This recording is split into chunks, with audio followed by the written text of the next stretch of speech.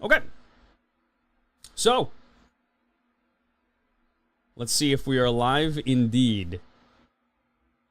Hey, it's looking good. It's looking pretty good. Hello, ladies and gentlemen. What it be? What it do? It's your boy Keen Decker back at it again. We are live on both YouTube and YouTube Shorts. I actually never knew this was a thing until a couple of days ago when I saw somebody streaming on YouTube Shorts. And I was like, wait, I didn't even know this was like legit. Oh shoot. This isn't set to, this is set as unlisted for some reason. I got you. Give me one sec, chat. Give me one sec. I accidentally set it to unlisted. See, the setup for like the YouTube streams is so finicky. Like, I have to schedule one stream and then go live on, like, another stream. On, like, the live now setting. So this should be public now. Let me copy the URL. And let me just go to each of the streams and make sure it's looking good. Pop open both of these bad boys and make sure we're looking okay here. Lucha's joined me for the stream. Okay, cool. Yeah, they're both looking really good. Very cool and good. So, if you do not know, we are going to be recapping Marth's dungeon. The entirety. I'm going to go from, like, the bare bones beginning of Marth's dungeon. And we are going to get ourselves up to the mid-season halfway point, which is going to be starting tomorrow. So I wanted to give you guys like a really, really good visualization and recap of everything that has happened in the story up until now. So yeah. Streaming. Let's see. Marth's Dungeon recap. Come catch up on the lore. Mid-season starts tomorrow. All right, cool. So that's the @everyone announcement. And we'll wait to for people to start kind of heading in here before we go and start up with Marth's Dungeon. Oh, also, is this... Okay, you guys are looking at the player screen, which is good. Because there's a lot of little spoilery things on the DMs tool. On the maps, we're going to start off on... Is there like a Solyet castle before it got upgraded? I think this is it right here. Yeah, this is the old school. This is the first map I made. The absolute first map I made in Arkenforge. Let's see. Hopefully everything's updating too. Do I have both of these? Oh, I have the Shorts one set to normal latency, and then the YouTube one set to ultra low latency. I tried to do that just to save on, you know, like my computer space or like my memory and my internet like not freaking out. But I will say so far, now that I've switched over to OBS, it's like night and day. Streamlabs ran so much like clunkier than OBS did. And OBS, like, really is super easy on the PC. Like, my CPU usage for OBS right now is 0.3%, which is crazy. Like, that's insane. But yeah, we'll start waiting for people to hop in. Let me, in the meantime, let me go into my notes quickly. And... I wish there was like a search function for Arkenforge notes. That would be so clutch. Because I have like maybe 200 notes. Maybe like 200 notes in here. This is what Marth looks like now. He didn't at the time. This is like an updated token for Mr. Marth Solmance. Let me grab Solyet here. You got 2 streams on right now, boss? Yes, I do know this. One of them is going to the Shorts section of YouTube, and then the one that's not in the vertical shot is going to regular YouTube. Sup, Duder? Had an awesome time last night. Thanks for hanging. Yeah, absolutely. I had a super fun time too. I'm sorry that I kind of feel bad that I went so crazy in a custom casual game. I kind of felt bad. I was like, man, you know, I hope these guys are chill like that. That's why I always try to avoid. Hi. What's good? Hello. Annabelle's in the house. Yes. You came just in time. I'm just about to start my recap, and I'm here to steal my dish back and steal some of beer. I'm sure Josh loved it. I also had like a oh there she goes. No. Oh. No, which isn't chill apparently. Don't feel bad. It was fun. They loved having you. Yeah, no, it was super fun. I had a really good time. But welcome to everybody that's just coming in. We are going to be starting up in just a couple of minutes. I'm waiting for everybody to get here, and then I will start the recap for everything. A reminder, if you guys have any questions whatsoever about anything lore related, anything that I went over that doesn't really, like, you know, instantly click or make sense, like anything with the characters, any questions whatsoever, just ask them. I will answer them to the best of my ability without giving you spoilers of things that haven't happened in the story just yet.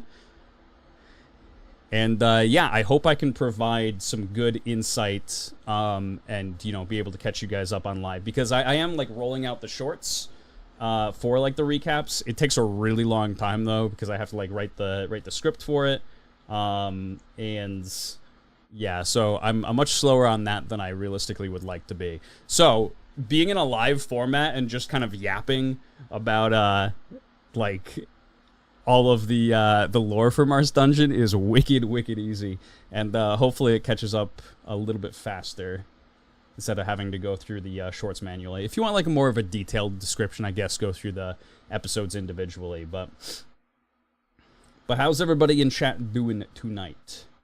Let me hop off top chat. Also, for anybody that is here, I know some of you. I have quite a few of you actually in the shorts stream right now for the shorts chats. Oh, I wonder if it is the same chat, because I remember seeing, like, a feature, like, for, like, the YouTube short that said that if you're viewing from the actual, like, shorts itself, that you can't actually chat from there, but you would have to, like, click on the link and then it would open it up in a separate URL and then you can chat from there. So I guess Varathia and Druzy are watching from the shorts, and then we got, like, the bigger one going on up here. But I actually really like the shorts layout because the quality is really good for, like, the camera. It has to take in overall less so it can, like, enhance the quality of everything that's just there, and it makes it look like a I only see me over here. Oh, well, Varathia is chatting. Maybe it's because you came in after Varathia. Varathia said 2 things in the beginning. I don't know. But for you, Druzy, it's in the vertical, like, landscape, yeah? Or sorry, landscape is, like, the full. But it's vertical for you.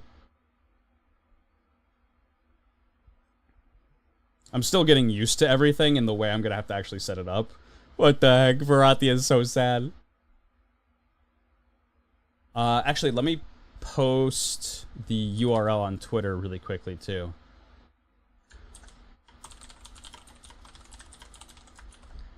Let me do that. I wish I remembered to,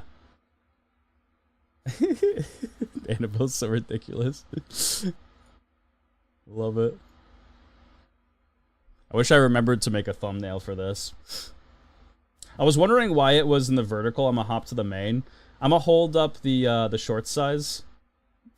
I dig the shorts. The vertical makes your eyes shine.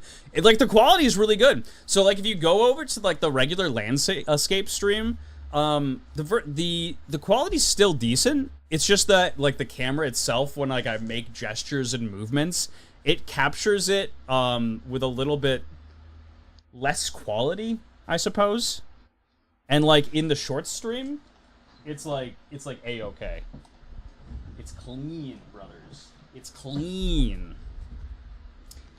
It's legit nice, man. No lie. Thank you. I'm actually really excited because streaming to, like, the shorts tab in general is gonna, I think, bring in a lot of people that are interested in tabletop RPGs. I'm probably only gonna do the shorts streams. Don't quote me on it, but I'm probably only gonna do the shorts streams for Marth's Dungeon. And then, like, the regular streams just as, like, a regular thing. Like, the gaming streams as the regular. I dig the vertical a lot. I do too. It's really nice. I think TikTok changed this for me. Yeah, I mean, honestly, it's nice visually. Because, like, you're just kind of hyper-focused in on one thing. And you don't feel your eyes constantly kind of drifting from side to side. It looks just visually more, like, appealing, I suppose. But I think as of... Hey, what's up, Haunted? How's it going? I'm darting back and forth between the two chats. Hope you're doing well, Mr. Haunted. We are just about to get underway for the recaps. Forza recaps. The chat covers half the screen. It's transparent, so you might have to consider that. Chat covers half the screen. Chat covers half the screen. Let me see. Copy URL. Chat covers half the screen. I actually don't see it on my end. Whenever I click on it, and, like, open it up from the actual URL. Just when you design things? Wait, I'm confused. What do you mean by that? Not saying it's bad. Oh, you mean from, like, mobile? That's why, because I don't think you can chat from, like, the regular short itself. But as soon as you click on it and open it up in, like, an actual URL, then you can start chatting, and then I think all the text is off the screen? Yes? Am I crazy? Oh, you're saying from mobile. I see what you're saying. I think it'll still be nice, because there's an option to actually just, if you click on the link itself, you can trace your way back to the actual live stream. Got you. I understand now. Personally, I prefer the wide view, but the small ain't bad either. Let's go. We take those. All right. I think...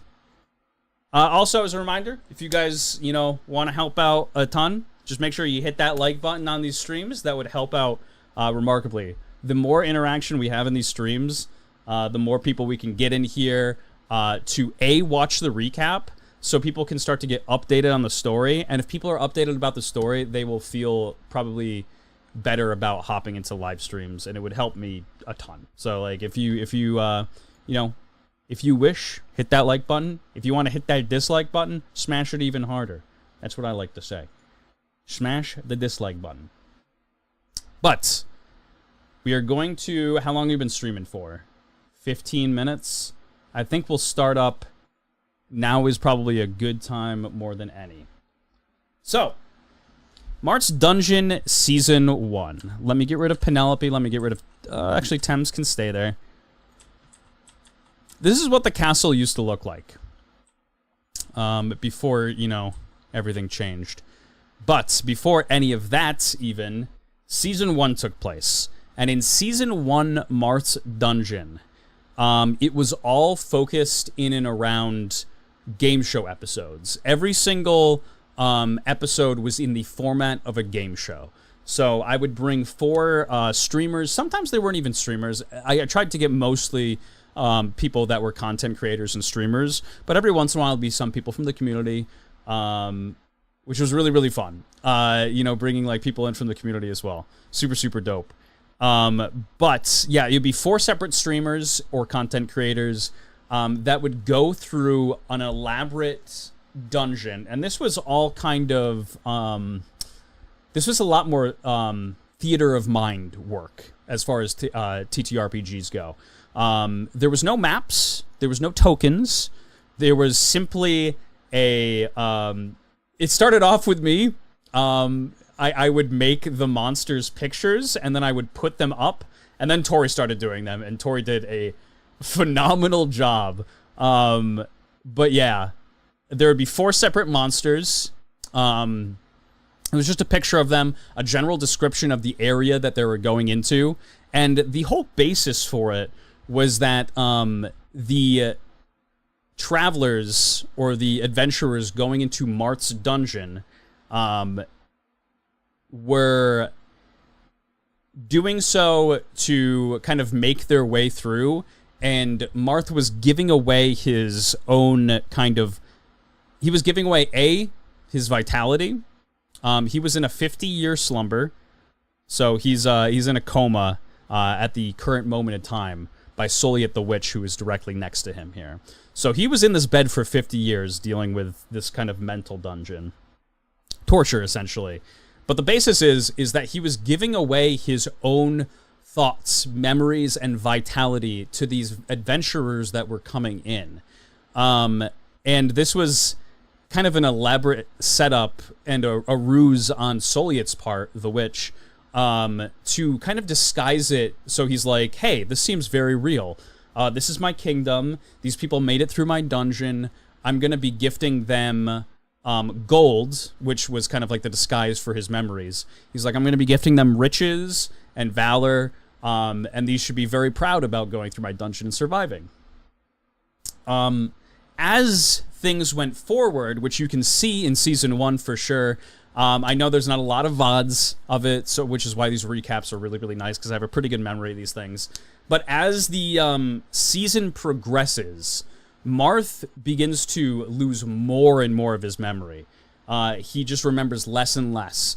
And so as the adventurers are reaching him, in the beginning, he's very, like, boisterous. He's very loud and excitable, enthusiastic. And he seems to have a pretty good basis in reality. He remembers a lot. However, as the season progresses and they win inside the game show more and more, he becomes kind of more recluse. He starts remembering a lot less, and he seems to be very disassociated with everything. He's just like, oh, you guys are here to accept your prize. Of course, of course. So this continues to happen for 50 years. Marth is in this coma. And one day, as he gets stabbed, this was an episode where they decided to fight Marth. There was 4 contestants that instead of taking like the happy ending where everybody, you know, just plays a little game show and the winner gets a couple of gifted subs on their channel, they're like, hey, we want to fight Marth. Let's kill him. Let's just get rid of him. And they ended up beating Marth. There was only a couple other people up until then that had actually challenged Marth himself. But none of them actually had beaten him. Everybody up until that point had just died. Or, like, settled. They're like, whoa, bro, okay, never mind. Like, can we just chill? Like, I'm sorry about that. But these guys fought Marth, killed Marth, stabbed a sword through his chest. And Marth, as he's dying in his own mental dungeon, which is pretty messed up, starting to pass away, he has a moment of lucidity. He's like, oh, hey, none of this stuff that's happening around me makes any sense. And he finally realizes that he's in a dream, which causes Soliet to immediately take attention to this. And she goes inside the dream and goes to like finish him off. Marth ends up locking her in his own mental dungeon. And then she's the controller of this entire, make-believe reality, essentially. So she's able to change a bunch of things, but Marth locks her away inside his own mind. And then he groups up with 4 final kind of streamers, his closest memories, to take on Soliet. Soliet sets up like a really, really hard instance for them to get through. And they finally meet her. This is the end of season 1. the final episode. Marth is going through a bunch of his past memories, and he has to fight 4 individual monsters, one of them of which is actually Maxwell, who is definitely a crowd favorite to some. But once they're done fighting those monsters, they finally confront Solyet. And System Freeze, who was in this episode, they're supposed to fight Solyet, and he sees a portal to leave. And Freeze is like, oh, bet. It's like a dark portal. I'm like, you don't get a good feeling about it. It's very foreboding. He's like, oh, cool. Yeah, bet. He jumps through the portal. This instantly dematerializes him. He was a memory of Marth's. All of these 4 companions, they were all memories of Marth. So he just jumps out of what is the equivalent of Marth's head to commit sewer slide. And so they have to do the fight as like a 3v1. It was a pretty difficult fight, but they end up managing to beat her. And Solyet's like, oh, shoot, like I'm going to die.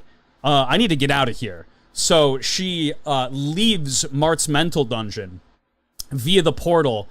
Marth grabs onto her, follows her through, and there was a final roll at the end of Season 1. Season 2 could have just not happened whatsoever. There was a lot of things that could have led to Season 2 Marth's dungeon just not happening. The primary one was when Marth hopped out of the dream, Solyet had a dagger in her hand, and she was trying to bring it down onto Marth's throat. Marth, at this point, is like a 68, 69-year-old dude that has been in a coma for 50 years. His strength, his constitution in general, and he's been having his vitality kind of dragged out of him, is really poor. Even somebody like Solyet, who's like a witch, who's not like the strongest person, is like kind of overpowering him. But there was a final roll, a strength for strength roll, that determined whether there was going to be a Season 2 or not. And so Marth ends up winning that strength roll, turning around the dagger and plunging it into Solyet's throat, and killing her. And that is the end of Season 1, essentially. At the very... Once he plunges that dagger into her throat, he stands up and he looks out the window of his former castle, which is now, it's been completely changed, very much so. And a lot of it's like not in good shape. You can see that these walls are not great. They're all jagged. The floors are cracked. This castle never used to look like this. But Marth takes a look out of the window to his kingdom, and he sees that it has been completely leveled. Mechalite, their neighboring kingdom, after 50 years, have gone through their country Potovia and destroyed everything. They've looted everything, they've burnt it down to the ground, and there's monsters everywhere. And so Marth, as well as... Let me grab him here. Marth, as well as Maxwell. Maxwell. Funny guy in the yellow rain jacket. Marth kind of looks over to Maxwell, who was a villain this entire time. Throughout the entirety of Season 1, he was inviting all of the participants into the dungeon itself. He was there every single episode, and he was a villain and a monster in the final episode. But Marth just likes Maxwell. You can tell that there's something a little bit different about Maxwell, that he's just like a guy who's probably in a bad situation. So Marth sees his country completely razed. And he looks over to Maxwell and he says, I'm going to get revenge, and you're going to help me do it. And Maxwell's like, yeah, I really prefer if I didn't. And he's like, yeah, you don't really have a choice. The choice was essentially you're helping me or you're probably going to die. Martha's just that angry. Like, it's been, 50 years and everything is gone. His family, his friends. He even read a note from his father stating that he loved him so much and that he regrets not kind of taking care of him, that he hopes wherever he is that he's safe because his, Marth went missing. So Marth is absolutely just like furious at this point. He is hell-bent on revenge. So he demands Maxwell kind of helps him. And so the start of season 1, Marth gets the Book of Nocturna, which is Soliet's book that she kind of carries around with her everywhere. This is the book that she was using to cast sleep and sleep paralysis on Marth. And so he knows it's a very powerful book. And he's like, hey, I don't even think I can use magic, but I'm going to try. And so he gets the Book of Nocturna, and he begins using it. But before we get to that, that is the end of season 1. Does anybody have any questions? Anybody have any questions about season 1 at all?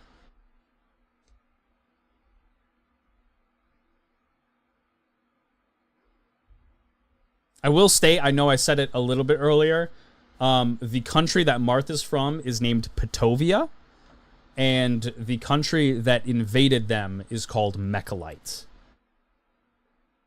It is called Mechalite. But I don't see any questions in the chat. I don't believe we have any questions, so I'll continue. Show Marth's and Sword Giant. Oh, yeah. Absolutely, I got you. Let me just, you know. By the way, I went back through Narcos VOD there for Hoonie Pop, and yeah, yep, there's legitimately just like, he never deleted the video. It's just like a cream pie. Or rather, it's not even a cream pie, it's like somebody pleasuring themselves. And I'm like, oh, okay, like, why didn't you try to get rid of that? But it's never gotten taken down. He's never gotten a strike for it. It's crazy. That's crazy. But yeah, back on topic. That is season 1. Does anybody have any questions whatsoever about season 1?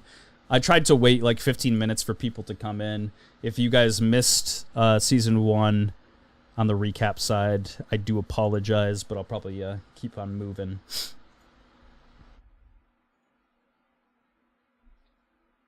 And I think we are good.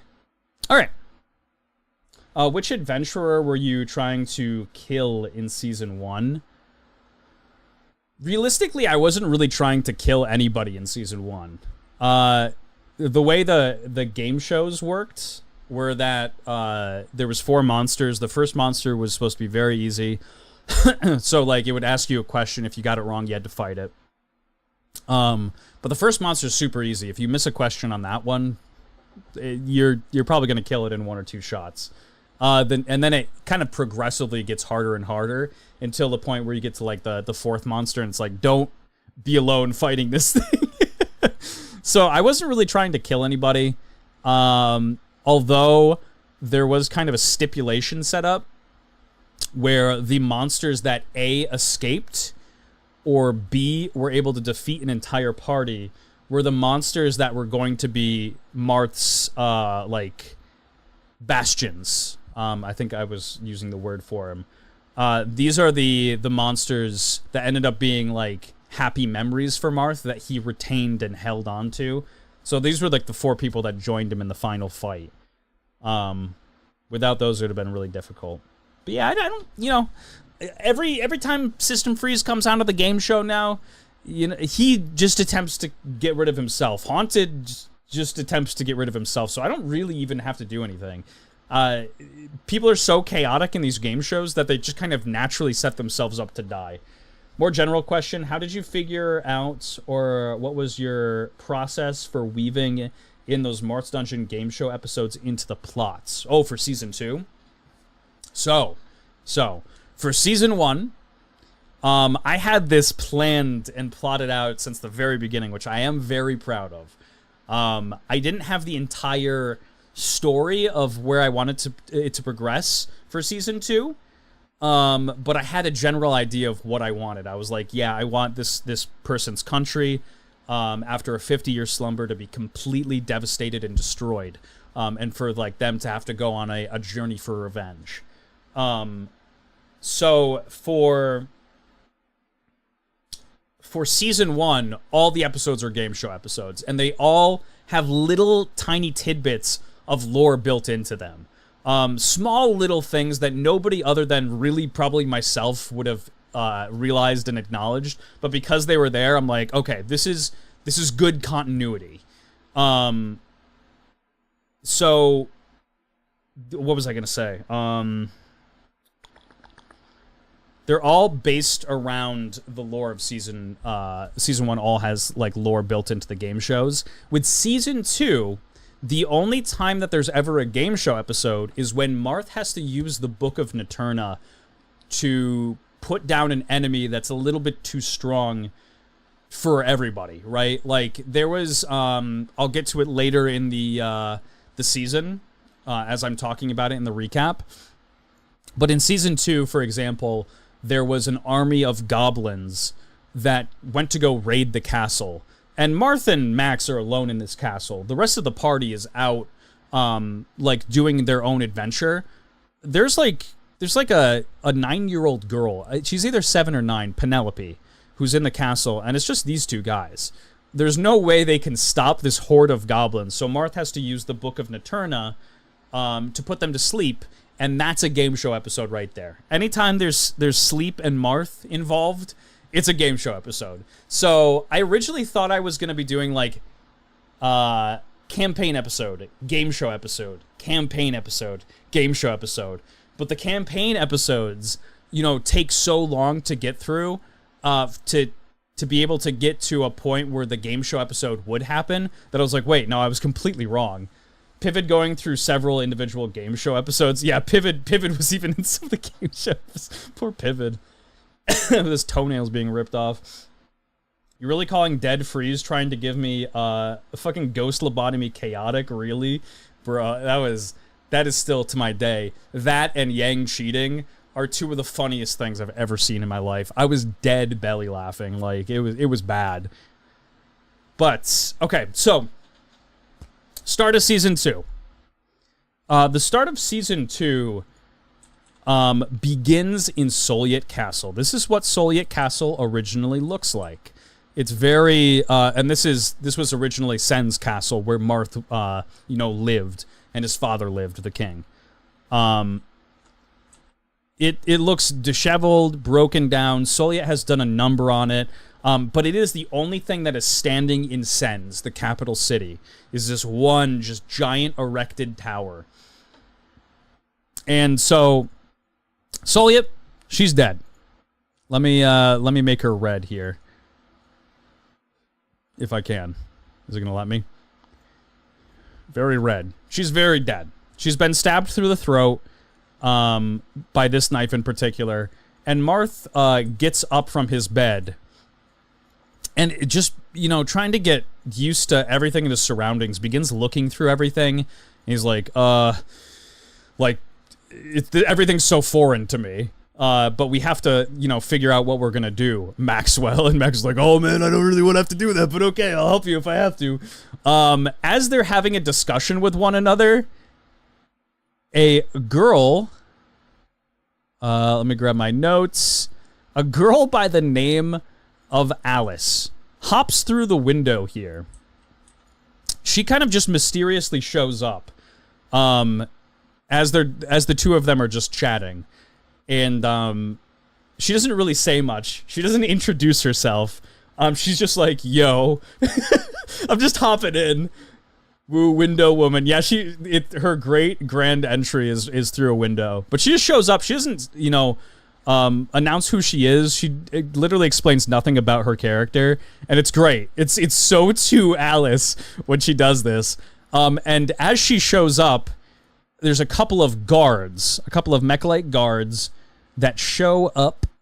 Let me go back into my notes. Were they under Mechalite or Soviets?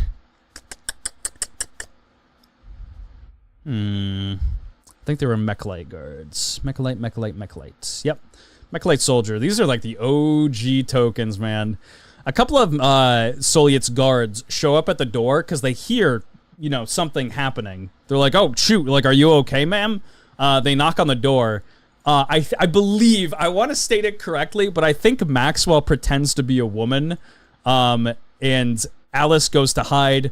Marth goes down onto the bed. Oh, no.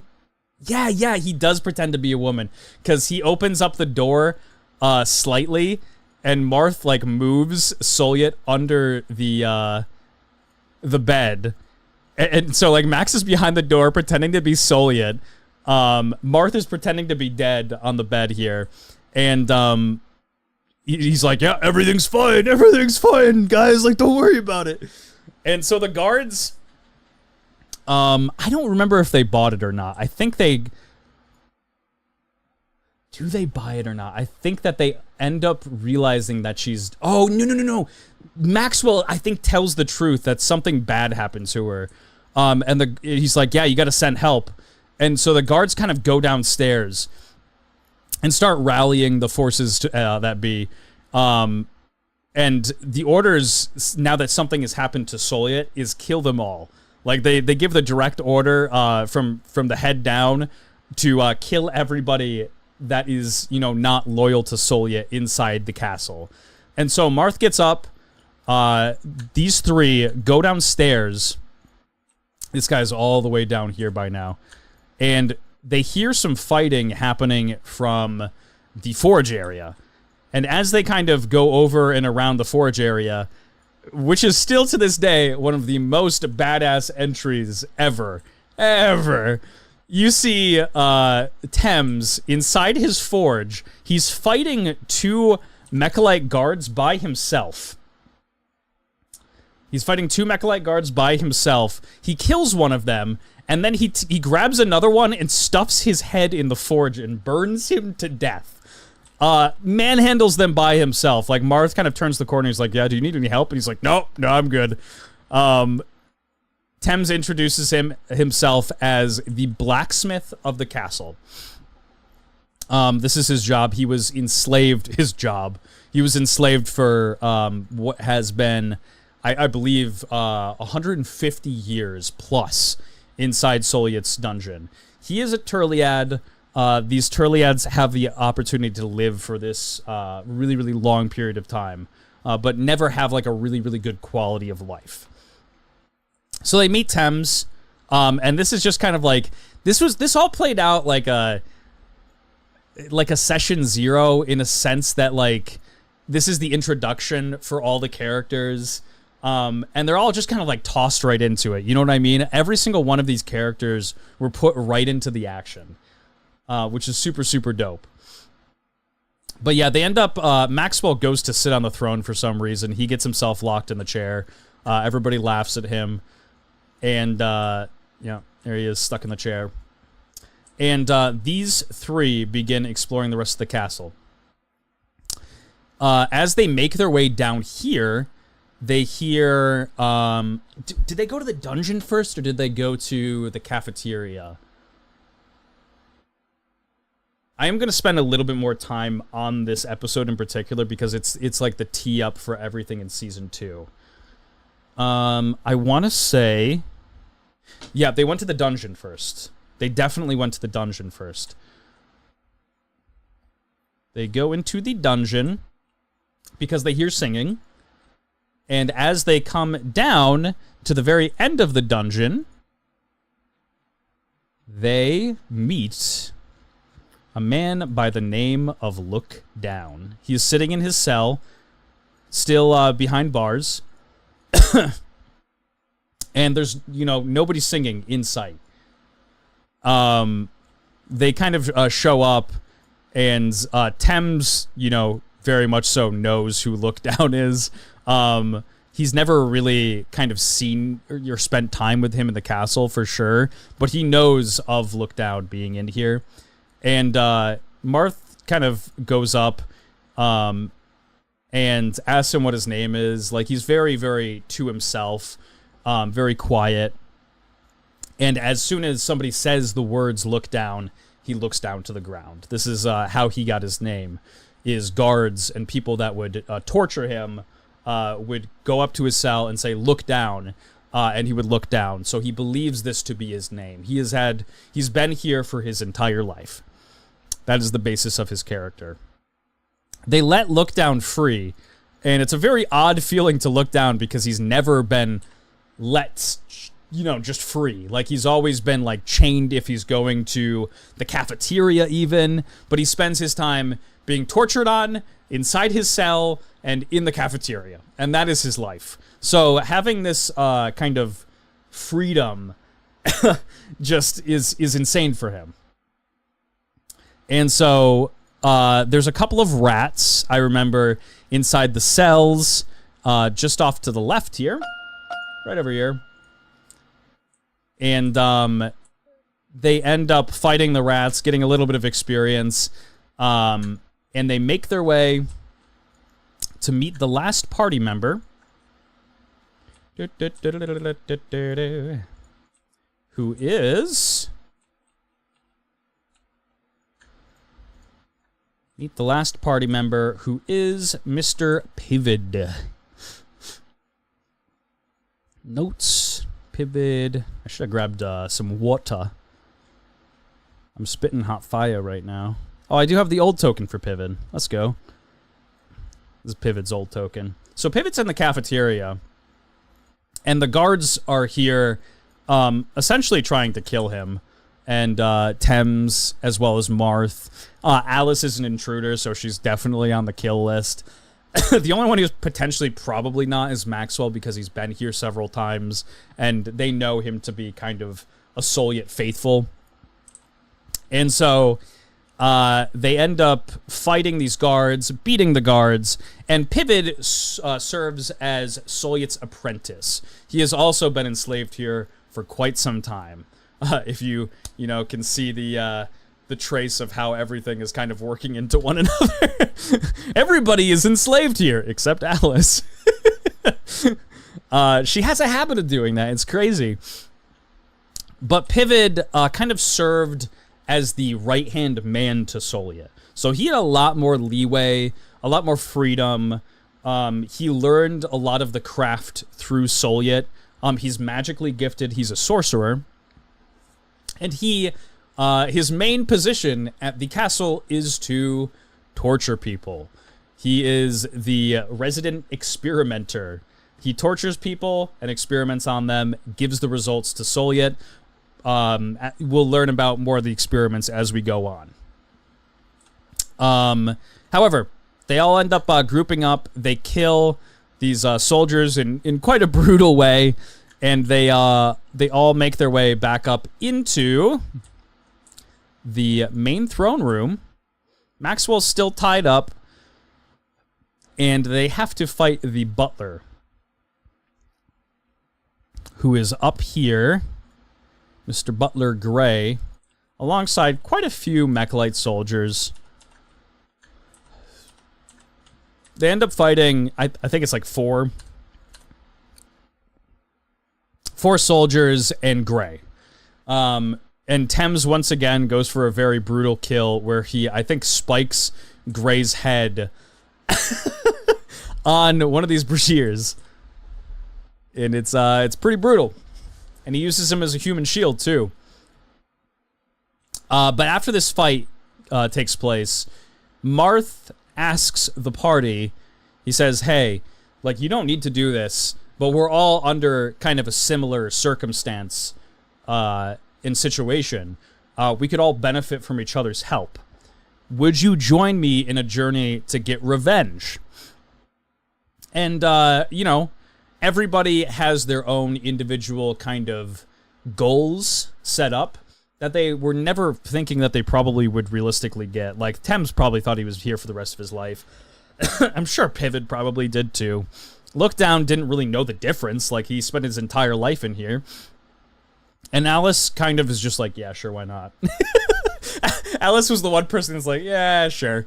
And Maxwell, who's over here, is like, oh, I don't really want to do this. And he goes over to the door, and Marth's like, well, you don't actually have, like, a choice, Max. You're the only one who doesn't have a choice.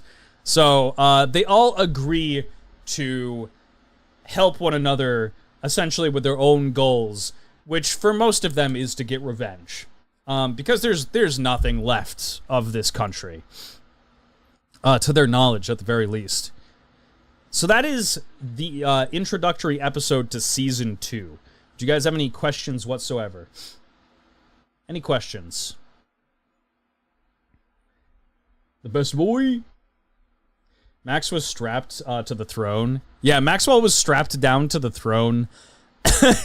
And it was really, really funny because there was two mechalite guards that were directly on top of him that were swinging their swords, but most of them were like nat 1-ing.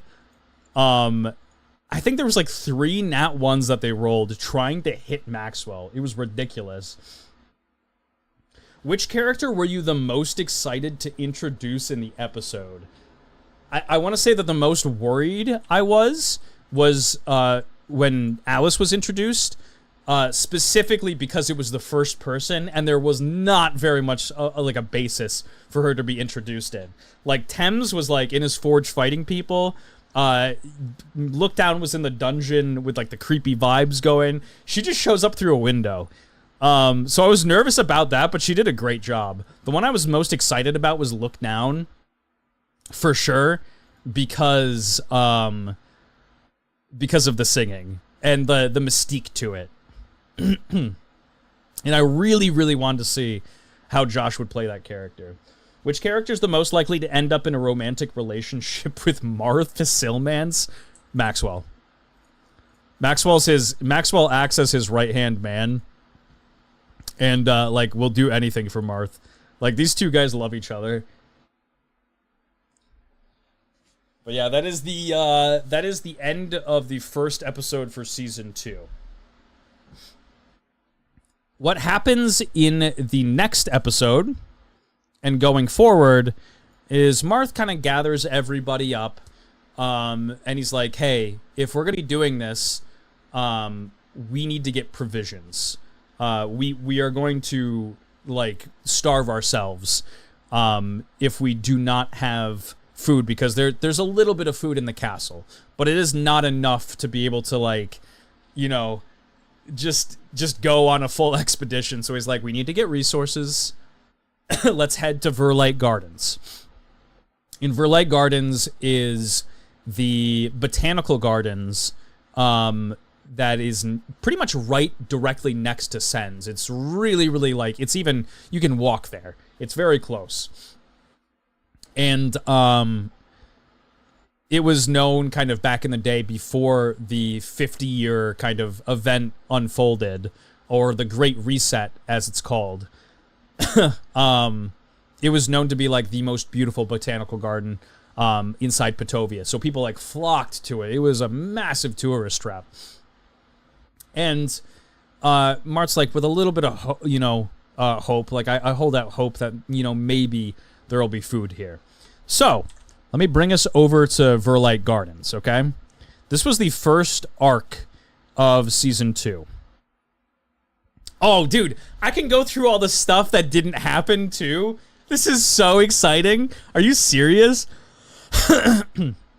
This is so exciting. You do strike me as a Maxwell guy. Oh, God. Kiss me on my hot lips. Hi, Heirloom. Hello, hello, hello, hello. Let's see. Oh, there's a single missing asset. What the? Bigot! Pippin's huge!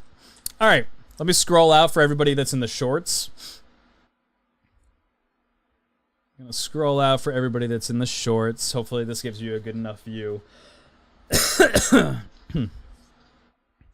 So, Verlight Garden, let me turn it to daytime. It's beautiful at night, but I'll turn it to day. They travel to Verlight Garden. Marth uses the Book of Naterna, Soliet's book, to cast a levitation spell to levitate the castle to this area. And so the castle is the main hub for the entirety of Season 2. It's great. I love it. It's super memorable. Everybody has their own individual rooms and areas, so I love the castle. I think it's a great hub. But yeah, they use the castle to levitate over here to get supplies. And the first thing that they notice as they kind of show up here is that this place is in pretty pristine condition.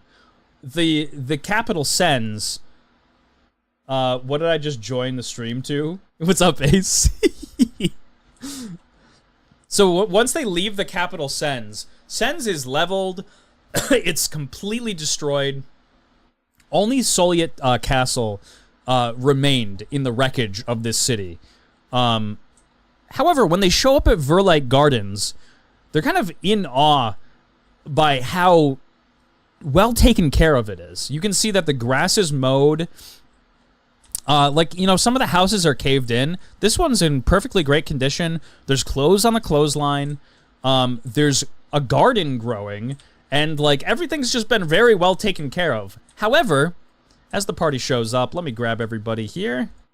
We'll leave Pivot this size. I don't really know why he's going to be so massive. It's so funny. As the party shows up here, they notice that the only person that they can see is a child. Like an 11-year-old child. And she seems to just be doing her, like, regular duties. She was, like, out kind of just, like, gardening. And as she sees the party, she gets very panicked because, A, Thames is the last of his race. He's a Turliad. And he is, like, 8 foot tall, a giant fucking turtle man, okay? Thames is horrifying to anybody that hasn't been alive for more than 50 years to know that the Turliad, or who the Turliads are. So she sees, as an 11-year-old child, Thames, and she immediately tries to run back inside her house. And as they see her kind of do this, they convince her to come outside. They're like, hey, we're not monsters. It's okay. Like, you can come out and hang out with us. We'll just talk. We want to know what's going on here. Pivot on his Cho'Gath arc. Yeah, actually, though. They're like, we just want to know what's going on here, and we've come for resources. Like, we could really use your help. They do a good job at convincing her of coming outside. So she does so. And, you know, just like any normal person would do, they try to calm down, or I should say Alice tries to calm down the child by going behind her and grabbing her and restraining her. She legitimately goes behind her, grabs her like this from both her arms, and holds her like this. And she's screaming and crying. She's like, I knew you were monsters. You've come to hurt me. And Alice is like, no, we're not here to hurt you. Are you dumb? But this child is legitimately freaking out because she thinks she's going to get abducted. And so once they manage to calm her down, she sees that Thames isn't a monster. And that they're not actually there to harm her. Because if they were, they would have already done it. They're trying to gain her trust. And so she explains and introduces herself as Colette. And she's Colette Stippins. She says that she's been taking care of the she's been taking care of the gardens in Verlight for a very, very long time. She's like, you know, ever since... actually, she doesn't go into detail. I'm surprised they didn't press her about this. She says she's been taking care of the gardens. And that her grandfather was abducted by monsters.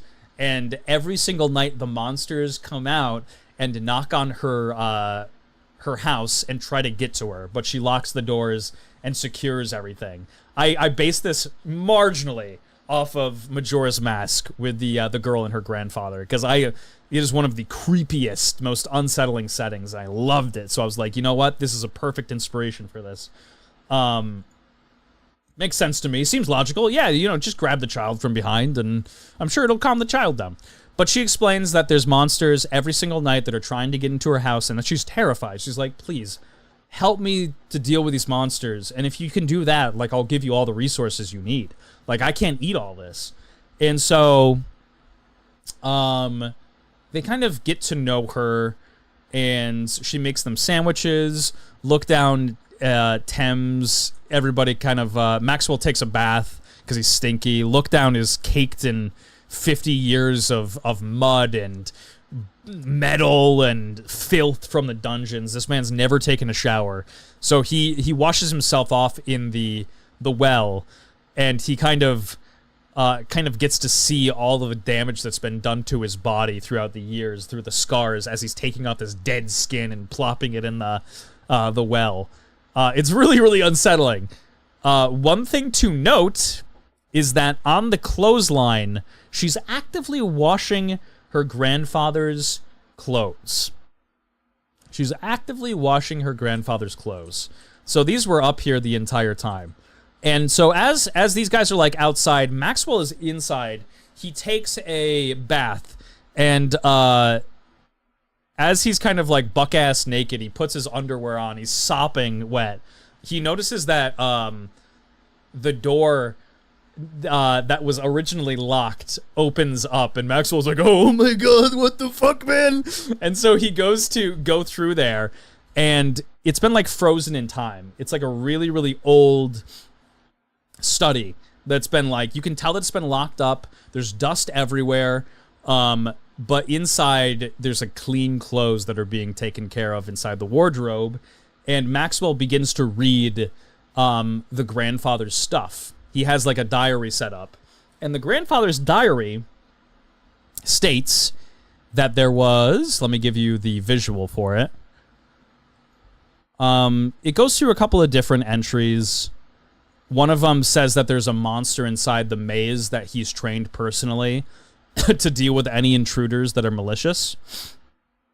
And then there's also an entry on Belle Verlites. This is what Belle Verlite looks like. She's a Herbetian. Herbetians are plant people. They can be a shrub. They can be a tree. They can be a cactus. They have a very, very large range of what they can actually be. The diary entry explains that Belle Verlite came to Verlite Gardens, and she was alone. She didn't have any family. She was just like a missing child. She was super, super young, and she was very pleasant, like a complete sweetie. And he's like, hey, you can stay here in the gardens. You know, as long as like you help out in the gardens, like everything's okay. You can stay with us.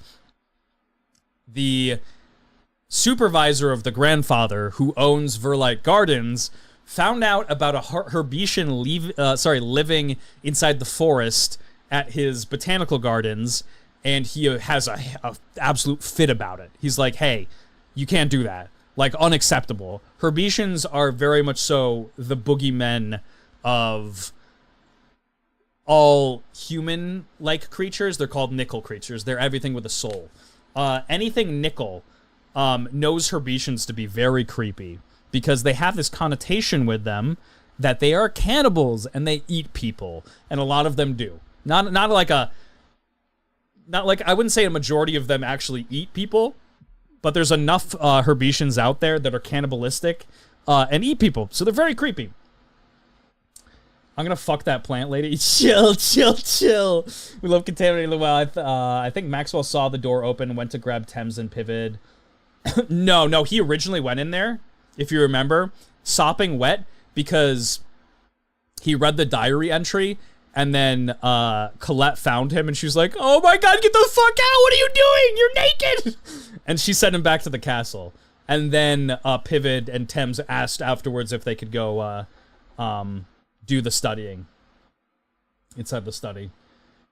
What if she's made of poison ivy? Ugh. A sword that has not been shaped and warped by its foes is a sword that's abandoned. Jesus Christ. You guys are unhinged. The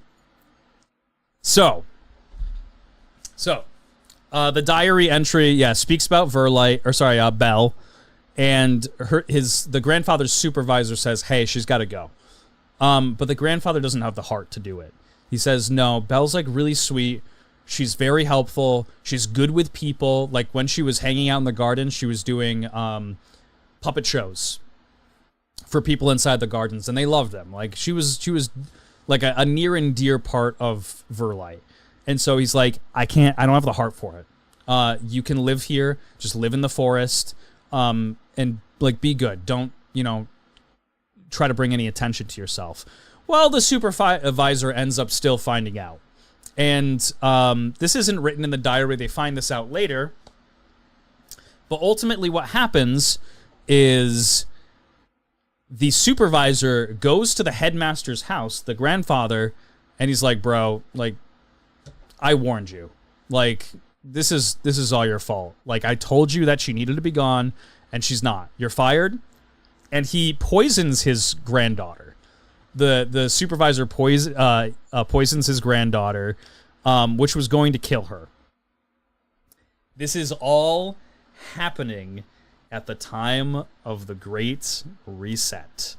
Chaos infects Belle Verlight, and she starts to kind of change. She never used to look like this. She used to look much, much normal, or more normal.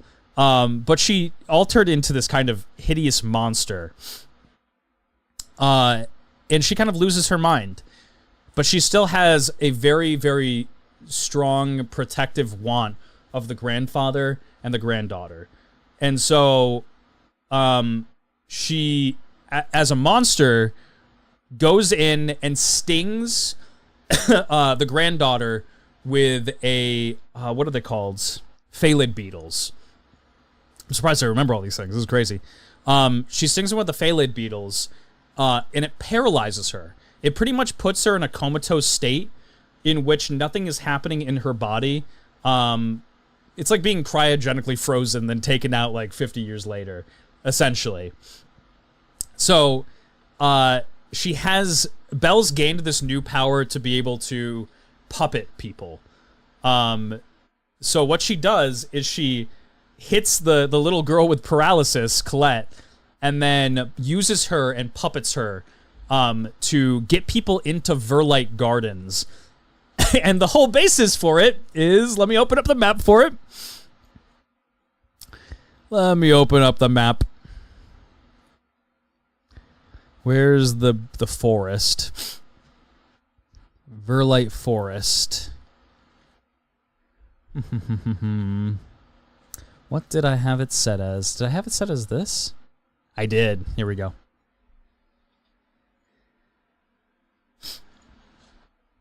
So yeah, Belle ends up using her chaotic powers of puppeteering to puppeteer Colette, as well as a bunch of dead bodies, to pretend that they were essentially alive, and to try to draw people into Verlight so she could harvest them. The reason that she needs to harvest them is there's something called the... Oh god, what is it called?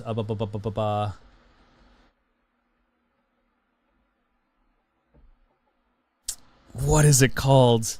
Shoot, why can't I remember this tree's name? I was doing so well!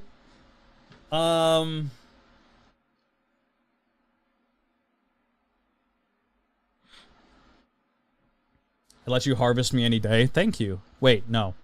Strike that. This tree kind of acts as a... Oh god, what is it called? It's gonna bother me so much. This tree can only grow from blood. It needs blood in order to grow. That's why you see it kind of covered in blood at the very bottom. Very Creepy Hollows esque.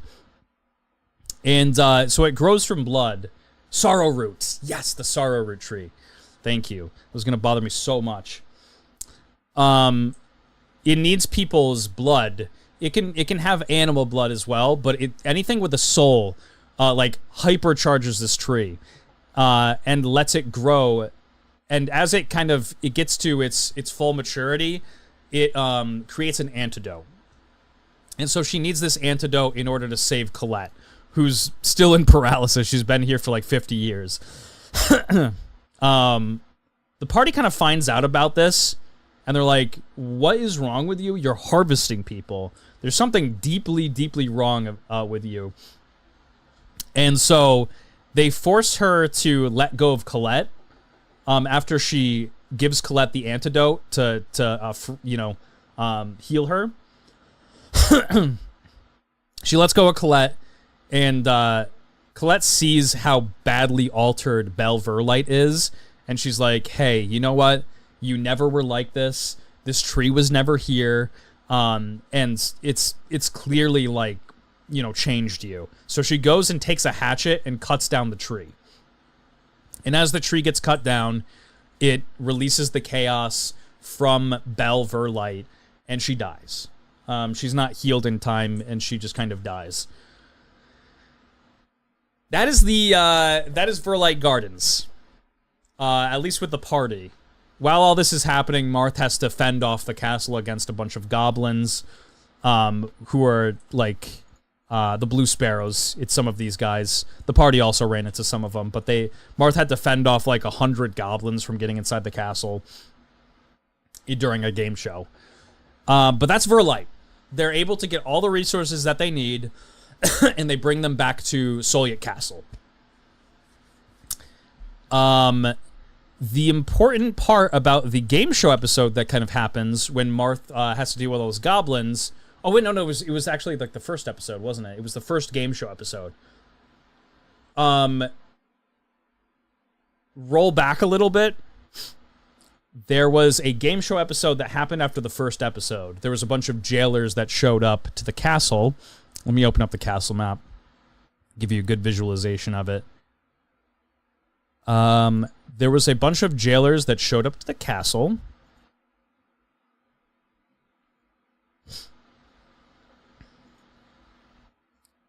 Load, baby. One of them was Brunswick. One of them was Lalo. One of them was Freeze. Who was the last one?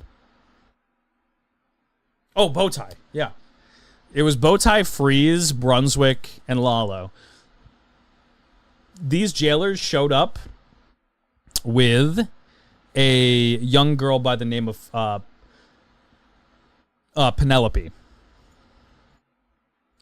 Let me grab the jailers quick here, just to give you the visualization. This was Brunswick's character. And then I need Sans. Where's Sans at? Here's Sans. And then, what was Sans' brother's name? Oh, God, why can't I remember his name? Because I think it's under that, and I don't think it's under Bofa. No, it is under Bofades. And then Lalo's character was here as well, but he didn't actually get a token. He got like a mud creature. Let me see if I can find the mud monster. Here it is. This was Lalo's token. These guys show up here with Penelope, who is a like 9-year-old girl. And they're just on like a regular prison run. They bring prisoners from Bilms who don't have any potential and bring them to Solyet Castle, drop them off to Solyet, and then they get paid. This is the first game show episode that happens. Marth puts them to sleep and then kind of interrogates them. Penelope is saved, and these guys are locked up. 2 of them end up dying. So these 2... wait, no, who was it? Yes, these were the only 2 that were left. It was Sans and Javier. They're being interrogated by Marth. And Marth is like, where are these children coming from that you're trading for gold as prisoners? And they explain that it's Bilms. Bilms is the city of knowledge in Pitovia. It is where Bilms University is, or was rather, which was where, it was like a prestigious school that everybody wanted to go to in Pitovia for like higher learning. And so they explain that it's no longer like that. The university has been taken over. The city's been taken over. It's still in good shape. But Mechalite kind of runs the command for it now.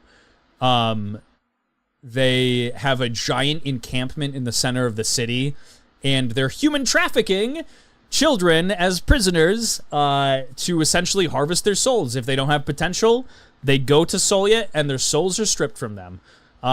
If they have potential, they are integrated into their own army and brought up from birth just like that. So Marth's like, hey, that's fucked up. Let's go to Bilms and let's liberate it. Like, if there's still, a city that's still standing in Patovia, I, as the prince of Patovia, owe it to the people to, you know, liberate them, to save them from, you know, Mechalite. So, let me grab all these tokens. They go to Bilms. Maps, open map. Bilms. Oh, I'll put on the music, too, for all the areas. It'll be so exciting. Oh, my God. Did someone say freedom? Yay! I love oil. Unfortunately, there's no oil in Bilms, but... Also, do you guys have any questions? Any questions at all? Any questions whatsoever? Keen, when are we getting offshore rigging in Marth's dungeon? They would have to go to a certain country for that, but, you know, it is possible. It's possible. It'd be pretty fucked up, though. Also, Varathi, did you want to hop and call? And go through all the stuff? Oh, Tori just sent me a bunch of tokens.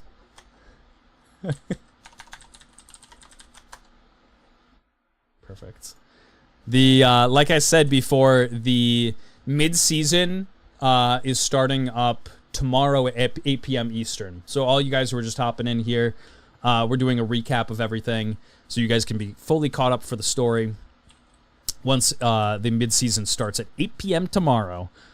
This is Bilms here. Right now, hell diving. Oh, no problem. No problem. This here is Bilms, the city of knowledge. In the center of Bilms,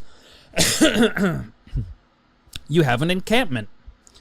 This is where all the Mechalite soldiers were. There was hundreds and hundreds of them stationed here. Let me get rid of the fog of war.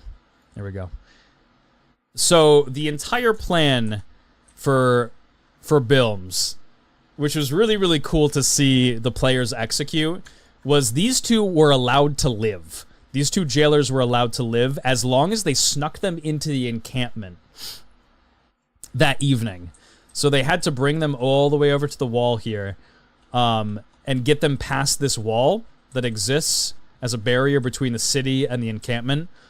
They needed to sneak them in at night so they can take care of everybody. Things don't go that easy. They show up to Bilms and... Oh man, there's a lot.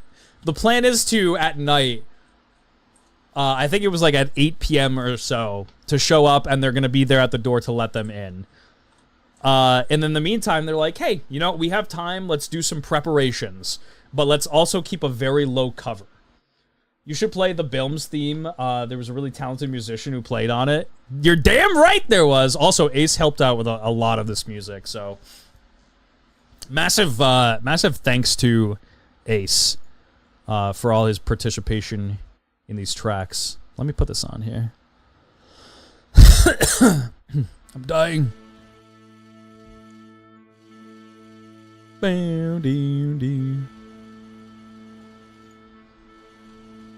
Alright. So they show up in Bilms. They're like, hey, we have a little bit of time. Let's kind of try to stick to the tavern here. But, like, if we need to do our own individual things, just keep a very low profile.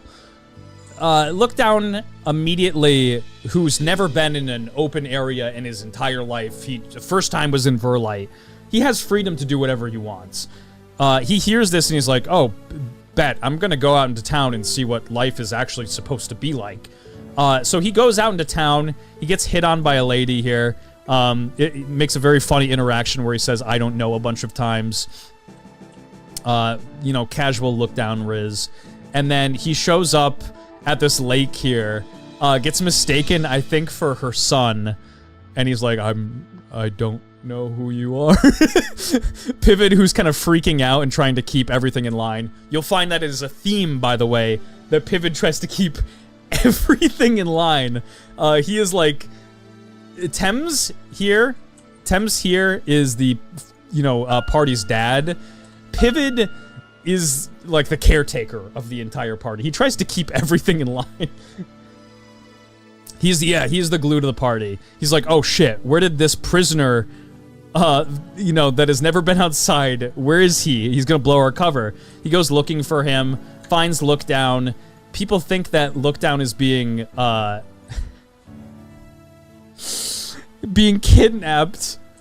But like it doesn't cause too much attention. The people who like think that he's being kidnapped is this old lady, and she's kind of like the crazy old lady of the town. So people don't really pay that much mind to it. As that's happening, Marth goes into the Patovian National Library to go see an old friend. Let me loop the theme. For some reason, it's not on loop. Marth goes to see an old friend. Patovian National Library, as they do have time.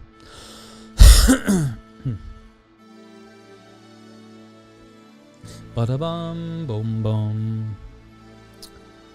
Marth shows up at the library. This looks a little bit different. On the floor in the library, in blood, spells out "Your Hope," and it has a bunch of blood splotches, and it leads to the main desk. At the main desk, there is a let me grab him actually. Where is he? Vesuvius is his name. He's the headmaster of the library. Vesuvius. I don't see him in here. Is he under headmaster? Yeah, he is. Okay. Headmaster Vesuvius. Marth shows up here, sees "Your Hope" written in blood on the ground, and he goes in to see his childhood friend nailed to the floorboards and chained, so his arms are kind of just outright. He can't move. He has a hex that's been casted on him, and it's pretty bad. He hasn't had like water in a really long time. He's emaciated, and he's a Scalecoat. Scalecoats are descendants of dragons. If you need to know what Scalecoats are, they're like humanoid versions of dragons. The equivalent of what maybe a dragonborn would be kind of like in D&D. Marth comes across him, and he's like, "This is awful, what happened?" And he says, "Niall, who's the goddess of order, came into Bilms and kind of took it over, killed pretty much everybody, and made an example of him, and nailed him down to the floorboards of the Patovian National Library. She burnt all the books that were inside the library, destroyed the history of the city, and has stationed a bunch of Mechalite soldiers in the encampment." And Marth's like, "That's terrible, bro. Like, I'm so sorry to hear that. This is like one of his best friends. Ever since he was like, really, really young, he would always come to the library to pick out books on, like Patovian history." Why is it not repeating? It's being so cringe. I don't know. Being a bit odd. It's not repeating.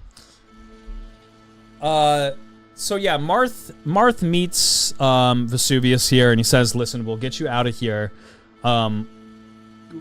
like at whatever the cost." They do manage to get Vesuvius out of here in the end. It costs him having his limbs cut off, and it's pretty bad, dude. I'm not gonna lie. Like, he barely survives this. And Pivot does as good of a job as possible to kind of mend him back into health. He doesn't have use of his limbs, really. But it's better than being nailed down to the ground for the rest of your life. His feet are maimed and his hands are sawn off. Yeah, it was really bad. It was some actual Saw shit. But they do manage to free him. Come nighttime, we'll get to Vesuvius later. But come nighttime, we're gonna open up the Bilms map once more. I'm just trying to give you like the TLDR on the areas here, so I'm not, streaming for like 18 hours. Can't wait to rewatch most of this. Hey, let's go. What's up, Lalo? Lalo's repping us from the short speed, baby. Let's go. Exciting. Pivot reattaches them and tries to restore some of the functions, which he's able to do with the... I think he was able to do it with the hands, because the hands had just been detached. But the feet were so... just for so many years, so hideously maimed, like you said, that, like... there was just nothing they could really do. So they did put him in a wheelchair. Come nighttime, chat. Come nighttime. The party... Ooh, I didn't save the tokens. Rip. The party shows up at the wall, expecting it to be open for them. Look down.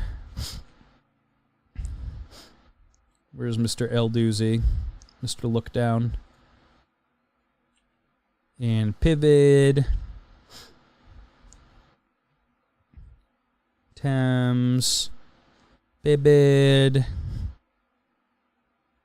And who's last? Alice. There we go. Alice is the easy one because she's a... 2 versions? Yeah, bro! We're in the regular YouTube section, and we're in the lives, or we're in the shorts tab as well. I found there's a way to multi-stream to both at the same time. It's super cool. I just know that this is gonna be it. Like, I know this is gonna be it, baby. I'll show you whenever we get the chance to, like, sit down. I would definitely recommend it. It's super, super cool. It's hard to get like a hold of it first and used to, but once you're able to do it, it's so freaking cool. Let's see. So they show up at night at the wall here, and there's nobody there to let them in. They're like, hey, you know, maybe they're just not here yet. Maybe they got, like, held up. We'll wait a little extra time. They never show up. And there's a guard that's kind of actively patrolling the top of the wall here, so they're trying to be very, very stealthy. They end up going up and killing the guard. Hopping up on top of the wall, killing the guard. Getting through to the other side. And once again, the prison, the jailers are nowhere to be found. And so they're like, yeah, that's really bizarre. There's got to be something that's wrong. So Marth's like, hey, this is the plan. They set up like a 3-phased plan, and this was so cool when they executed this. So cool. Let's see. It was Marth and Maxwell. Marth here, and Max, who's not on the map here. Let me grab him. They are going to go deal with the encampment. The big portion of people that are all held up in the encampment. Marth's like, I'll put him to sleep. They have like a game show episode for it. And while this is happening, Thames and Look Down, Marth is like, I heard that the university has been turned into a church of chaos. I need you to go investigate it. I need you to try to find the children that are being held here. And if you're able to find them, we need to free them. So these two are off to investigate the Chaos Church. And last but not least, and this is so great, dude, there's a dinner party at a mansion that's happening this evening. And they got 2 invitations to the event, Pivot and Alice did. And so they have to go to the dinner party undercover and investigate the Captain Rel, what they're doing here, what their plans are. It's so dope. Hello, I'm back again after my brief stream cameo of stealing a dish and some hot chocolate. Hey, let's go hot cocoa, baby. So they all go off on their individual missions. Marth and Max, without a hitch, they're able to take everything in the encampment here. They put them to sleep. There's a game show episode that happens. And these people are freaking crazy out of their minds. Then it went to Thames and Look Down. They went to the Chaos Church. Dude, it was wild. They show up to the Chaos Church during a sermon. And during the sermon, they're performing all of the scripture readings, which includes sacrifice. It includes maybe a little bit of sexual, inappropriate, bad stuff. But yeah, they're there for the sermon, and it's all being acted out as it's kind of being read. And they meet up with the Archbishop, whose name is Redekith. They meet up with him, Archbishop Redekith, who looks super dope. Dude, tell me that this guy doesn't look like a Southern Baptist church, like, I say, and then Father, where is he? Father Victor, who looks like the absolute most evil man that's ever existed. Sex? Yep, there was. It's true, chat. There was sex in Marth's dungeon. You can't deny it. It happened. It was terrible. Nobody liked it. But they meet up with Father Victor right here, and Archbishop Redekith. And Redekith takes a liking to Thames. He's like, oh, like, you're kind of fucked up. That's perfect with chaos. Like, you know, do you want to see, like, my experimentations that I'm doing? And Thames was like, I would love that. Like, that would be really great, dude. And he kind of pretends to have Look Down as his, like, pet, essentially. It's pretty wild. So, Redekith kind of falling for it, brings him to his private laboratory. Sex is canonical in Marth's dungeon. I'm gonna fuck the plant lady. No one can stop me. Oh no, brother. What the fuck?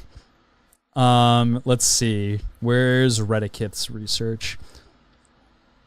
What was it called? I think it was called Bilm's Unilabs. Yep. This is all burnt, by the way, because yeah, it'll be explained in the story. Best compliment to receive. You're kind of fucked up. Isn't that so sexy?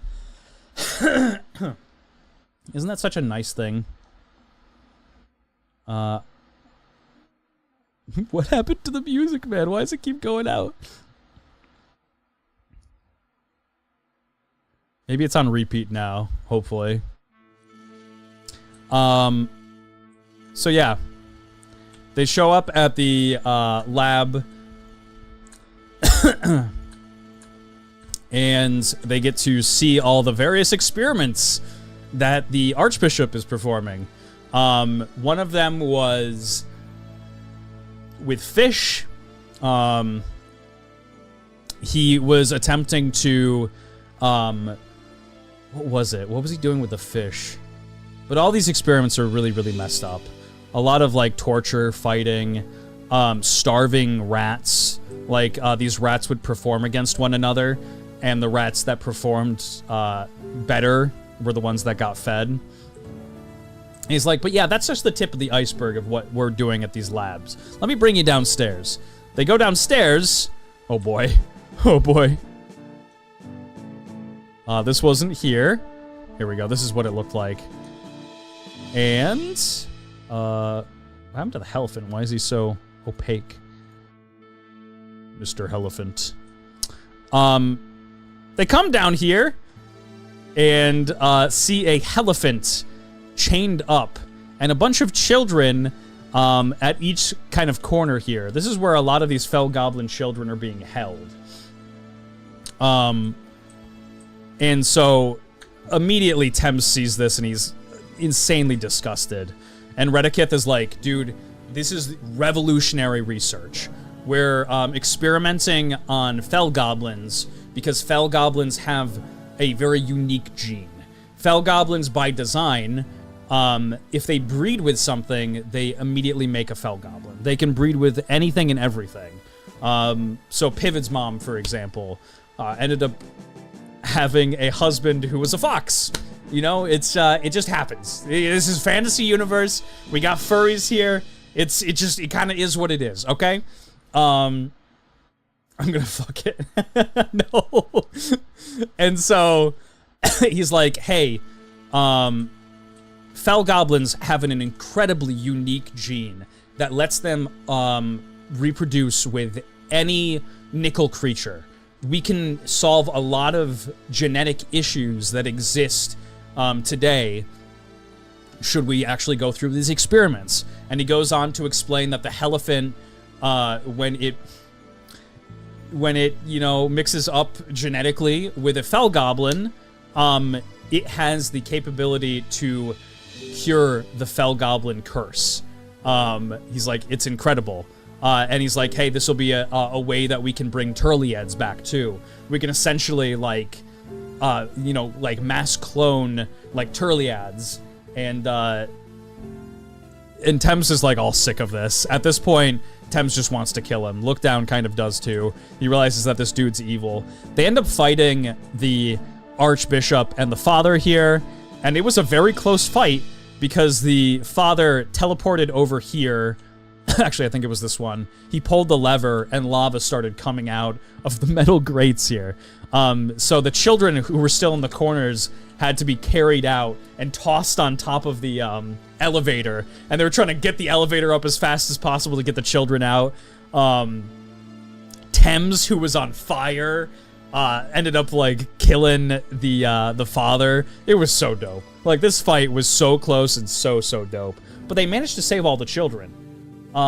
Pivot, you are half furry. Disgusting. What the heck, man? What the heck? So yeah, they end up saving the children.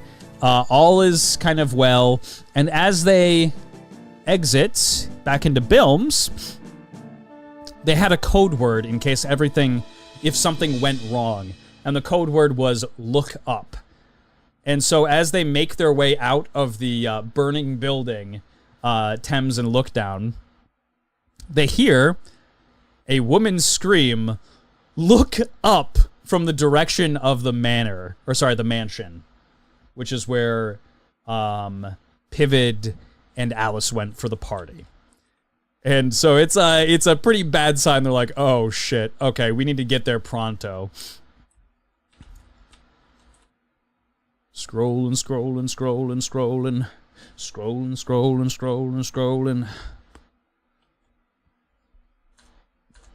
So as all of the stuff is happening with Lookdown and Thames, Pivot turns into a fox and gives hugs every time he heals. Like, it's great, dude. It's actually adorable. As Lookdown and Thames are dealing with the Chaos Church, lastly, these two show up for the party. And dude, to this day, these episodes are some of my favorite. I love the party episode. The fact that they had to go undercover, the fact that Jeeves the butler was just like a drunkard who was taken, and he's like, my lady is just so kind to me ever since I had to leave my original lord. Worst part of my life. It made great content. Let me open up the map for it. Where is it? Bilms Mansion. This place came out great too. I'm really happy with it. Motherfuckers like Pivot really be tough as hell till they start healing people and become all ooh-woo. Oh no. Also, thank you for the hearts, chat. Appreciate it. I'm also at the moment like choking on a hair. I'm just dying actively. I should probably get some water, but you know. Pivot's a furry, has bad taste in women, always back to work. Jesus. Bad taste in women. I don't know. I don't know there. Let's see. Where's the mansion? Let me play the mansion theme here. It's precious but paper thin. Shoelace my heart, tie me right in. So they show up to the mansion. And they're in like their ball outfit, and Pivot has like a really nice kind of jacket on.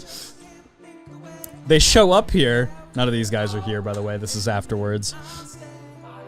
Where is it? Where is it? Where's Captain Rel?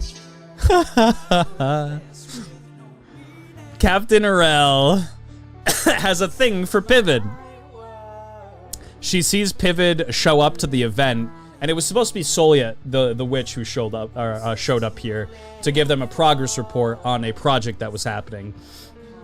But instead, Pivid, as the right-hand man, shows up, and Captain Rel is thrilled. She's like, "Oh man, like I love Pivid. I need me some of that fell goblin ass." And so they show up to the party, and Captain Rel welcomes Pivid and his assistant, Allison, and the area is just lavish. The mansion is beautiful. They have a dance floor going. People are like dancing, have a great time. These are all really, really rich, wealthy people from Mechalite congregating to Bilms to have a good time and talk about the future projects for the war efforts. Let it be known, I pay Tori more for art than Keen does. This is true, and Michael, I mean, huh. Listen, I am very poor. I do the best that I can. Listen, I'm sorry. If it's not enough, I can make the tokens. But they show up to the party. And she's showing them around. And, like, really, really just being like, "Oh, look at this pivot. Isn't this wonderful?" There is a clairvoyant. Where is he? Where is he? To find him in the tokens list. Not Edmund Locke. What was my boy's name here? Can't remember off the top of my head. For some reason, his is always like the one that's always hard for me to remember. I always want to say it's Edmund, but it's not.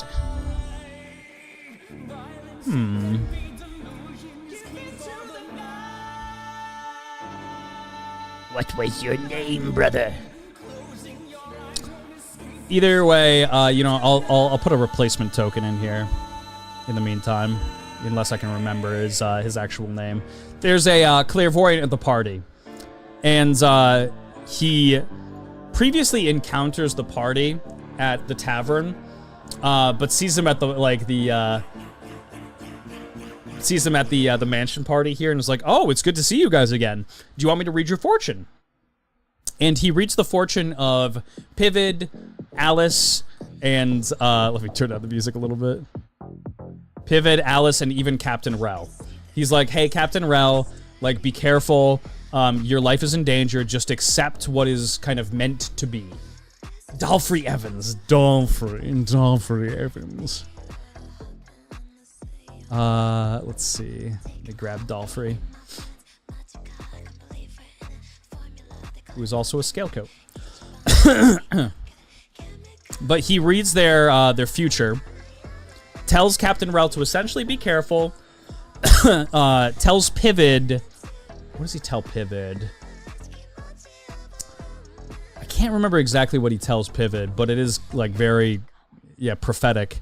And then tells Alice that he sees a dance in their future. And Alice is like, rolls eyes. Okay, buddy. But as he lets go of Alice's hand, in her palm, he sets a note that says, "One of you will die tonight." And so he's like, "Meet me on the dance floor. We'll talk." So while Pivid and Rel go upstairs, Dolphy and Alice are on the dance floor. And he warns her that one of them are going to die this evening unless they directly listen to what he has to say. And Alice is like, "Okay, sure. Like, tell me what you want." And she's like drinking excessively. She's pounding champagne for some reason. And she's like, yeah, whatever. Cool. Okay, I'll follow it. I won't, die. I'll follow your instructions to the T. These old tokens make me cringe. I still love them. I love them. But they go upstairs, Pivid and Captain Rel. And where am I? What the heck? What the heck? What happened to the second floor? Oh, there it is.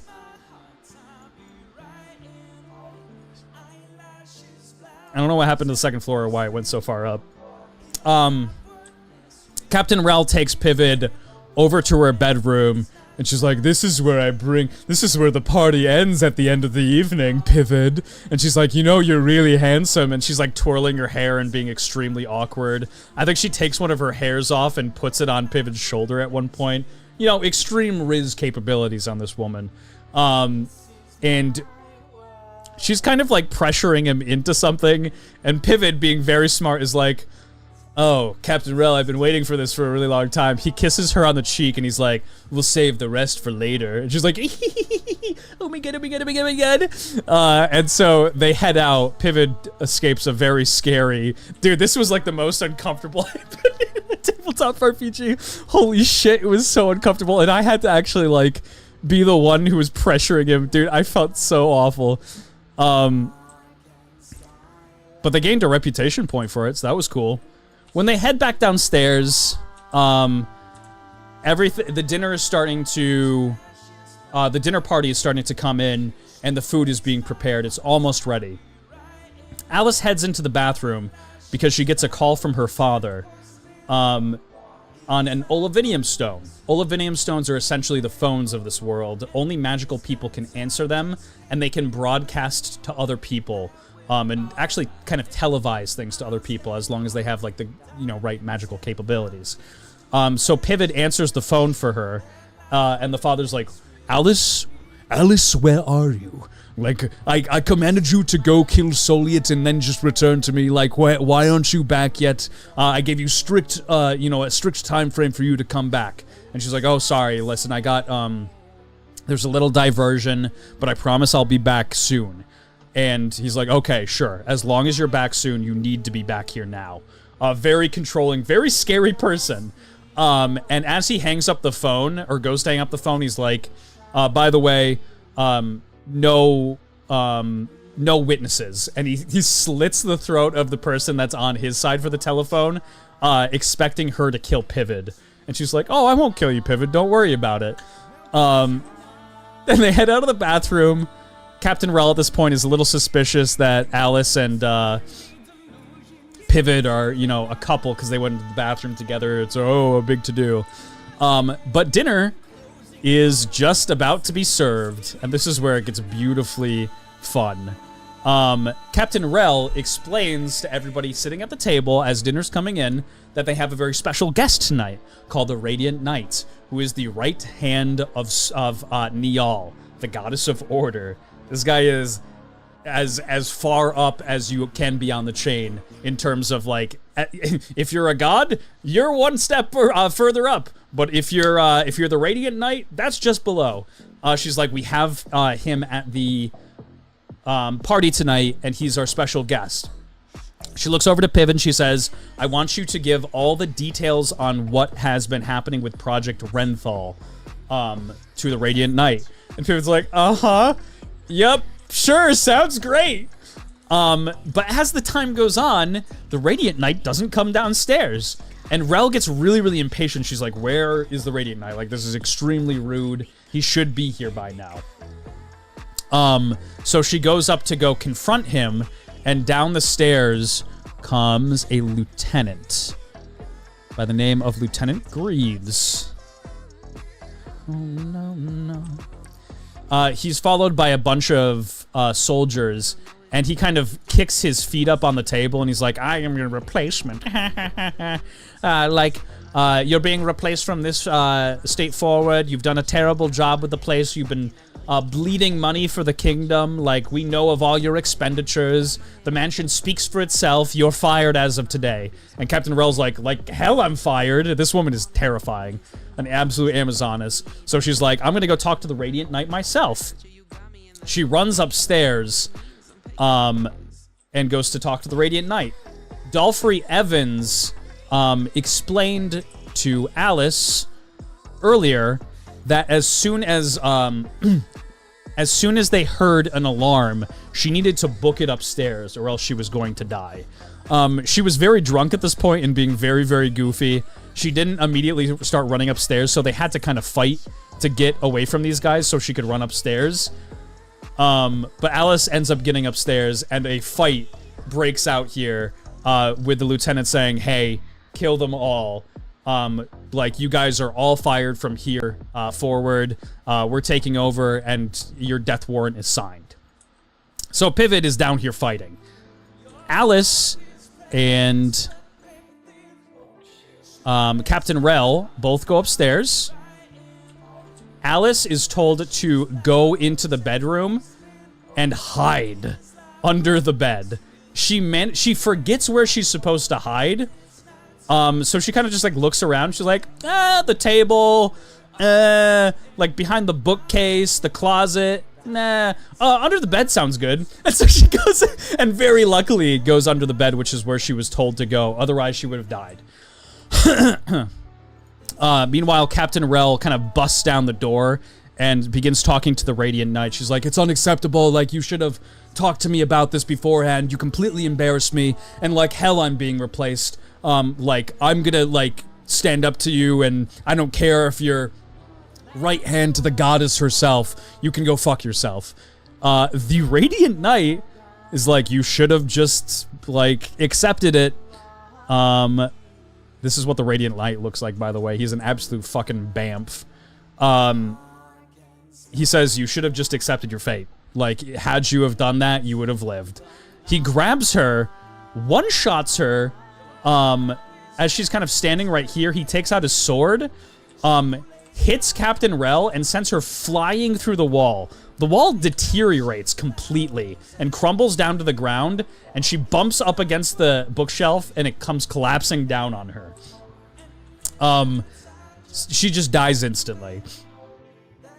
And, the Radiant Knight walks into the room, thinks that he hears something, and the broom falls inside the closet. He goes to check on it. There's nothing in the closet because Alice is hiding under the bed. He's like, oh, guess nothing's there. Grabs Captain Rel, brings her over to the balcony, throws her off, breaking like the glass here and everything, to the ground below. And that is when the woman outside says, look up. The fight ensues, and everybody kind of congregates. This is when the party all gets back together. The Radiant Knight kind of just shows up and stares as the fight is happening. Everybody's fighting. Jeeves, the butler, ends up dying. It's really, really sad. And they barely managed to kind of just fend everybody off. Thames ended up going down in this fight. It was crazy. And as the fighting comes to a stop, the Radiant Knight kind of takes a step forward. He's like, okay, I guess it's my turn. And Dolphy Evans, who is a longtime friend of the Radiant Knight, goes up to him and says, take me instead. I will be, like, the sacrifice for what happened here tonight. Like, leave them be. And so, as a willing sacrifice, the Radiant Knight cuts down his own friend and leaves, but not before seeing like Marth and the rest of the party. So everybody's gotten a good look as to who the Radiant Knight is at this point. And that is Bilms. They liberate Bilms. They save all the children. And yeah, they kick Mechalite out. They kill all of the, you know, the guards that were stationed there. Are there any questions up until this point? Anybody any questions at all? That is the Bilms arc. Why me? Because you were the perfect candidate. And you can't tell me that I'm wrong. You were the absolute perfect candidate. Also, if you're enjoying that stream, make sure to hit that like button, baby. No. Yeah.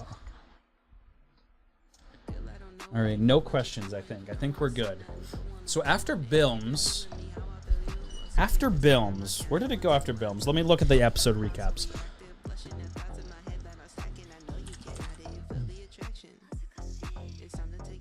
Oops, nope. episode list. It was Hellspring. Hellspring. Something I forgot to mention that leads into Hellspring is the Radiant Knight sees Marth.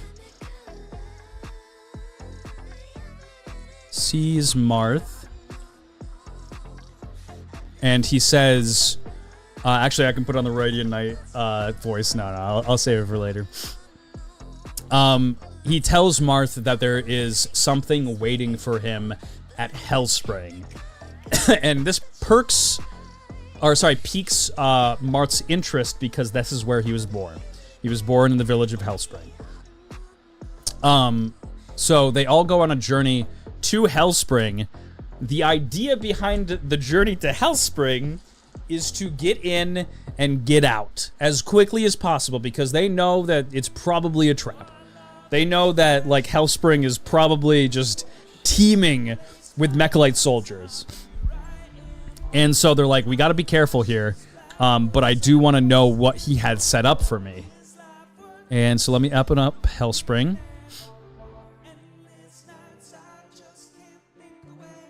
Let me put on the Hellspring music, too. Also, while this is loading, I'm going to grab some water. I'll be right back, chat.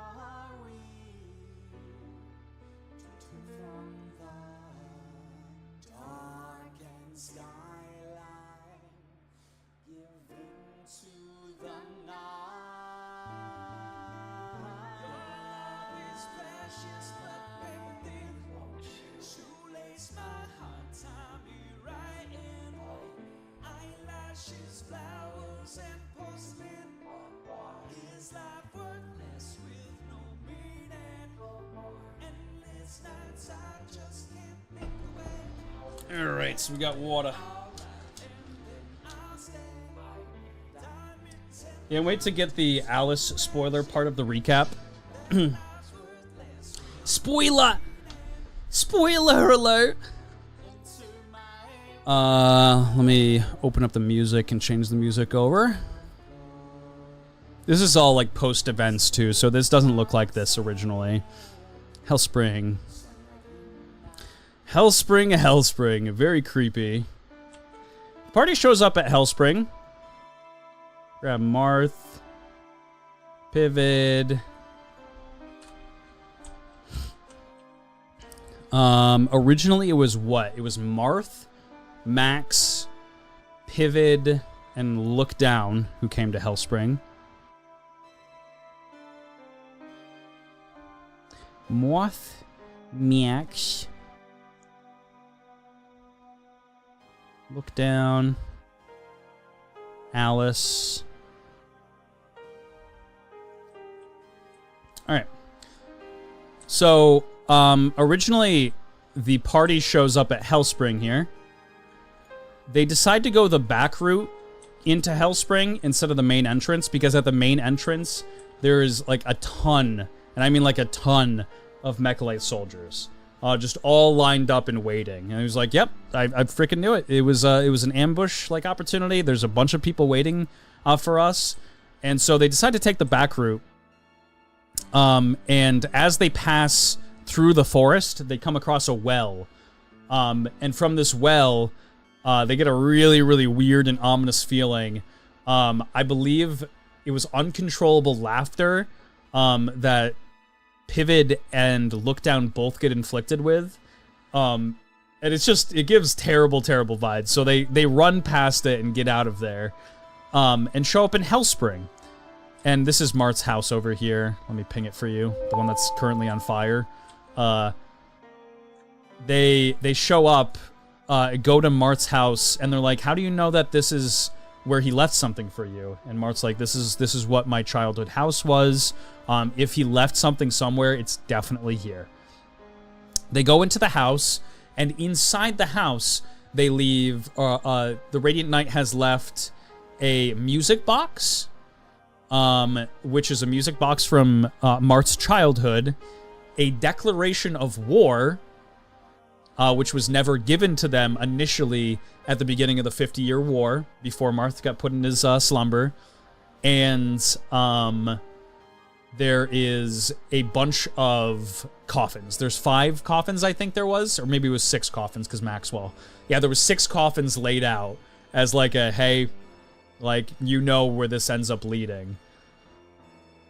And Marth is kind of like blown away. He's like, how does he like know that this is my like childhood, like an heirloom from my childhood, essentially. So he's like in a really, really kind of out there state, and Alice is like prodding him this entire time. First, she like jokes that she's gonna break one of the windows, and she's like kind of like being snoopy, and Marth's like, no, you're not gonna break one of the windows, like, stop. And she's like, what's wrong, Marth? Like, what's going on, buddy? Like, why are you getting so upset? And she like goes into the house and starts like messing with everything in the house, and Marth is like, he's had enough of her shit, honestly. But he just wants to get in and get out. So yeah, he sees the music box, he sees the coffins. Radiant Knight really nailed the gifts, though. Yeah, seriously, you got everything right. And then Alice, as a big funny joke, decides to break the window of his childhood home. This alerts everybody in the area. Everybody in the area. There's Mechalite guards that are just outside at the gates here. They come rushing in. The mysterious person shows up at the window. And when he shows up at the window, this is a big kind of plot point. Lookdown sees his reflection, this guy's reflection in the mirror, and he immediately starts to... I'm trying to remember if it was his fangs or if it was claws. I think it was his claws. He begins growing claws from his fingers and losing his mind. And he starts attacking his friends. And so that was a big, crazy thing. At the center of Lookdown's chest, as he sees this man, the words Valen light up on his chest. And he just kind of loses it. So, long story short, I suppose, is Alice gets them caught after breaking the window and alerting everybody in the city, or the town. Fortunately, the Mechalite soldiers that are there are not sent to kill the party. They have been given direct orders that let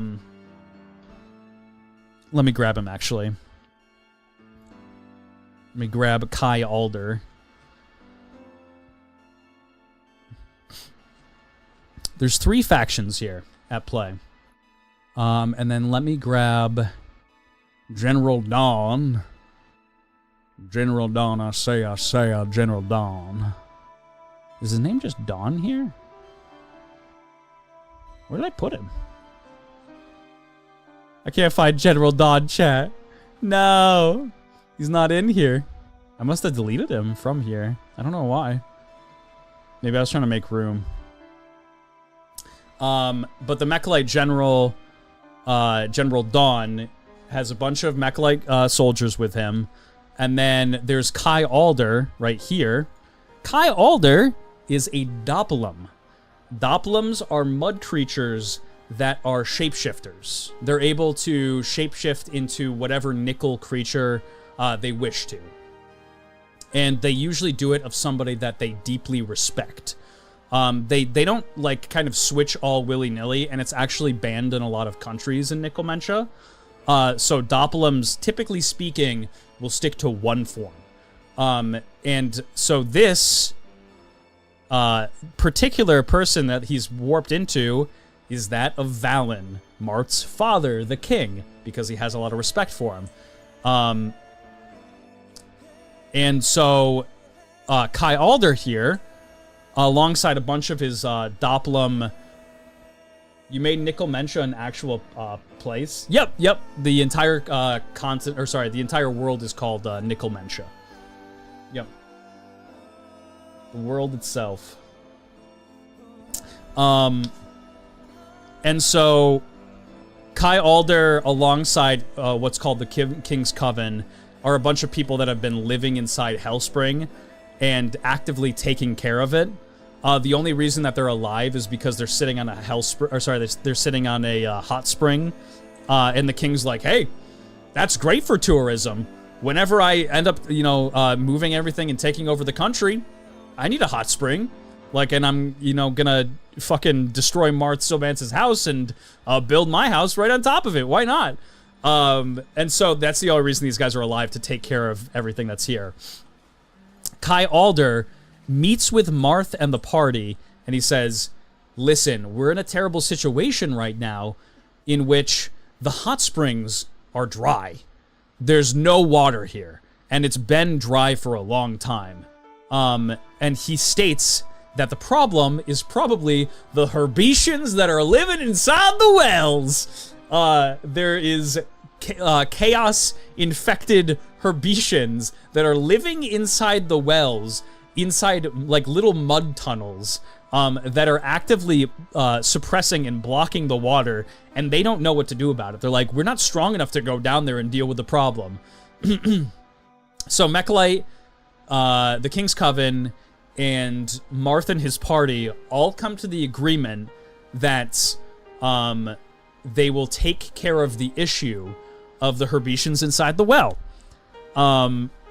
because they don't really have much of an option to do otherwise. It's either that or they're just gonna kill them.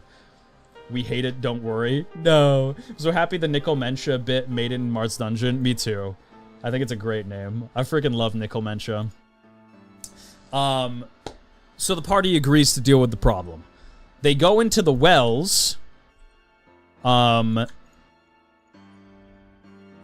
night, because at night the Herbetians come out of the wells, and they're like, "We'll distract them.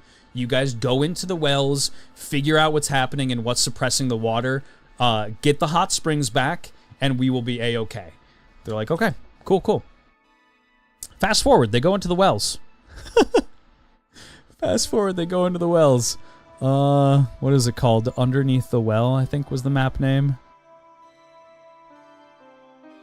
Hellspring Forest, entrance. What was it called? I'm trying to find the map. Sometimes I name things the most non-appropriate thing for what it actually is. What was it fucking called? Oh, Beneath the Well, not underneath. All right. So they show up and go down the well. Disable the fog here. I'm gonna drink Dr. Beppis. Dr. Peppy.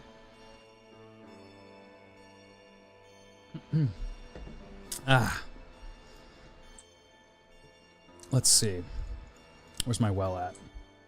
So yeah, here's the well entrance.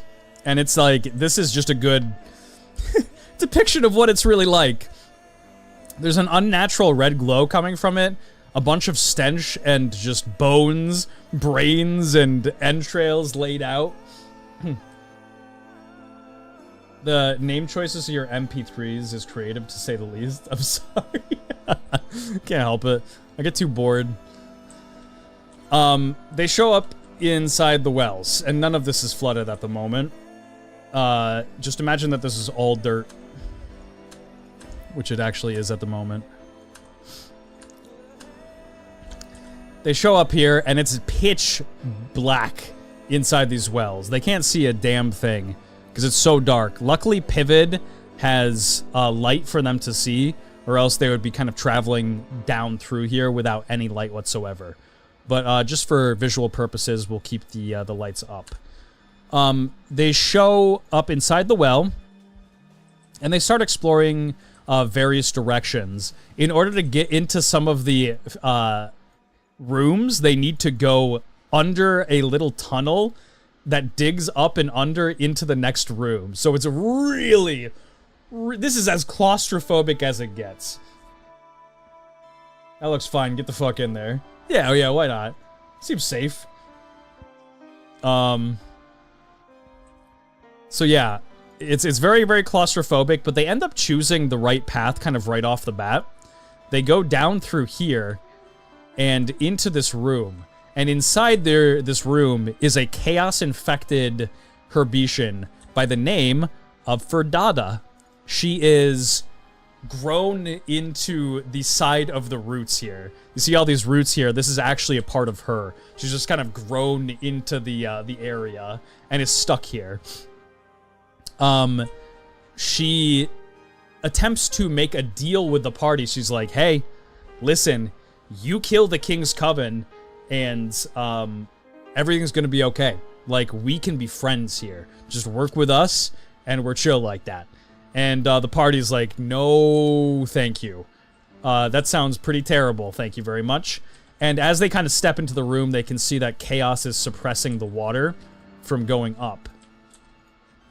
And so they end up fighting Verdada and her minions. These minions like ran in and exploded on people. It was fucking awful.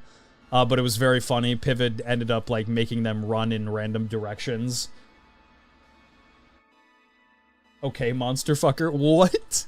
What? What does that mean? Oh, I was smashed. I was like, what are you talking about? Ferdada tries to kill the party, ends up dying herself. And Agatha, her daughter, Ferdada's daughter, helps the party do it. She's like, Mom, you're not right. Like, there's something wrong with you. You talk to things that aren't there. You're always living in the darkness. Like, there's something deeply wrong about what we're doing. We're Herbetians. We're supposed to be creatures of light. Like, we need the light in order to survive. And she's like, nope, you're being manipulated. And so they end up killing Ferdada. And they make their way onwards to the downstairs area. They pass this pit, which is full of Civilonians, which is a monster that is always out of the corner of your eye, but you can never actually see it. You'll, like, turn to go see it, and it's not there, but it lives inside the corner of your eye. It's a pit full of those. They end up crossing and going down. There's one person, in order to open up this door here, that has to go inside this blood chamber and let themselves get bled. And that slowly opens up the door. These vials fill up with blood and it opens up the door. Meanwhile, the party has to find a way to get Agatha out, because this closes down behind it. Unfortunately, we fail at doing so. Mm-hmm. You know, I think you guys did great.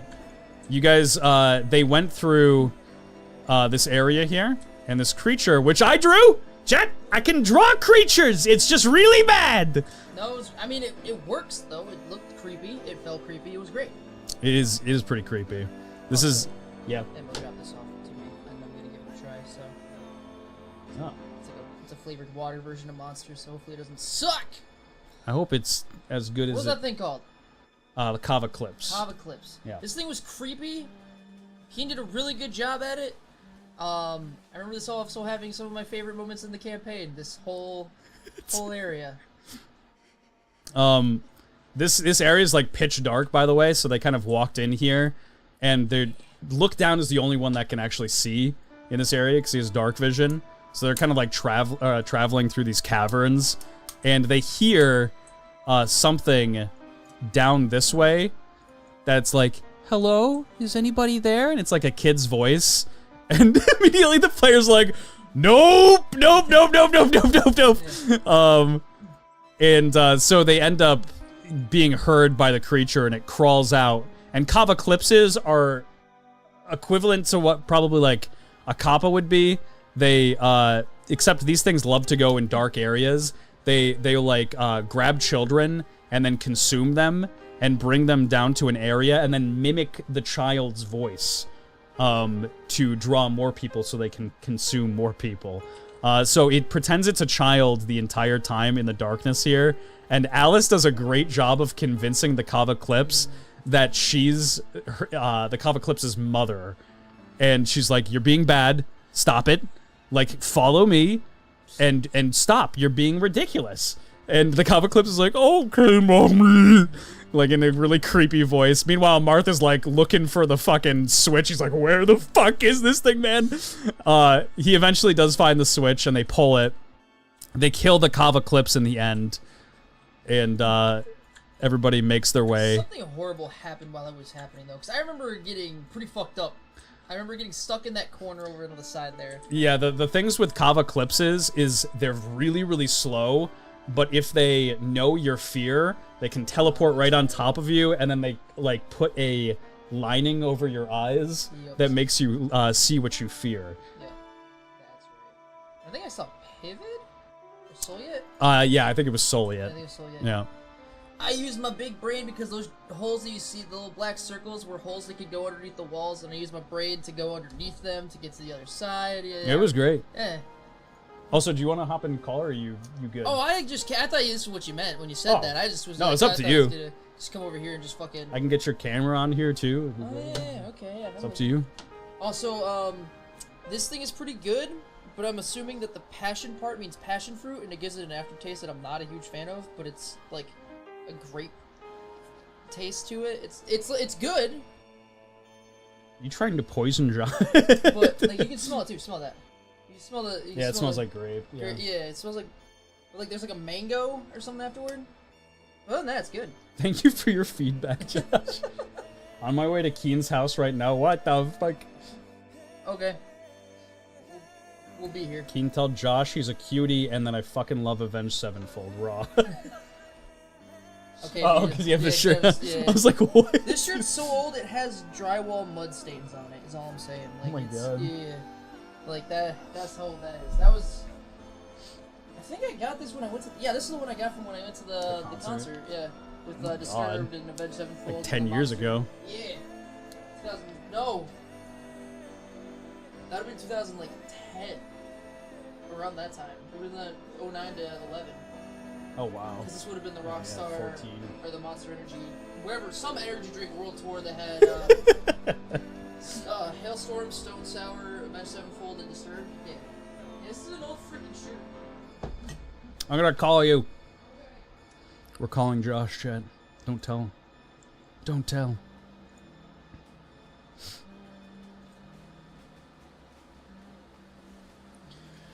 Oh, this will be so good because I've been yapping.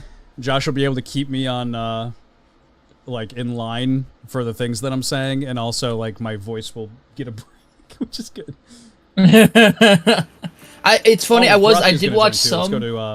Let's go to Marth. Some of the last episodes, the last few days. So I'm still kind of hazy on like the other ones, or like the earlier ones rather. Yeah, it'll be a good recap.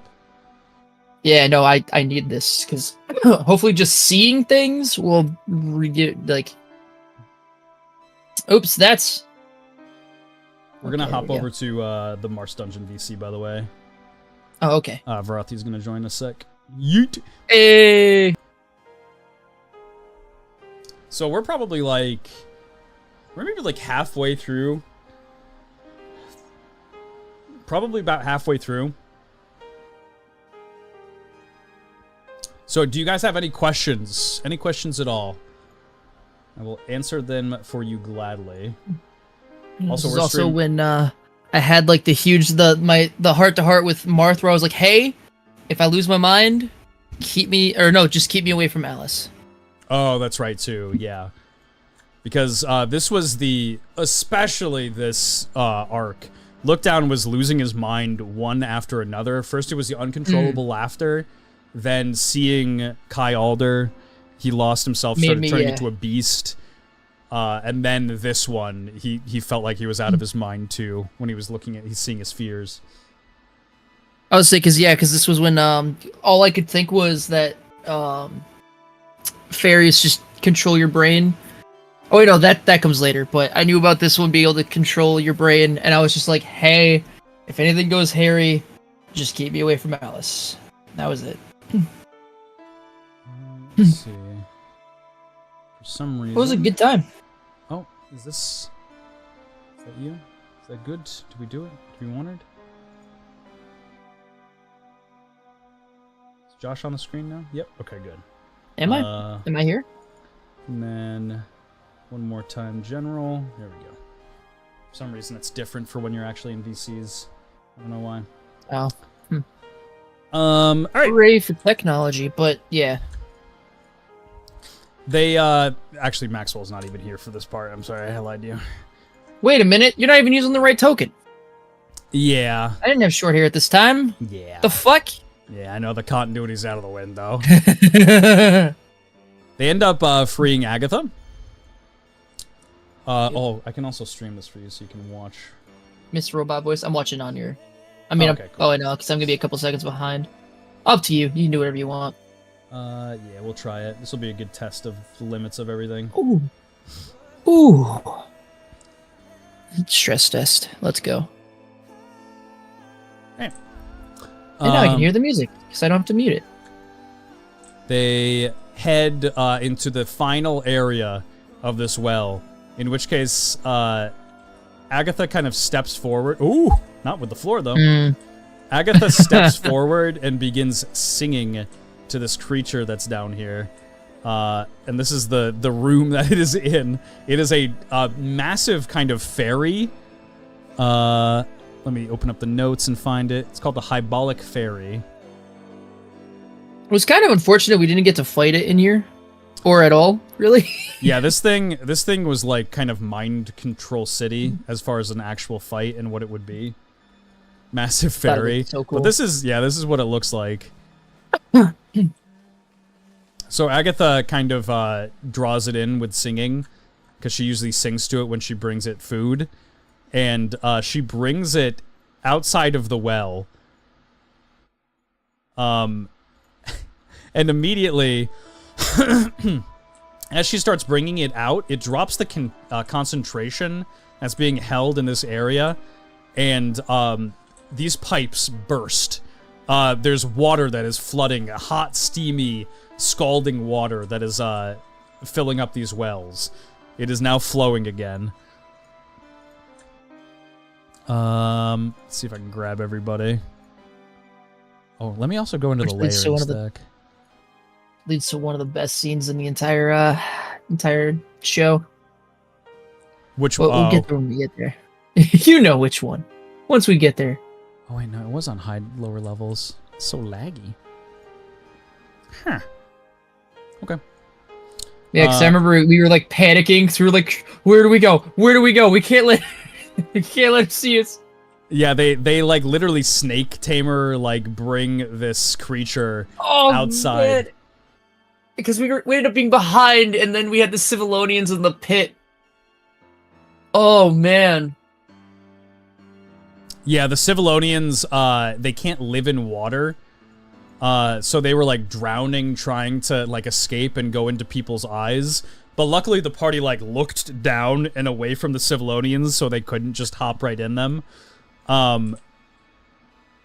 Except for one. What? Who could that be? Who would dare? Who would dare take that chance? Yeah, TLDR, they lead this fairy outside the well to the very top of it, and they fight it and like murk it instantly, because this thing isn't made of HP. It's just very, very agile.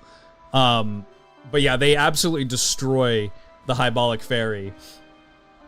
And what are some good things that happen after that?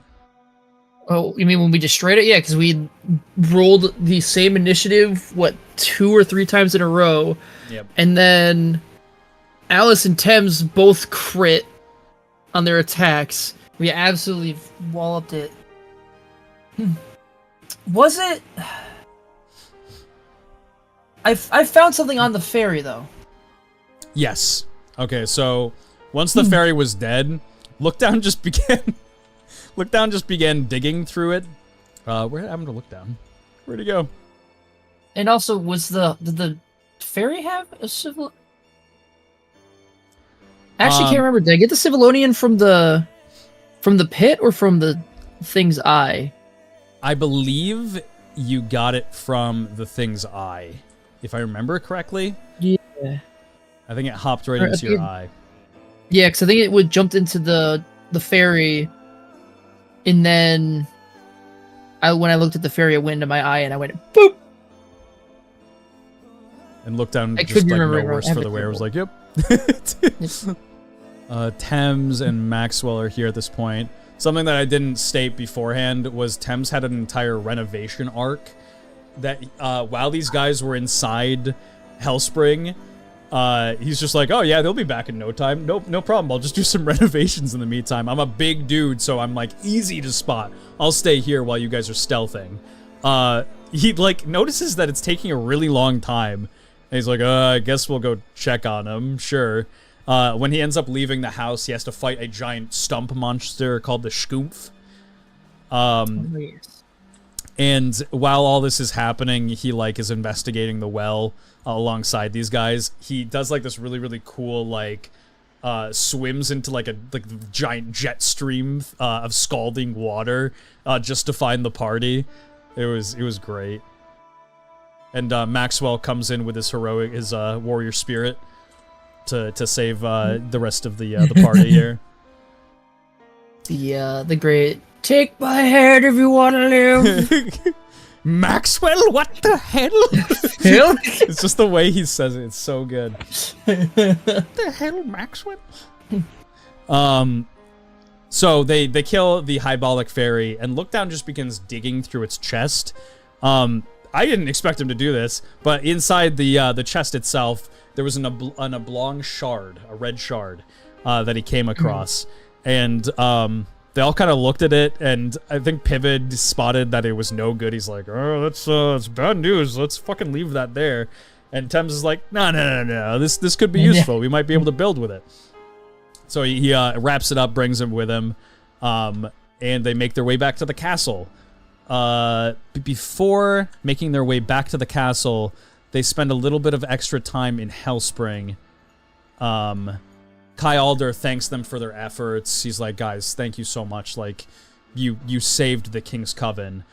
He's like, unfortunately, Mechalite now occupies this area. It's been in my family for a really long time, but we're all gonna have to leave.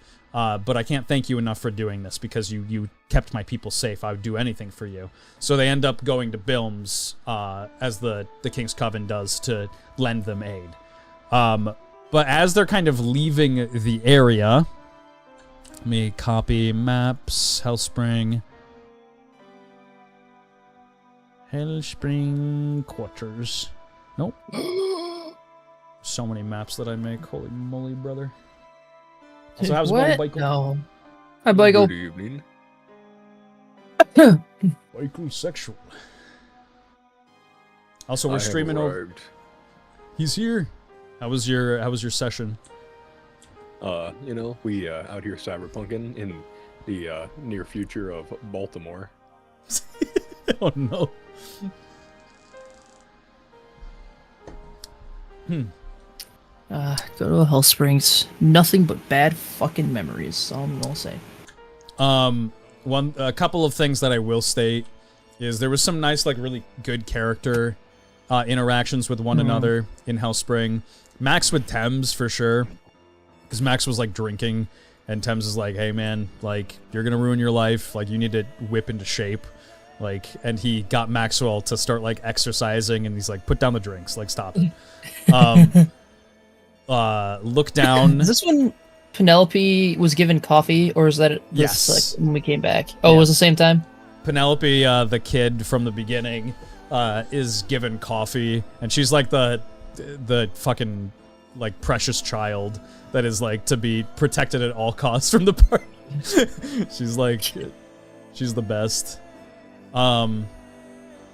This is the arc where Lookdown has one of his cuffs taken off from Alice.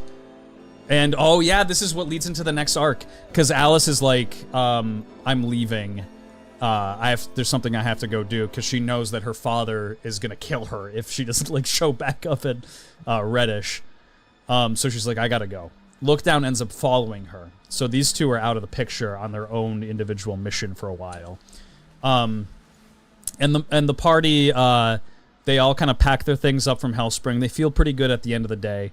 And as Marth is coming out of the King's Coven here, he notices that, oh, they're all duplicated.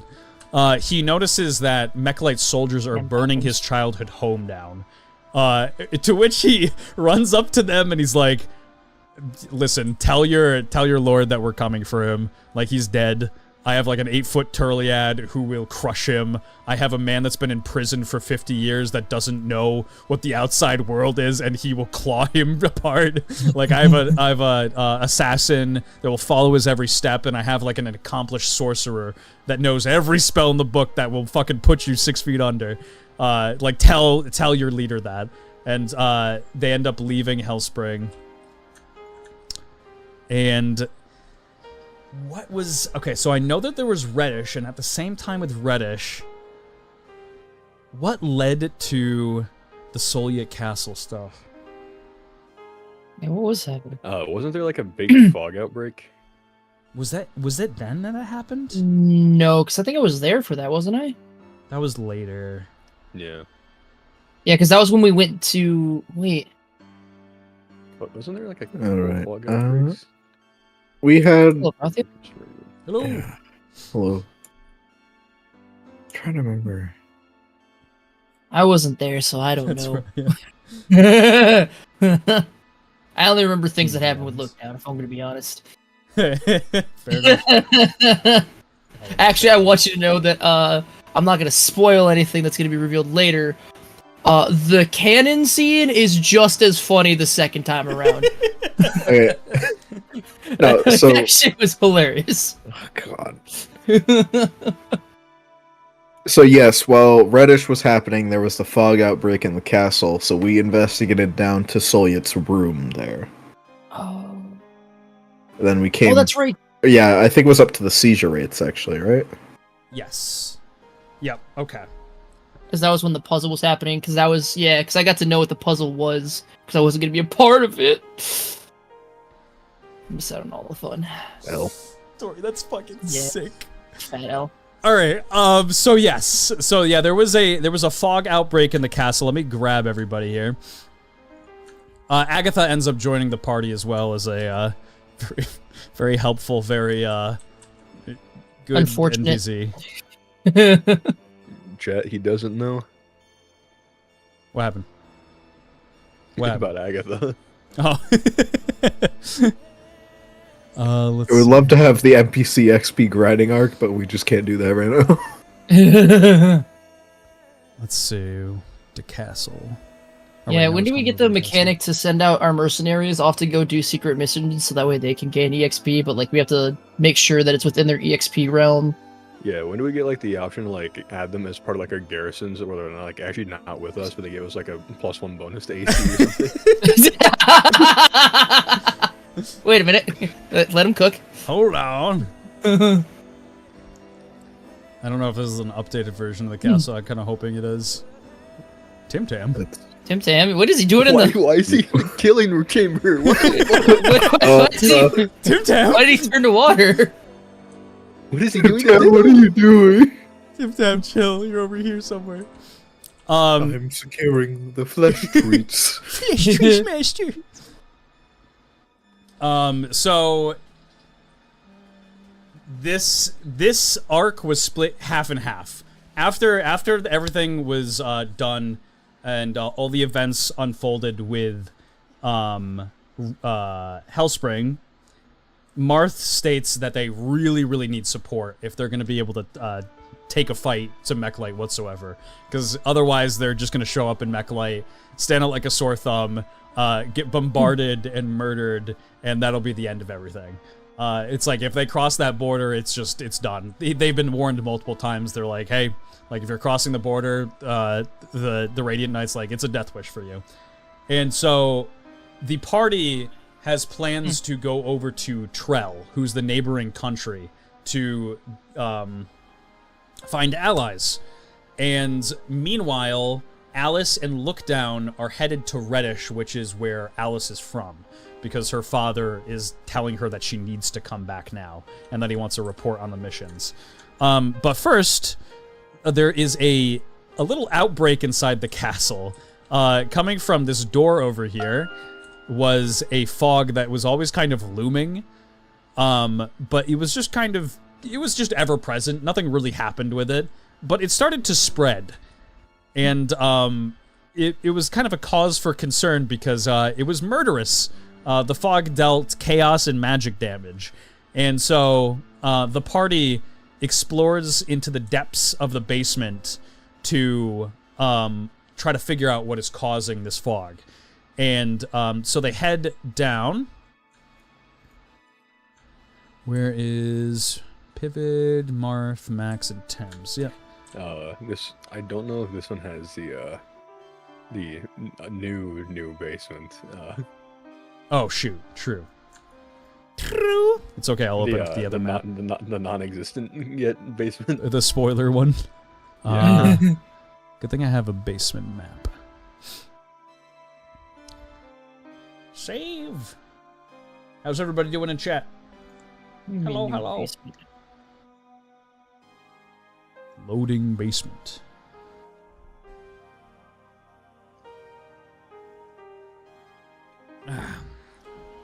There's so many like little minor details as well that I probably have missed in like certain arcs that are like really, really like important. I'm trying to cover like the most important like progressive or like progressing story things. But where's the not so much the sense of looking down counter? Yeah. Man, if I had the time, I would go through and just start writing it and just be like, all right, this one. It's okay, you got this. You can load. One of the secret tags is actually at the 1000th I look down. You gotta be nearing it, I mean. Yeah, it must have been said at least maybe 900 times. Yeah, exactly. 998 probably to be precise. You want that secret tag. Yeah. Oh. Instead of I don't know, just look down, look down. That's the one I haven't said in a while. I don't know. I don't know. No. Look down. Look down. Oh, something important that I never mentioned with Lookdown's character. He has a friend that only he can. What the fuck? You forgot that bit? I was explaining so much. And it's like he's out here trying to recap a 4-hour-long episode.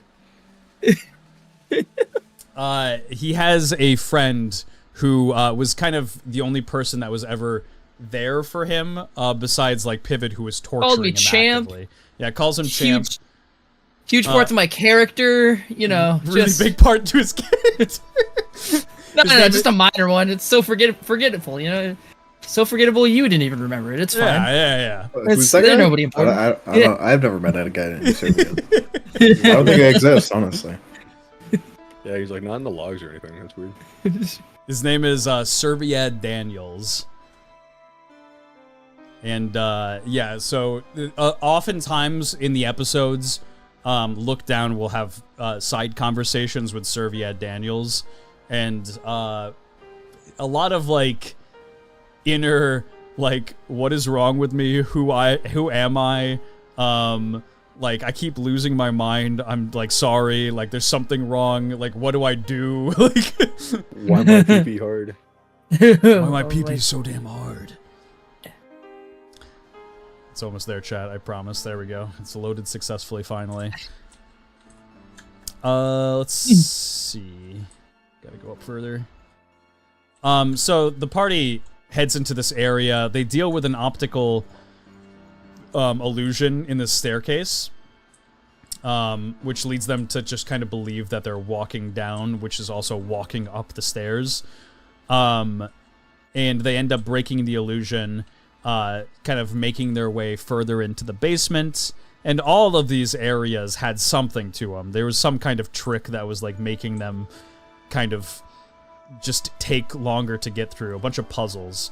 They end up coming to this next area. Maxwell has to duel like a shade of himself in a card duel. It's a pretty funny time, and he ends up beating him. I forgot about this. So they get to this wall here, and this had a door on it, like right here. Thames is like, nah, bruh, like we ain't going through that door. He grabs his hammer and he busts down this wall that's right next to it, and breaks it open, and then jumps down. There was like an anvil with like a sword in it, and the door wouldn't open until that was interacted with. And Tim's was really, really convinced that something bad would happen, and then broke the wall instead of going through said door. Yeah, no, it was perfectly understandable, but the fact that Thames ends up dropping down here instead of going through the original door, all of these statues talk to you as you're going through the hallways here as you're going in, and like if you listen to what they're saying, they will tell you either something that will be very helpful for you, or tell you to ignore something that somebody else says because they're a liar. One of the statues which Thames came across, I can't remember what happened when you came across the did you go backwards first? I think I ignored one of them. I do remember. You definitely didn't go further in first. I think I went backwards, but I like didn't look at anything. Foreshadowing. Yeah. One of these creatures or statues told you something. You kind of ignored it. I think you made your way to the door, and the party made their way in as well. And Thames, as he's kind of rounding the corner here, is told like to. Did he tell you? I'm trying to remember exactly. I think he tried to, and then he just kind of was like, "Eh, whatever," and just kind of kept going. Yeah, this statue tried to tell him, I believe, that this one is a liar, and never to listen to a single thing he says. And this one's just like, "Yeah, look inside that picture," and Thames looks inside the picture, and it steals his soul. And he just drops kind of lifelessly, and the party's like, "Oh shit. Oh shit, oh shit." And Pivid goes on further here and runs into the next one, which is a snake. And you're supposed to cut the snake where it lies. Which it's like, it's half a snake and it's half a bird, or like kind of a gargoyle-ish bird. So it's supposed to be cut off where it kind of lies there. But Pivot ends up, I believe, listening to it and riding on it. So, what I interpreted cut it off where it lies is in the conversation. And doing so would surpass the trial, not literally cut it. Pivot ends up riding on the snake because the snake tells it that, tells Pivot that it'll bring it towards the end. And so he ends up getting on the snake. The floor drops out from under, and Marth and Max drop into a giant poison pit, which I don't know if it's still here. No, it was here, but it's not anymore. They drop into a giant poison pit, and Pivot's like, "Oh shit!" He makes his way down to the next area here. Thames has had his soul stolen from his body. These two are in a giant pit. Pivot ends up saving both of them, and goes back up to give... He has to give to the sea serpent one of his most prized possessions. Or his most prized possession, rather. Which is a photo of his mother. And so when he does that... Saint Nickel, you jerk. Yep, it was pretty tragic. Thames' soul is given back to him when this happens, and they're able to move on further into the basement. But this was like this was almost Marth and Maxwell having a big goodbye. Maximo's like, I don't want to die. Oh, God, I oh, like. God. Oh, yeah. Fucking punched a hole through the wall and had them stand on the chest so I could like fucking barely grab them up. Yeah. I forgot Max almost died, and it was awful. Yeah, it was Yeah, pretty Max sad. put Marth up first, and then Marth and I had to reach down to fucking get Max up. Holy crap. But they make their way into the main part of the building here, or the basement, I should say, into what looks to be like Soliet's private chamber / like laboratory area. And there was originally a grate right in the middle of the ground here with a bunch of wires. Sex dungeon? No, it's not a sex dungeon. I mean, Soliet wishes it was. yeah, say it's Soliet, Yeah. so I'm I not. remember a specific line in my backstory. I don't remember. I don't know. Yeah. But there are grates that were in the middle of the room here with a bunch of wires and cables going down through them that were attached to plants that were dead. There was also a little Stonehenge head boy that came to life when Pivot got near him, and his name is Tim Tam. He's like a little... he's brought to life through Olivinium stones. It animates him, but a magical presence needs to be by. And he was like, he served as like Soliet's little pet down here. He's like, oh, young master, please, do you have any flesh treats? But they meet Tim Tam. They see that the fog is coming out of these grates that are in the ground. And they're like, all right, let's close it up. So they close up the grates and move forward a little bit further. And this is where things got just a little sketchy, because this was like a level 11 or 12 area, and I think these guys were maybe like level 5 at this point. They're Level 7 probably. maybe I was yeah. 6. So then we were 4. Yeah, probably 4. So yeah, it was bad, chat. Like, it was scary. These things, they're called seizure rates. Let me give them color because they're dead here. These things, seizure rates, they came out of the wells and attacked the party, and they beat it with fire. Like, Thames actually kind of killed it. Set these things on fire. The fire didn't go out, and they ended up beating them, kind of barely. And they got to these doors, and they couldn't proceed any further. Got to these doors up here. We got the your party must be level blank to continue. Well, this is all happening while these guys are delving into the dungeons of Soliet Castle. We go to Reddish. Do you want to talk about Reddish a little bit? Where everything was going absolutely perfectly.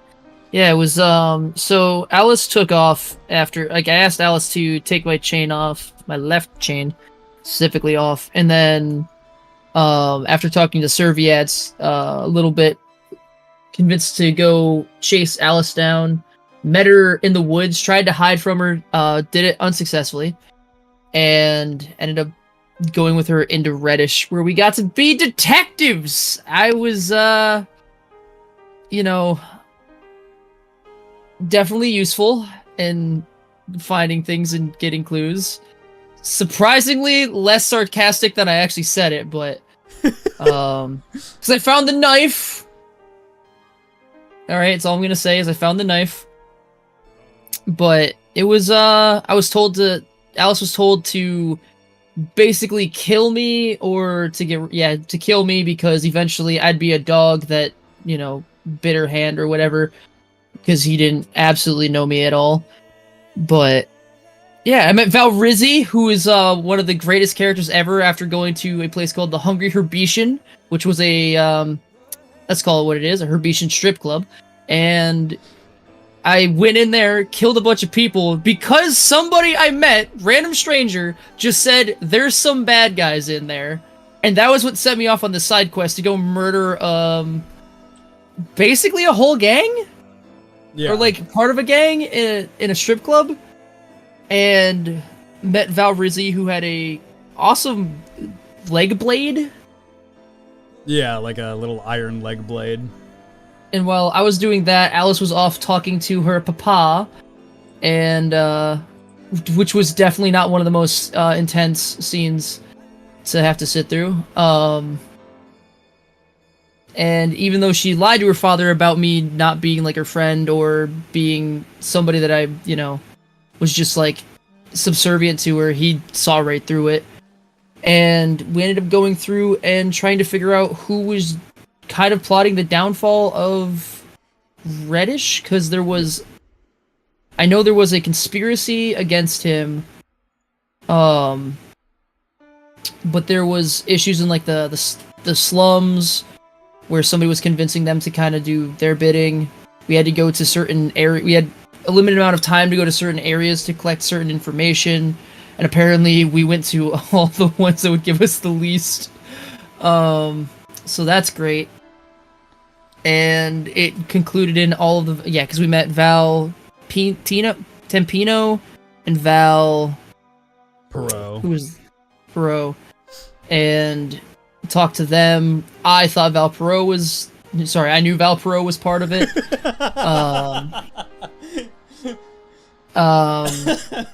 But that motherfucker was like... even when I tried to like use my aura read ability...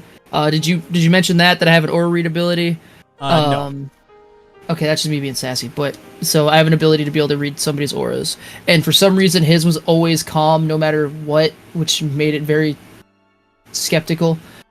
And eventually there was a meeting of all the Vals, which is basically the barons of Reddish, and we had to try and figure out who was behind the conspiracy before we had that meeting. And we grilled them super hard about it. I ended up getting involved because I was attacked by a man who was mind controlled and didn't want to be hurting me.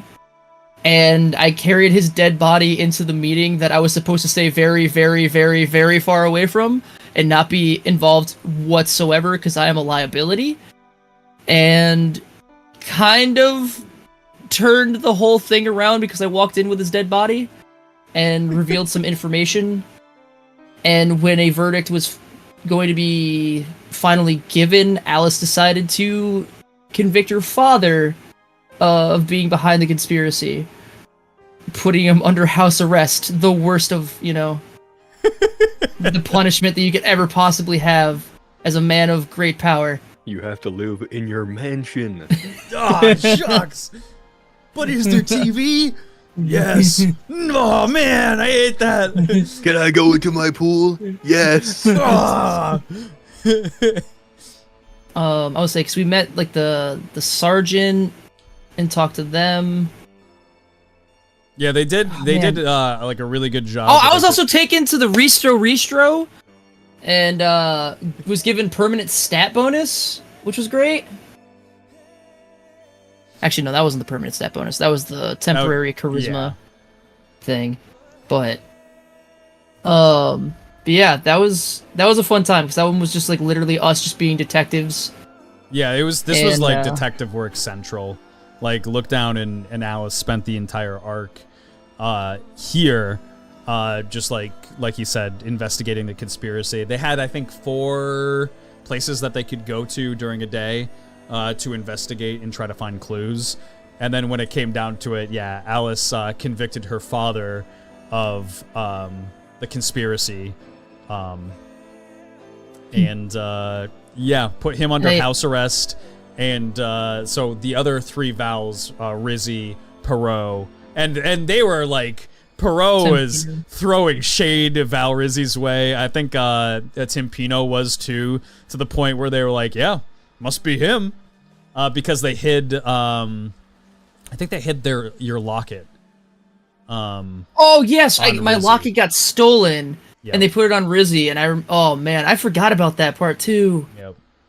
Yeah, when I went to go help, and I actually I also forgot that's also where I got the haircut, the suit. I got put into a hotel where the nice lady that was helping me do all sorts of weird things that she was getting paid to do technically, but shouldn't have had to do. Ended up getting killed, and I also found out that I am immune to sleep gas because I was hit with it so many times when I was being experimented on. But yeah, this Forgot about that. this arc in general was like this was Alice's arc, where you learned like a lot about her character, which we'll get to a little bit later on, because it was like half the arc happened here, and then they left for a while, and then another half happens when they come back. That's right. We come back. We come back. Hopefully, is this Yeah, live on both her- sides? I think we're good. Oh yeah, that's right. I remember her idea being if they were captured, then they wouldn't be able to like suss out why they were doing it or figure out like the bigger picture. Yeah. And was just like if we let them keep doing what they're doing, eventually we can figure out why they're doing it or how they're doing it. She did all of the talking, by the way. Yeah, no, she did like all the chatting and look down, hit him with the aura reads and like all the useful like little detective tools. After all of this was said and done, Alice's father, Gortez Findle, gave her an order to assassinate the leader of Trell, which is where the party was headed. So it was like a perfect meetup spot for everybody. Alice and Lookdown head off on their own alongside Val Rizzi, who's never been outside Reddish before. He joins them. And they head over to Trell, the neighboring country. Same time, the party is heading there. I forgot. Shit. Oh, no, you're today's good. We're just Friday. doing, we're just doing a recap. Today's and Friday. Oh, Yeah. okay. Just Yeah. recapping the, I had a fucking... No, there's an unannounced consultation Thursday right there. session. No, my brain auto-corrected because it's like, it's so Friday, and then I'm like, oh no, it's Friday morning! Oh wait, it only happens Saturday morning. Oh, Oh, that's that's right. right. Yeah, the Time time zone. zones. Yeah, sorry. No, hold on. I need to go tell a guy my awake shit was not big deal. It's a dope. So the party both end up showing up at Trell. The first people to show up were... Was it Lookdown and Alice first? No, we showed up. Oh, it was afterward after, because- right. Yes, because the meeting was already happening. Oh man, that's the episode with where Pivot got to play a game with the captain of the guard, and even though he was being treated like shit, was just super nice. It wasn't even the captain, it was just a guard. Was it? Oh man, The captain actually came down and beat the shit out of him. I forgot about that. Yes, okay. Where is, let's see, Vipint. So, how this all plays out, essentially, is in a flying castle, the party shows up to the borders of Trell, who have shut their gates to anyone and everyone for 50 years, because they're like, hey, whatever's happening there, it ain't coming here. You guys just deal with it, Patovia. Like, the entire world was like, yep, Patovia, like, best of luck, champs. I hope you get through this one. So they closed their borders a long time ago. And the way Trell works is they have two twin regals who need to come to a decision together for anything to happen inside this country. So everything moves pretty slowly, decision-wise, in Trell. The setup for this is the party in a moving castle shows up to the borders of Trell, and Marth kind of barks a command at them saying, I have a full army behind me that is willing and ready to push through your gates. Let us in, or like we're gonna have to do what we gotta do. We're coming in either way. I think actually we came in after Was it? the other group yeah. because Bevelli came in first and they threw wide the gates for him. And the gates were just still open when we got there. That's right too. That was the original plan Because- going in. Marth, So we Marth just kinda saved walked that right on in. afterwards. That's right too, because Marth was like, "Hey, the gates were wide open," and they just walked right in. They're like, "Yeah, good job with your security team. Like, you let your threat right in. We got an army behind us, and we will, like, you're gonna have a discussion with us to, like, right now, or, we're gonna, you know, have a problem. And so, yes, look down, and Alice showed up first, which, let me grab them. They Yeah, went 'cause I was they right went to the first, lake, like little pond that was there, and that's why they didn't see us. Yeah. And we were doing, this is like where I got to learn about currency, where I got the glasses of awareness. You almost drowned. Yeah, and had a horrible memory come back to me. Even though I loved water, I now hate it, but you know, it's... Bavelli, who I haven't talked about until now, is the merchant that follows the party around and gives them, or trades them goods. Mm-hmm. Gave look down one thing, but it said that it's Oh, you know, yeah, totally gave him one thing, yeah. you temporarily lent him something and said you're gonna have to pay this back later. Said, here, take this thing, because you're going into fight. Then expected him to... It's fine. It's a whole thing. It's fine. In parentheses, he's still mad about it. Uh-huh. For real. I didn't pay for it. 50 so- sessions ago, and he's still mauling. Yeah. Hey, the molding process takes a while, alright? Yeah, it's like the grieving, yeah. You gotta get through it. But Bavelli shows up to the gates here, and they're like, "Oh, it's Bavelli! Like, that's what's up, Bavelli?" And he's like, "Oh, I came here with my I think he said that he was related to you. Look down. I'm pretty sure he said he was I was like related a cousin to or you. a nephew. Yeah, he's like, "Oh, I'm here with my cousin. I'm here to trade things. Can you let us in?" And he's like, "Yeah, sure, why not?" So Look Down and Bavelli make their way in with Valrizzi. These guys all made their way in, and Alice was told that she needed to find another alternative way in. She went over to... Oh, no. She asked. He said, do you want the easy way or the hard way? And she said, I want to go the climbing way. Yeah. So she goes in the alternative way. She made it difficult. Climbing the wall here. She used her dagger to try to, like, plunge it into the stone to climb with it. She made her way to the top here, and Bavelli was waiting at the very top. He was like, "Oh, I'll give you a hand." He went to go grab her hand, and she slipped, and she managed to catch herself before falling into this treacherous area here, and then she made her way up into the wall. Chat, he is lying. Bavelli 100% tried to General Shepherd her. I'm gonna be real. Die. I mean, he screwed up the first roll to help her, and it made it worse. and then Bavelli's chill like that. Oh yeah, totally. But either way, they make their way into the city, and they have like a little bit of free time. Alice is trying to kind of like, oh man, it's hard because Alice is here on a mission to assassinate the leader. So she's like waiting for the opportune time to do it, and she's also like trying not to like, you know, get these guys involved with it. So she's like, hey, let's go do some things in the meantime. Brought Look Down to a store. He learned how, currency. And then they went to like the beach area here to spend the day there. And Look Down almost drowned somebody. And That also did happen. You know, he was kind of a mean person. Streams down. And It like went down for a brief second, but it's back up. Just gotta okay. refresh.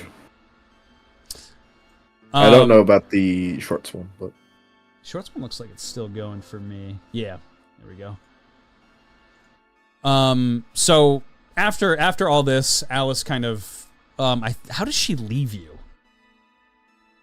I'm trying to remember what it was that she said that she. I think like Look she Down. tried to and- send me and Rizzy to leave. I remember being angry.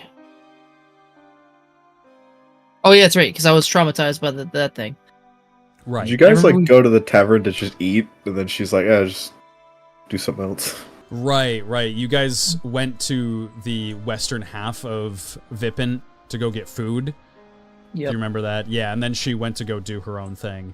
She meets somebody inside the city named Melanie Durang.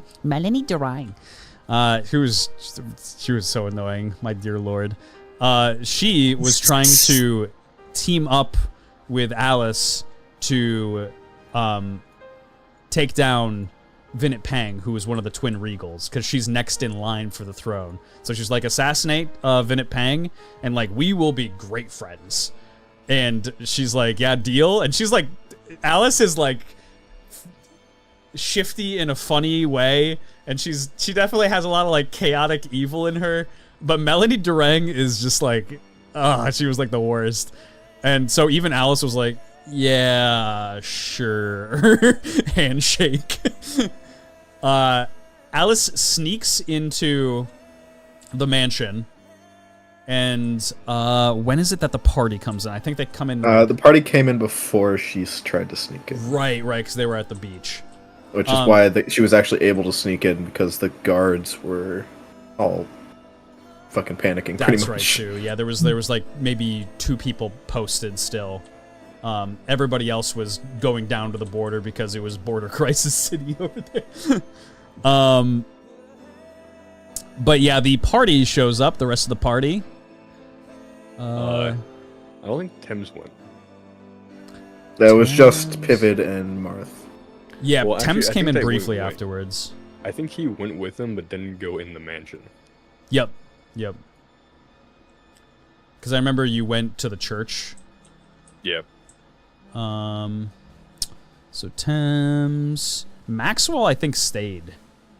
Pretty sure Max stayed at least. Yeah, Max stayed at the doors to guard the castle. And Maxwell that's what stayed keeps guard castle. Penelope safe.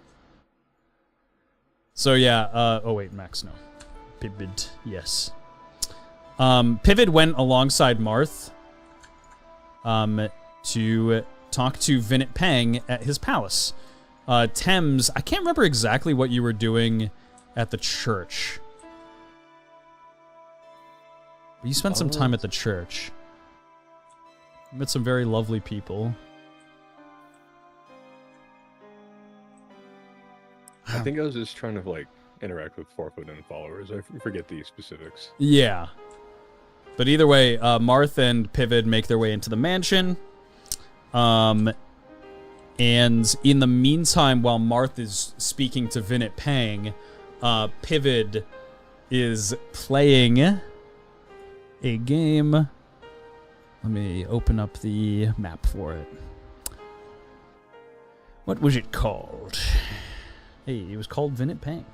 Tinpin. I believe the game was called Tinpin. Yep. The game itself was called Tinpin that they were playing. In the meantime, while Martha was talking to the leader, Pivot was playing with just some like guards of the palace, and who are extremely prejudiced and very, very mean-spirited. But Pivot was like, he ends up beating them in game, and In game, of course. yeah, in game, of course. Ooh. The stream's still going. Hopefully, it is. Beating them out of the game was for the guard captain. Yeah, the dude, like, heavy charged one on a, and it fucking recoiled back into the stained glass window. Yeah. Which almost led to murder. Yeah, so the fucking guard captain came down and beat his ass. Let's see. Like, put his neck on the fucking broken glass, didn't he? Yeah, he put his, like, he bust his head, because, he broke the glass, the stained glass, so, God, what's his name? Oh, God. Because I remember Bertram.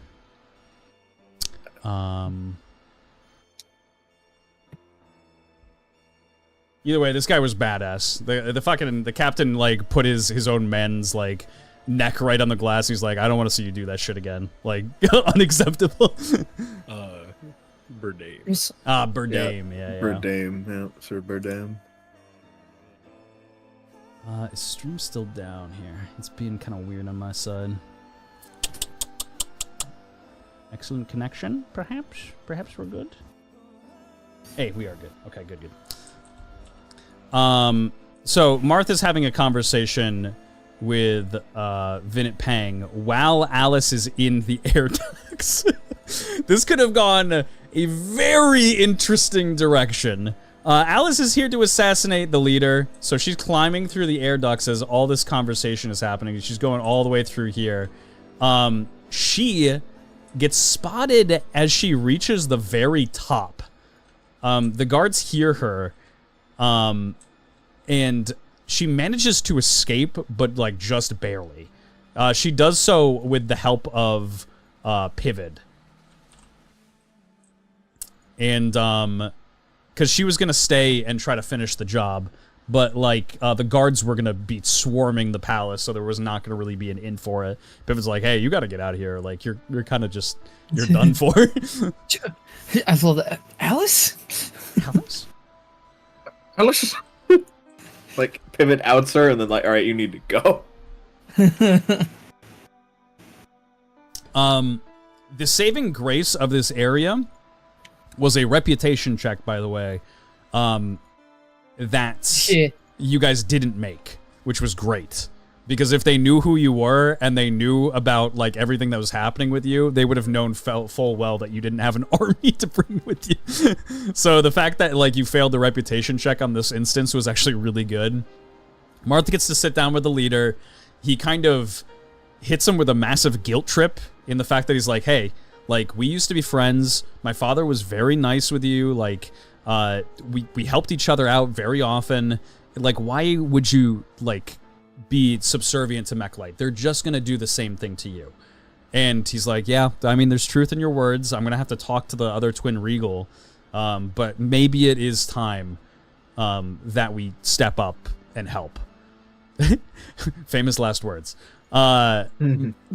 Martha's like, oh great, you know, we actually worked out a deal.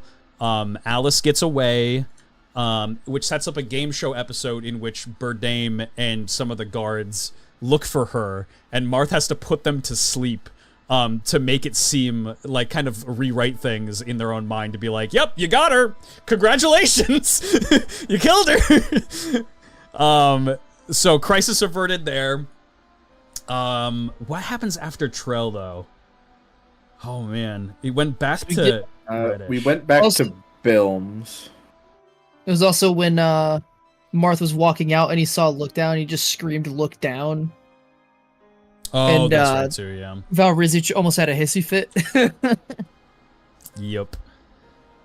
Because, Val Rizzi, his introduction to Look Down was essentially like he wasn't around anybody. He knew that he had like a really kind heart, but he could kind of see, I mean, it's blatantly obvious that there's something that's going on with Look Down, and he's like, yeah, why is that? Like, he was like worried about him. He's like, why is he like this? And then he sees the way like Marth treats him, and the fact that like he finds out that he was the one that tortured him, I think. Yeah, and Pivot's like, nah, that's me. No, man. Whoa, don't you take away this. Hey, don't blame him. That's me. That's me. I take the credit for that. That's my life's work, baby. He's like, what's wrong with all you guys? I was in that game things. show. He was great. Marth Gaslight's Yeah, that's the one where I got my fucking toenails ripped off, right? yeah. What? It was the game show. You were in the one where I got my toenails ripped off. I know that for sure. Yeah, because I kept injecting people with steroids. It was great. I don't remember which one that was, but it's fucking... Yeah, they ripped off your toenails and tried to kill Joe Swanson with it. They did kill Joe Swanson with it. Oh yeah, he was just gonna leave, and then they're like, yeah, we gotta put him out of his misery. Slice. Can I read off my TLDR? Yeah. Marth gaslights a small country into attacking a significantly larger, wealthier, more militarized neighbor and cannot help nor intends to. Yeah, it is a massive kind of bluff. Because Marth is like, we need it. Like, there's no way we get into this country without somebody else helping us.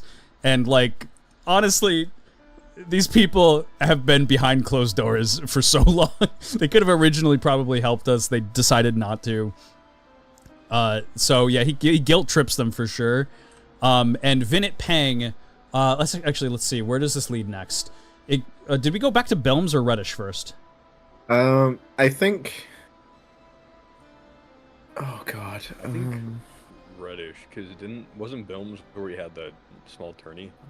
Yep. So yeah, I see it's Trell and then return to Belms. So. Yep. Alice returns to Reddish. Kind of has to deliver the bad news that she wasn't able to kill or assassinate Trell's leader, Vinit Pang. And let me open up Reddish here. And as they get back into Reddish, they see that the gates of Reddish have been destroyed. And that something has entered the city.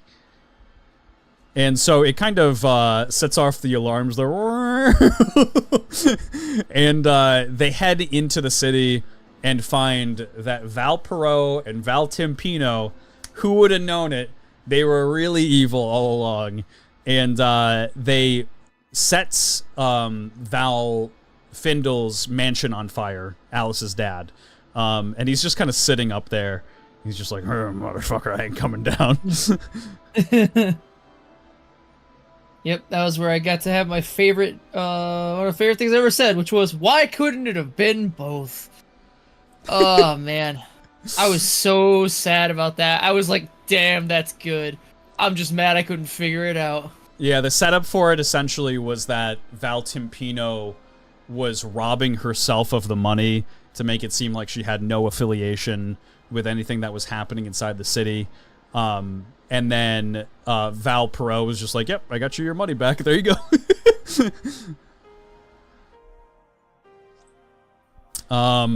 So yeah, a big fight takes place in here. It is absolutely... There's so much happens in this fight. First of all, oh God, Me and Alice run off. Well, Alice runs off to the mansion, and I chase after her, where we found Tempino and Perot basically executing civilians in the middle of the field. Yeah, they had mines set up. Pivot and Thames went to go see a dog person thing. Find the dog. Dog tomorrow. Yeah, let me put up the token for you, chat. It was Marth, Thames, Max, and Pivot went to go get the dog because we thought it was just a fucking monster just rampaging in the town. Yeah. And looked down, and Alice, along with the Patovian New Order soldiers and the captain, went to fight and save fucking Findle Elfin. One thing I'd like to point out, because it was really dope, and I am tooting my own horn here. Thames fucking threw Tempino into Val Perot, who was flying, and knocked them both down. Oh, it was so sick. It's true. Because Val Perot is kind of annoying to deal with because he flies, and yeah, Thames just manhandles Timpino and threw her right into Perot and knocked him down. It was so clutch. We bombed a ton of civilians. Yeah, a lot of civilians died in the process of them having to fight, but I mean... Fucking landmines. Yeah, it was the landmines. But, yeah, so the dog was up this way. And they... Why did I say the dog? My dear lord. The monster. We got him. The entire basis of Alice's character is that her father is a very, very wealthy drug lord. They sell something called Soul Drop. And Soul Drop has the capability of tapping into your genetics and morphing them, changing them. They can gift you incredible power, but for the most part, anybody that takes Soul Drop dies. And as you take more Soul Drop, it begins to morph your body even more. So Stephanie here was somebody from Alice's backstory who kind of got hooked to Soul Drop because her parents were gone, dead. She was orphaned at that point, and she had a bunch of money. And she's just like, I'm so sad, I have nothing left. I might as well just do drugs. And so she buys an egregious amount of Soul Drop, turns into a monster, and Alice was told to get rid of Stephanie by her father. And she's like, okay, I guess. Takes her out into the back of the woods with a couple of her guards. and she kills the guards instead and says, Stephanie, like, you have to leave. Get out. Never come back. And Stephanie, who is addicted to Soul Drop, goes out and collects a bunch of money and brings it back to the city to try to get some more while all of this is going down. So yeah, a giant fight ends up taking place. Val Findle ends up making an oath to the unnamed god of chaos, and turns into a terrifying monster. He puts a giant dome down over, it was Thames and Alice. Yeah, that was Yeah, the because it was only two a that giant didn't blast get. pass. Yeah, he hit Thrown out. like everyone with the fucking Xin Zhao ultimate. Yeah, I mean, that's a perfect description for it. He knocks everybody else away, and Thames and Alice were stuck under this dome. And Thames I is... climbed it. Yeah, I looked down and was climbing on top of it. This thing was like 100 feet in the air. But... what was I gonna say? Yeah, Thames ends up making a divine plea to Forfoden. He's like, "Oh, Forfoden, it ain't looking good, brother. Can I get some backup here? I'll do anything, man." In a very Thames way, so it was more like, you know, "Hey, Forfoden, can I get a hand?" And so Forfoden brings a massive divine hammer down on top of the glass dome and shatters it entirely. And then the party's like, "Roll in, boys, let's go get him! Fucking get him! Motherfucker! Pile on! They end up killing Alice's father. I fell 200 feet. Yep, yeah, Look Down fell for fucking days. But they do end up killing all of the Vals except for Val Rizzi, who is the one good Val, essentially. Other than, I guess, He's one of the Alice. good ones. Yeah, he's one of the good ones. As Riz. The after effect of everything that happened was pretty brutal for everybody in the city. Marth's like, "Hey, we could still use your help, Alice. I know that things are, like, you know, really shitty here. You guys just went under a legitimate, you know, terrorism attack, but, like, we could still absolutely use your help." And she's like, "I would love to." No, she didn't say that. She was like, "I can't." She's More like, "I got." specifically, nah. Yeah, nah, I don't think so. I have to stay here with Val Rizzi and help rebuild my city. So Alice splits apart from the party, and they move on. They have to do they have to separate. And it was pretty heartbreaking in the moment to see the party have to split apart from her. And they end up heading to Bilms one last time before they leave for their journey. Because they're like, "Hey, probably a good idea to visit here." I think the actual reason was... Oh, what was it? Was it... Solia broke out, right? With the... She did do that. She broke out, and you had a dream. Yep. About Bilms getting covered in night and fog. Like, maybe we should go check on things there. Just to... So yeah, Pivot has like a terrible dream that the night and fog, the stuff that was hurting them inside the castle, was covering Bilms and killing its people. And at the same time this happening, guess who has returned? Season 1 has reared its ugly face right back. Soliad Alexandrite, after all this time, is found out to be alive, in the form of a husk dragon. She erupts from the basement and talks to Pivot and offers Pivot to join her. She's like, I could use your help. Like, we'd make a great team. And Pivot's like, No. Thanks for the offer, but no. And as she erupts from the castle once more, the night and fog goes through, and it's like devouring things. It almost kills Penelope. They do manage to save her. But yeah, Solia Still up in erupts. the air what happened to Steven. Yeah, it was Steven. Don't We're know. still waiting. Yeah, the rat. Yep. But yeah, Solia bursts from the castle and heads south.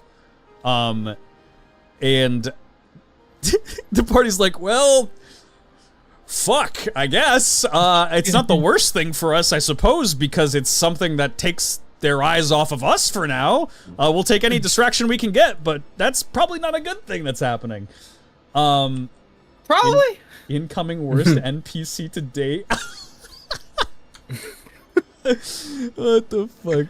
Open. You yeah, know Have we gotten to exactly him what yet? I'm talking about. we're about to Is- get Is there. he coming up? So Oh, yeah, it is in. It wasn't Bill's. We got him, isn't it? yeah, this is the return to Bilms before they head out. They show up in Bilms here. I'll wait for it to load. And Place of my birth. oh yeah, country roads. Take me Keen home. DMs. Hold on, I can't check it on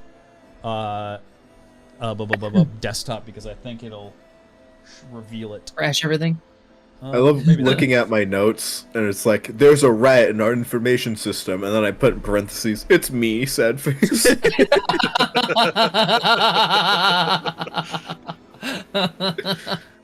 Only kind of. Oh, that's depressing, actually. Yeah, Pivot had the downside of the god of order coming inside of him repeatedly. Hold up. Oh yeah, something small. I guess just a small thing to mention. Yeah, Yeah, we'll get to that. yeah. I guess we have time to still get to that. I don't think it's.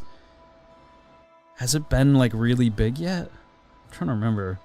Oh yeah, pivot. Yes, because this goes back to Hellspring. I remember.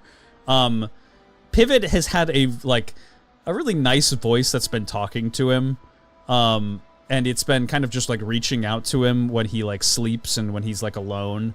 And it kind of like I don't remember if you thought maybe it was I thought it was Fell the Fell Angel. Angel. yeah, because it's like a very nice, sweet, sincere kind of whispering voice. It ends up being Niall, the goddess of order. And yeah, we'll get to that later. We'll get to that part later. But yeah, the party shows back up One in headache Bilms at here. a time. And as they show up in Bilms, they see that the Blue Sparrows, who they encountered in Verlight Gardens, who Marth killed a bunch of, and they killed the ones that were in the maze, they have infiltrated Bilms and set up camp in the middle of the park here, and they're using it as a dueling arena. And where's Kai Alder? Let's see. Kai Alder. Kai Alder is facing off against... Where's the boy? Harvest Gob. Harvest Gob, who's the leader of the Blue Sparrows, is fighting Kai Alder and absolutely manhandling him, and kind of tosses him away. Right as he's about to die, like the party kind of zooms in and they're like, "What the fuck is going on?" And Kai Alder's like, "Oh, they wanted to talk to the leader, and I was the only one here. Thank God you're here. But I would have been okay." And they're like, "Yeah, okay, get out of your old." And they meet Harvest, who is the leader of these goblins, and he's a very, I don't know if you want to describe what Harvest is like. He's a very matter of fact and like weirdly calculating for a goblin. He's Yeah. got a Also, wasn't brain, the which is worst. surprising. Yeah, he wasn't the worst either. He was just like, I really just want to fight shit. Yeah, Harvest was kind of harsh but fair. He shows up, he explains to the party that he shows up in Verlight and he finds a bunch of his men dead. And that there was a girl in Verlight, like a little child. And kind of gives you like that feeling right off the bat, and they're like, "Oh shit, did he kill Colette?" And he's like, "No, I just wanted to know who did this to my boys, and you'll be okay." And he doesn't hurt her, but he finds out from her that the party, killed some of his men. So he shows up in Bilms here, and he's like, "All right, like I want to find the person who killed a lot of my guys," and the party shows up. They talk to him, and he's like, "Listen, let's have a little tournament. Like if you can kill, or like best, I think it was, what was it? 3 out of 4? Yeah, I think it was like 3 out of 4. If you can best us in these fights, then we will accompany you. We'll join you and we'll help you in your forces, because we also don't like Mechalite. Like, they have been, we showed up here and we've been constantly at combat with them." He's like, "Yep, we'll join you if you best us 3 out of 4. 2 out of 2, we'll just go our separate ways.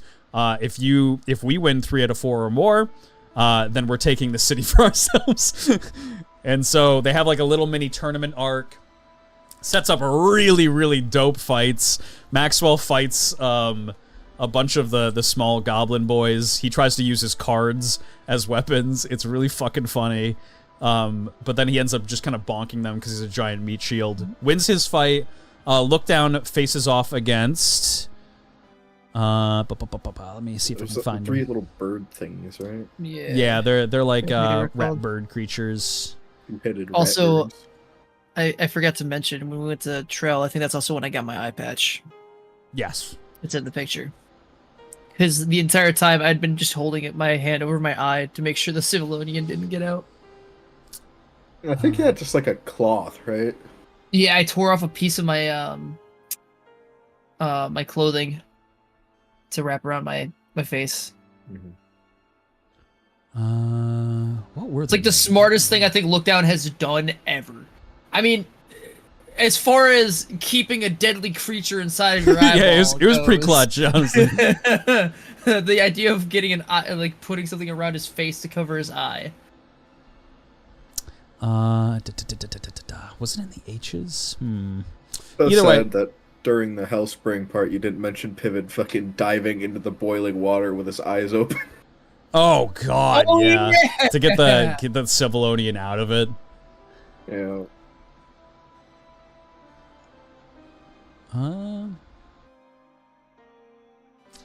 Either way, Lookdown ends up fighting rat monsters, essentially. It's like a tri-headed, or a dual-headed rat monster. Ends up beating those. And then Pivot faces off against Harvest. And Harvest, he actually almost beats Harvest. Harvest, yeah, passed one save and was able to go get to him. And downed him. Didn't kill him. And so it was 1-2. And so... Yeah, it was gonna be a slaughter fest between everybody. Took a snaggletooth from Pivot, though. Yeah, he took he took one of Pivot's teeth because he has them as a collection. He's a bit of a mage hunter. Free dentistry. Yeah. For real. He's cool like We'll that. kill him later. Don't mind the bleeding. Hey, there's blood too at dentistry. They just cover it up quickly. Just a smile with Cover blood it going up. down your... They got that whole little pipe. That's exact purpose is to suck the blood. Yeah, they got the and hose. swivel away. They got the cotton swabs whenever I got my tooth pulled. Oh, man. When I got my tooth pulled, it was the greatest feeling ever, man. Oh. I mean, I didn't like the Novocaine needle bit. Like, that was uncomfortable. But, like, when they stick it into your gum and you're just like, that's weird. Yeah, that part... I'm going fucking numb. The last fight was between Harganto, who is Harvest's right-hand man, and Thames. Thames beats him by strangling him, if I remember correctly, right? He caught the chain weapon that Harganto uses and wrapped it around his neck and kept holding it. Yeah, he suffocated him. Didn't kill him, which Harvest definitely respected. So the Blue Sparrows ended up joining the party and giving their support. They said, "Hey, listen, we're already fighting a bunch of chaos and mechalite already. We don't like necessarily need another enemy. It'd be kind of nice to have an ally actually. And so that all takes place. They have like a nice dinner inside Belmont's tavern and exchange some stories. Pippin gets like really chummy with Harvest, which is really great. And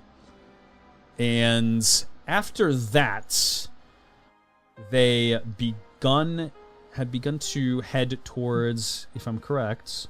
Oh no, right. There was one other thing that happened before they went to the border. Which is they decided to go into the basement to take care of anything and everything that might be there, because they're like, hey, if there was a husk dragon that erupted, we thought Sully was dead. Whatever else might be down there needs to probably be dealt with. And so the party goes down into the basement portion. They come across a bunch of Wait, is this when we also get the war room? Is this first usage of it? I or think did we already use it up to this point? No, I think that was the first time you guys used the war room. At least properly. We had it for Yeah. that. Got the biggest smile on my face. Oh no. So they head into the basement. They come across cages. Go wrong. Cages that had like bones in them, and they kind of continued to move past it. And actually, should I open up the basement port? It's gonna take a while to load, so probably won't. But it was a pretty cool arena. They end up getting down to the bottom of the basement, and it was like a kind of like a cliffside and a giant like pool in the middle of just black chaotic haze. And It looks sick. it was I'm actually really happy with the way that one came out. And coming out of the I can't remember. Oh, it was Thames. It was Thames kind of breaking some of the, what was it? Oh no, it was Thames shouting. Yep. Yeah. Shouting, yep. There was some treasure I forgot which chests chest to open. at the bottom of the basement, and Thames there was a riddle there. Thames asked like the order in which the party had met Soliet, because that was the riddle. And he yelled kind of across the chasm, and it awakened the Unholy One. Let me show you what the Unholy One looks like, chat. Man, what a fight. I can't wait to turn into one killed of those. this. That looks so cool. Let's see. The Unholy One. Here we go. This is what he looks like. Basically, the Unholy One constantly sings. And he has, it was 4 hands, I believe. Or it was 4. Yeah, it was 4. They all had different things that they did in turn orders, and the party had a pretty rough time fighting it, because this thing was pretty high level. And yeah, it's a pretty rough time. Nothing too crazy or anything. to be fair though, party kind of killed it. We literally did kill it. I don't know. Yeah. There wasn't much kinda.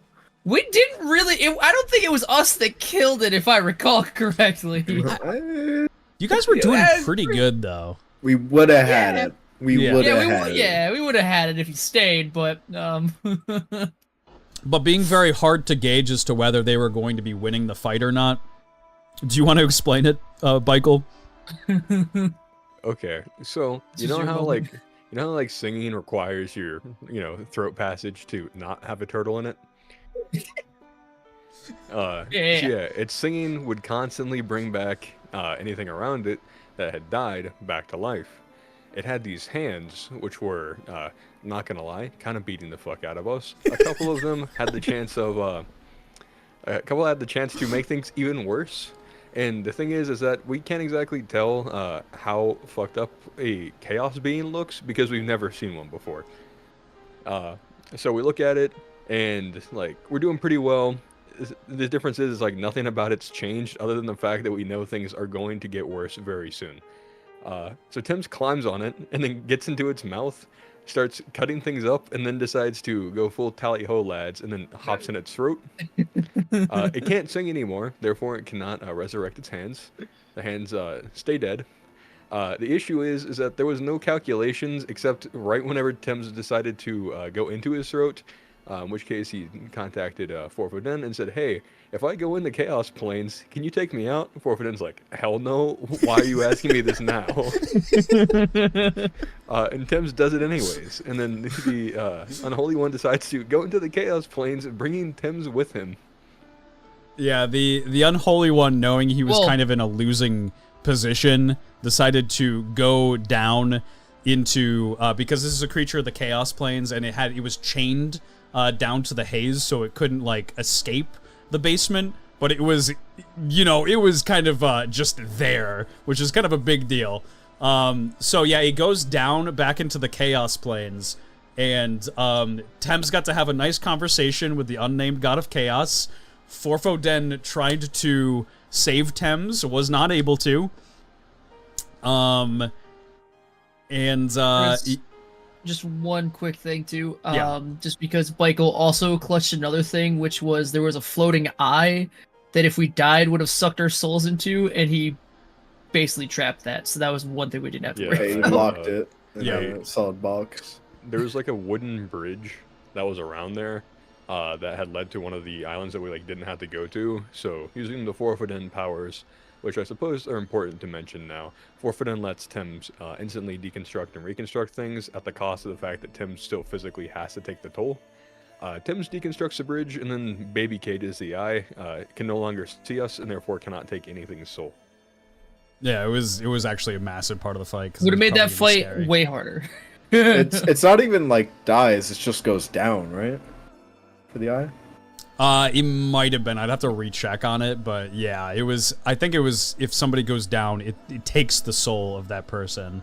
Because it wasn't too long after that Pivot went down. Yeah, because Pivot went down, I think, twice during that fight. Yeah, it was bad. Who else got really fucked up? There's Maxwell. I don't think Max got hit too much. No, I think Marth got messed fucked up pretty hard. Yeah, Marth did. We didn't know. I want to say I think it's something about look down though. Yeah, I mean I wouldn't. Yeah, I didn't get that fucked up, but I swear I remember getting pretty low HP where I was just kind of at 8 at one point. Yeah. You got me up and I healed you and then got fucking bodied again. Bonk. But yeah, Thames. Oh, sorry. Go ahead. I was just saying, yeah. I guess an addendum to that. I remember it being so bad to where it was described as look down just being utterly coated in blood and purple substance. So. Oh yeah, because I had chaos damage done to me, so it was just emanating. I was like, yeah, he doesn't sell it, but man, he's panting. So yeah, Thames goes down the throat, and he goes down to the Chaos Planes. As the creature is going down through the Chaos Planes, the unnamed god of chaos is contacting Thames and kind of just prodding. He's like, yeah, what are you doing? Your soul's gonna belong to me now. Or, sorry, your soul belongs to Forfoden, but your body's gonna belong to me, buddy. And, Thames, hits him with, the badass, retaliations. I can't even remember exactly what it says, but it's all so good. And as he's going deeper and deeper down into the Chaos Planes, chaos haze is pouring down this thing's throat and starting to affect Thames's body. He's hitting with really, really massive divine saving throws, but each divine saving throw that he's failing, he was being shown various things from his life, potential things that might have happened. And it was chaos versions of them. So he was going into a in and out of a sleep, essentially. And one of them was really, really big to his backstory, which I mean, let's see. Actually, a couple of them were relatively big towards his backstory. One of them was his brother Philip waking up. And another one was Fia a Turliad from his past, she meets Renthal, who's Solyet's boyfriend slash husband, at the border of Mechalite and Petovia, and she says, "Hey, like take me," because Renthal was out hunting Turliads, and she's like, "Yep, like it's fine, just kill us." And it turns out that Renthal was being forced to hunt these Turliads essentially, and so he's like, "Hey, listen, I don't kill anything that doesn't put up a fight. Like, you guys are already walking husks. You're already dead to me. Like, leave. There's like a place nearby. Go there. Like, I don't care, but get out of my sight. I don't want to see you, but just leave your Alexandrite gems. I'm taking them. They belong to the state now." And Fia, like, refused to leave, so he ends up fighting her. And the final kind of vision or dream that he has is Renthal coming across him, and it was Fia who asked him to go find Thames. And so there's a lot of, like, chaos just becoming Thames's truth as to whether it's actually true or not has yet to be seen in the campaign. But as this is all happening, Thames is like, it's engulfing his arms, so he's just like, alright, I gotta go down, or else, like, I'm just dead. Because the jaw of the Unholy One gets snapped open from the unnamed god of chaos, and it's just pouring down its throat now. He also, I think, cut out the Unholy One's vocal cords while he was in its throat. Yeah, so it could never sing again. And Pivot, do you want to explain what happened? Oh god. So, the voice that Pivot had been hearing, which is Neal, the god of order, basically called out to Pivot and said, "Hey, with our connection, you can use... Like, I can save him. You just need to cast the armor into the void, and I will rescue him." And Pivot's like, "Alright!" and fucking just sent it. And the armor formed around Thames and shielded him from the effects of the fog and just dragged him up fucking by the back of his shell back into the mortal plane. Which, unknown Pivot at the time kind of completed a contract that he had inadvertently made with Neal, which allowed her more free access to him, I believe. Yeah. And, so, at the end of the day, everybody is alive. Thames's arm is coated in chaos, and his mind is mentally fogged with chaos, but he is alive. And they, clear out the entire basement area. Congratulations, let's go. We're going to the border now. no real rest. Like, they get a little bit of rest along the way. I think I gave you guys a long rest. And you guys show up at the border. Actually, let me open it up. Everybody thought that he was going to be dead. We go to bring him back to his room, and Penelope's there, and we're like, oh, hey, child. He's alive. Because this would have been the worst scene ever. Oh, that was when Penelope made the thing for him inside of his room. Oh, God, it was going to be heartbreaking. Yeah, that would have been awful if we were like, oh, he's just on vacation forever. We put him out to pasture. He's in the big Turliad farm in the sky. He's sitting over at wait, are you saying even the gods fucking participate in the harvesting of Alexandrite, bro? That's fucked up. I mean, you gotta do what you gotta do. While this loads up, essentially how this all took place, they had a meeting beforehand with Vinit Pang and Trell, and came to the agreement that Vinit Pang would send his ships to rally a surprise attack on Mechalite, like one of their I don't want to. I think it was a base of theirs to hit him with a surprise attack, and as a distraction, they would be able to get through the border because it should draw troops from the border because they're like, oh yeah, we probably don't have to worry so much about that. And so Vinnipeng's like, yep, I agree to that. I wish us the best of luck in the world, please. And Marth's like, yep, you got it, buddy. Well, it ends up that they expected the assault, and they absolutely made fuck on Vinnipeng and his navy. And Vinnipeng's like, bro, what?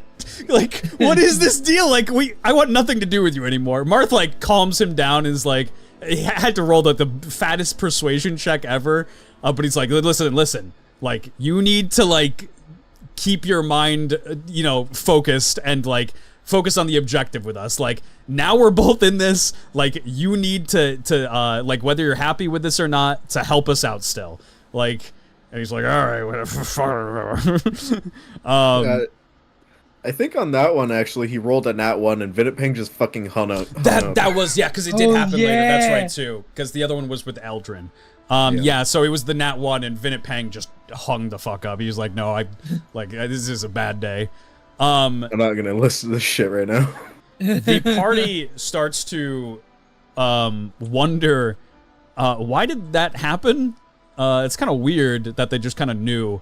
And it was Abraham Drew, who was somebody that they met at Vinnipeng, an NPC. Let me drag him in.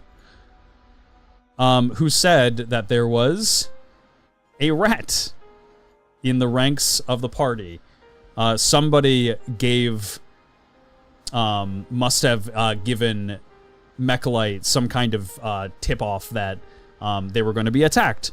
And Abraham Drew kind of brings this to Mart's attention, and he kind of says, he's like, yeah, it's looking like maybe Pivid's a rat. And so Marth kind of like asks Piv, he's like, do you trust me? And Pivid's like, okay. He puts him to sleep. They go inside of Pivid's mind and there try to find, because Niall has been secretly spying, Niall has been spying on them through Pivid, essentially, to figure out their plans. And so they go into Pivid's memories. There's a bunch of logs. I would highly recommend that episode if you want to see, like, the very nice particulars of how fucked up the experiments were that Pivid had to perform on people. But yeah, they go into his mind. They find... I'm one of those people. Yeah, me. You were all of those people and more. They get to the end, which is a hole through Lookdown's cell room. Lookdown reaches up to him and simply just says, why? And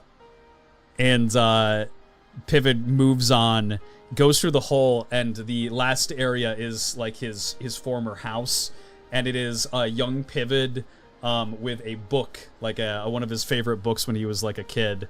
And he is desperately trying to like move the pages in the book, but there's a hand that is like ripping them apart and throwing them on the ground, and Pivid's having to pick them up and piece it back together, but the pages are falling off faster than Pivid can put it together. They end up fighting the vacillation anima, killing it, removing Niall's spying eye from the party, and only then are they ready to get to the border. Does anybody... That fucking tree look familiar? We're almost there. Does anybody want to talk about the border? Oh, what? Lookdown's favorite NPC was there. Yeah, I was gonna say, because that was when we decided to have two teams, where it was a first team would be like the stealth, and the second team would stay far back, and there would be like a flare that was shot into the air to signal them to come in. And we thought there was going to be issues, but we wanted to do some reconnaissance. And when we get there, the door was open. I went on a little bit further ahead to try and scope things out, because I'm the perceptive, stealthy one.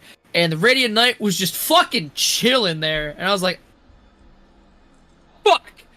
This Ran back was very real, by the way. Yeah, and went back, talked to to Marth, because it was me, Marth, Gems, and Agatha that went with the quiet team. And we signaled the rest to join us. And we had a nice, lovely conversation with the Radiant Knight. And basically wanted to bring... Was that the summit? I know, or like, there was something that was... I know there was a lie that was said.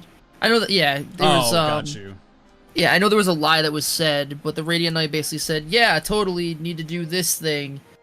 Pivot, you gotta come with me. And then Like, you made a Pivot promise did. to me all. Yeah. You need to come and collect on that debt. And That's Pip was like, you know, that makes sense. I guess things don't happen for free. Like, later, y'all. And yeah, That's right. Martha was like, "Hey, bro, you don't have to do this." And Pip's like, "Yeah, I really do, actually, though." And the Radiant Knight also tosses what seems to be Marth's head to Marth and throws it on the ground in front of him.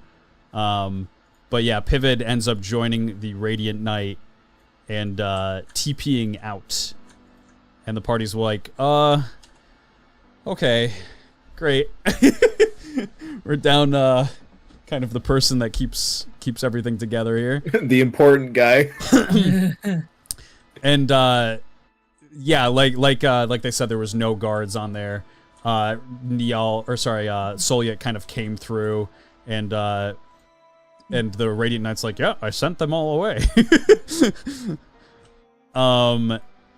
So they head into the castle and cross the border into their first target, which is Brevaire. I believe Alice was at the border as well at this point. Yes. Yep. Good point. She was gonna have a really cool entrance, but we decided to not attack the Radiant Knight. One thing I'd like to mention too that's pretty big is that about Pivot leaving. So with the main party, you got tank damage dealer, damage dealer, and then Pivot, who is utility and healing. The only one. So if it's like you got will make you sad and then get killed, you got will sass you then kill you, will kill you brutally, or will kill you and then sass you and then sass you more. Yeah. So there's a very one-dimensional problem-solving team here. And then Marth, who has to deal with us. Oh my god. Yeah, Marth's the only one who would actually talk about problems first. And... Oh dear lord. Yeah. But yeah, there is a reunion with Alice. Oh yeah, no, definitely. I mean, you know, but we'll get to it later. Alice rejoins the party, and they all head into. Yeah, there was much rejoicing for sure. Actually, everybody was very pretty happy. I mean, Thames was probably like, okay, cool, I guess. It's good to have another person around. And their main target in Mechalite, now that they are in, is Brevaire. And Brevaire is a kind of mountain, a city that's in the mountains. They are a mining city, like, through and through. Bunch of natural resources every year come out through Brevaire. And actually, can I give you a... Man, I feel like if I open up Brevaire, it's going to take half a century. I mean, but you gotta, there's so much that happens there. Yeah. Let's see. So we'll just talk while it's going. B.R. Brevaire. Oh, wait, I have it set up as Pivot's dream. Hold up. That's where Marco Falfadar. Marco. Oh, wait. Can I add the screen in time? There will be spoilers on the screen. Oh, it's Fog War. God bless. We love this. I'm just gonna move it off as far as humanly possible. And hopefully that's good, you know? Alright. So as this is loading, where's the floor is right there. Keep scrolling, Scoob. Are you a fucking Good. horse, dude? Get out of there, Scoob. I think I'm going the wrong way. Let me go up. Oh god, I see something that's target. Oh no. How should you hide on this fucking map? So Keen's actually right now reenacting Pivot's thought process when going to visit quote unquote Niall. Yeah. This is awful. I'm sure that'll load in fine. We'll adjust it if it needs to. I'm sure it'll be fine. Is there let's see, I'm wondering if there's anything else that we're missing. That's kind of important. I mean, we didn't really say that we got gems, but we got a new guy named Gems. Yeah. We don't need to talk about him. Yeah. Yeah, nobody's- I was kind of hoping we would skip past that, to be honest. As you can tell, everybody's favorite. Maybe if like we like forgot him in the recap, we'd forget him like in the main campaign. It's a very Honestly, at this important point, character. emergency meal for Slife. All right. Oh Look, god. He's literally the beat stick of the group. Like somebody has to be it, and it's not just Max now. Yeah, Max somehow has reached steps above the worst. Max, a little pathetic, sometimes cringy. And then you have the alternative, sex offender. Yeah. Mr. kicked out of Mechalite because of how awful he was.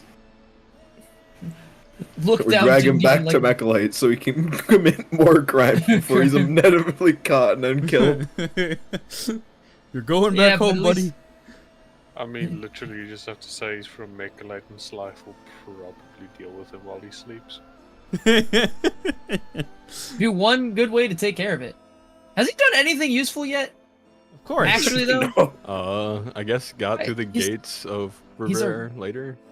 Yeah, I would say because he's our guide through Mechalite, or is supposed to be. How useful he actually ends up being about that. I was gonna say he did give some information on Revere, which ended up being kind of useful. Okay, so it is hiding the screen. Good. Let me adjust this really quickly so you guys don't get hit with massive spoilers. Oh Massive, boy. he says. How am I gonna do this? Oh mama. I'm just gonna delete a bunch of stuff. Yikes. Oh god, that's a lot of stuff. Yep, and it's all gone now. Is that everything? Did you make a copy before you did it? I didn't save it, so I'm just not gonna Okay. save it as I. Hopefully it doesn't autosave. The autosave function got disabled because something went wrong. There was an error. Hey, let's go. All right, so player screen. Disable fog. Yeah, so over there's a wall here, and grass. But yeah, so here's Brevere. And it is very much so destroyed now. But there was a dam going right through here. It took all the waters from the mountains rolling off, and it made a giant kind of lake on each side. It has like a crescent moon shape to it. And as they show up in Brevere, the plan is to, spoiler alert, unfortunately, say that they had a bomb that they were going to set off on the dam and flood the city. This was kind of the plan going into Brevere. But as they show up in Brevere, they notice that there is a massive overhanging blood fog over half of the city. You see where this line is right here, chat? This kind of like blackened area. This is from here up where this blood fog was. So it was pretty much taking over 2/3 of the city at very least. At this line here, there was a lot of Kalitikarian priests holding back this fog from going into the rest of the city. So the party just kind of like hot drops in here and hits a collective Oh, fuck.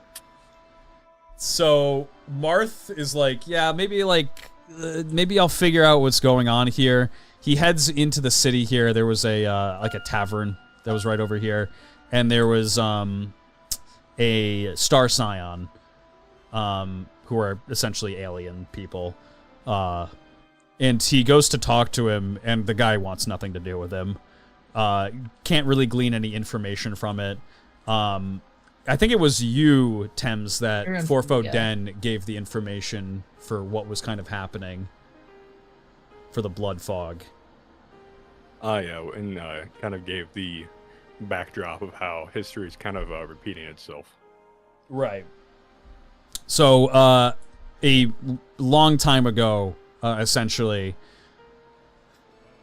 there was a dragon named Ha-Karam, and this dragon had a brother, and they were tricked by a fell goblin gangster into believing that they were going to be looting a bunch of treasure. But only when they got to the treasure vault, it was a big trap, and they locked them in and assaulted them over a span of days. And the brother told Ha-Karam, he's like, listen, there's no hope for us. We're probably both going to die here. But should I die, I want you to eat my body, get sustenance, and kill them. And Ha-Karam's like, I promise. Meanwhile, Talidus and why am I blanking? There's a lot of names to remember. Hexal Ghoul. The two dragon gods, essentially. One of them's a human god of dragons, and then one of them's a dragon god of dragons. Talidus, who's the human god, is having an argument with Hexal Ghoul, saying, hey, this isn't our situation, we should stay out of it. Hexal Ghoul is like, hey, you're not a dragon, you don't understand our problems, you stay out of it, we need to do something about this. They have a giant fight between gods, and Hexal Ghoul goes to strike Talidus with lightning, only it shatters it through the realm and brings it down on top of Ha-Karam, killing him instantly. The lightning strikes Ha-Karam, stops his heart. And then they were like, oh, shoot, maybe we should talk about things instead of fight him. We kind of fucked up. And they believe that Ha-Karam is dead. Ha-Karam comes back to life as a husk dragon, eats his brother, and then has an appetite to constantly consume other dragons and take on their derangements. And so he bursts out, kills the Fell Goblin gangster, doesn't stop there, and starts trying to bring about the end of the world. And one of the forms of that was in Blood Fog. Blood Fog would go over cities and kill, essentially cull the weak. Just kind of killing them instantly, and he was just taking their souls that way. And so this was brought to Thames' attention by Forfo Den, and Thames was like, oh, okay, interesting. Yep, it's like, so, Forfo Den, you mean to tell me that, we're gonna have to stop the end of the world? On top of, Mechalite? Sounds great. Yeah, that sounds awesome, man, thanks. Listen, how did this, what happened next here? I'm trying to remember. I remember we went and talked to the mayor because Alice found out about the daughter of the mayor being lost in the mountains. Right.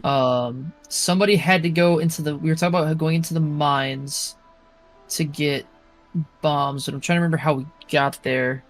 That's right, too. The plan was to, actually get kind of like the resources. Because the idea behind it was, hey, we're going to bomb your city, but then use the bombs to just intercept their army that was going to be coming in to try to assist in the matter. That was like the plan. So they went into the mountains. The party goes into the mountains here, and didn't we have to sneak into the mountains though?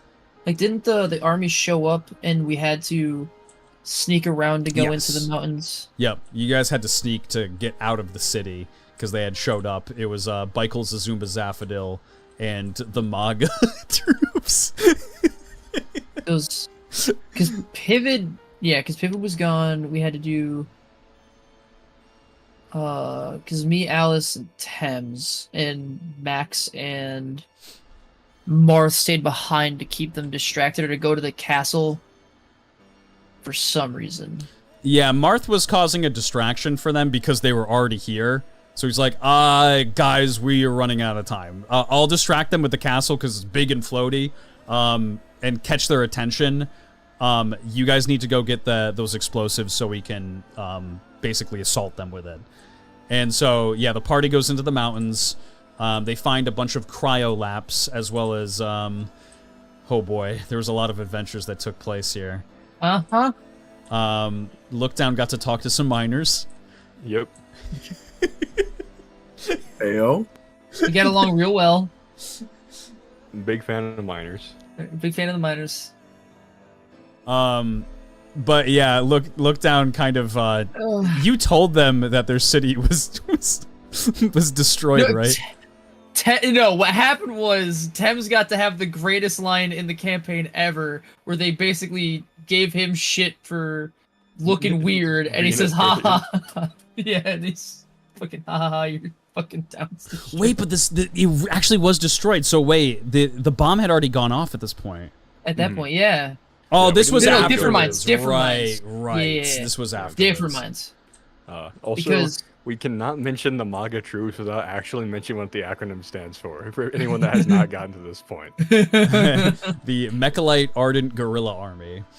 Yeah. But yeah, they go searching Close for explosives in the mountains.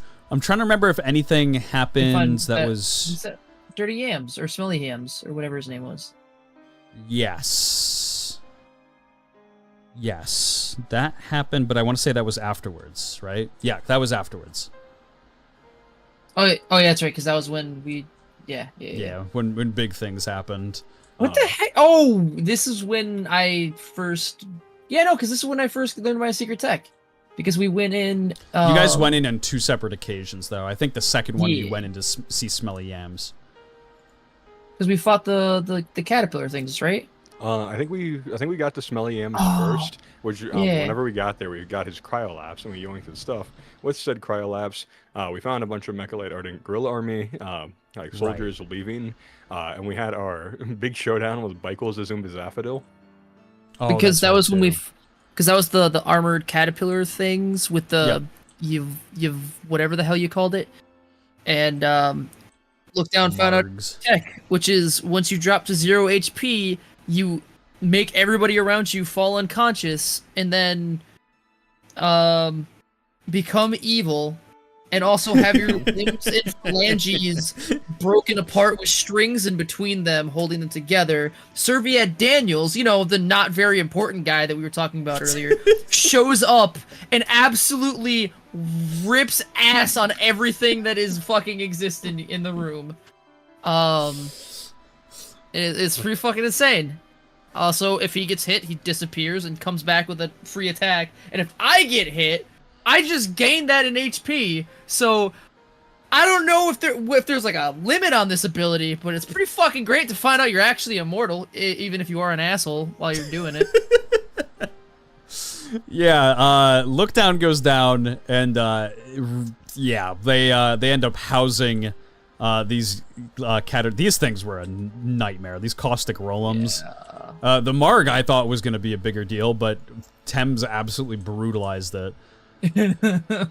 He basically did the equivalent of like this one man jumping it and then said, "Fight back, fight back." But yeah, It was they defeat these monsters in here. Massive kind of plot things with Lookdown, and they head down into this lair where a goblin by the name of Smelly Yams is hiding out, and he's pretending to be essentially what is the equivalent of a vampire. He has like little vampire teeth, and he's like, out, get out! Like, this is my lair, I'll kill you! And Tim's like, okay, I'm coming down, you better get the fuck out! But yeah, they get all the cryolapse explosives that they need to assault this army. And as they make their way back up, Thames is looking to assault perhaps like a lot of the soldiers that are kind of out and walking through here. But as he comes across them, instead of keeping formation, they decide to scatter every and which way. And Thames is like, okay, I guess we're just going into the city then. They go into the city to see Michael Zazumba Zaphadil, their leader, which I'll put him up on the screen here. He is anyone that's caught up. He is the body that's on the floor. Yeah, he is currently the body that's on the floor of Thames's forge. He's just like, I can't even remember what he said to you beforehand, but he kind of wanted to just like talk at first, and then as he walked Thames forward, walks up to him naked. Yeah. He had to deal with a Thames that just got calcified and therefore had significantly more Black Air Force energy than he already had. So Thames hits one of his abilities called Will of the Last Turliad, which makes it so he can't take any damage from like strength, dex, impetus damage. Any of those things, as it's incoming to Thames, will not deal damage, and every time he gets hit by it, it increases his damage. So he pops that ability and tosses the cryolapse bag right in front of Michael Zazumba Zaphadil. It kills the fucking tavern owner that's right here who's mourning his wife. And a couple of the MAGA troops that were around him. And Michael Zazumba Zaphadil is just like, whoa! Yeah, baby! A fight breaks out. Alice gets absolutely decimated in this fight because she's weak to strength damage. Michael Zazumba Zaphadil hits, I think, the equivalent to her of what is like the, what's the Lotus technique for Rock Lee? Where he fucking kicks them in the air and then like pile drives them into the ground. It's that essentially where he kicks them in the air, except on the way down he hits them with the people's elbow. And Marth caught some smoke too. Oh yeah, the knockout punch almost killed pretty much, or knocked Marth right out. He was down to like 1 HP and barely managed to like, I think he didn't fall unconscious somehow. But yeah, the party ends up killing Michael Zazumba Zaphadil, and they find out that there was actually a secret kind of bomb planted already on the dam. And Convenient. Yep, and it was ticking away. And the order kind of comes through to be like, hey, you know, probably not the best PR if this place actually blows to smithereens and the people drowned. You know, it's not great. They'll probably use it as a tool against us. And so they try to stop the bomb. Thames and Look Down do. We wish it was Pivot. And they were actually really close. They were on the final module of the bomb before it ended up just blowing up. They managed to survive the blast. However, everyone in the city drowned and was just kind of crushed underneath the waves. We got a important message from Lord Eldrin, who was like, Mance, your haircut is whack, and bitch, if you come to me, I will slaughter you.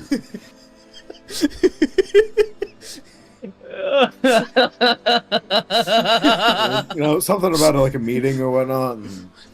Well, the worst part was the recording assumed we stopped the bomb, so it was just made you feel even fucking worse.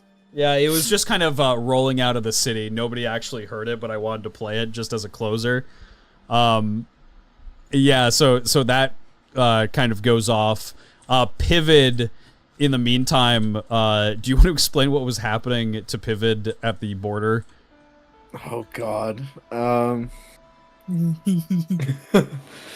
So, Radiant Knight at the border was in fact not the Radiant Knight. Is an illusion cast by her, guess who? Our great old friend Soliet. She decided that their little meeting in the basement of Soliet Castle was not enough, so she dragged Pivot out to have another little chat, and basically reiterated the prior point of, hey, you wanna join me? We'll be partners, equals. And Pivot's like, fuck no. Oh no, it's crashing. Huh? The application's crashing. Don't worry about it though. You keep going. I'll open it back up. Wonderful.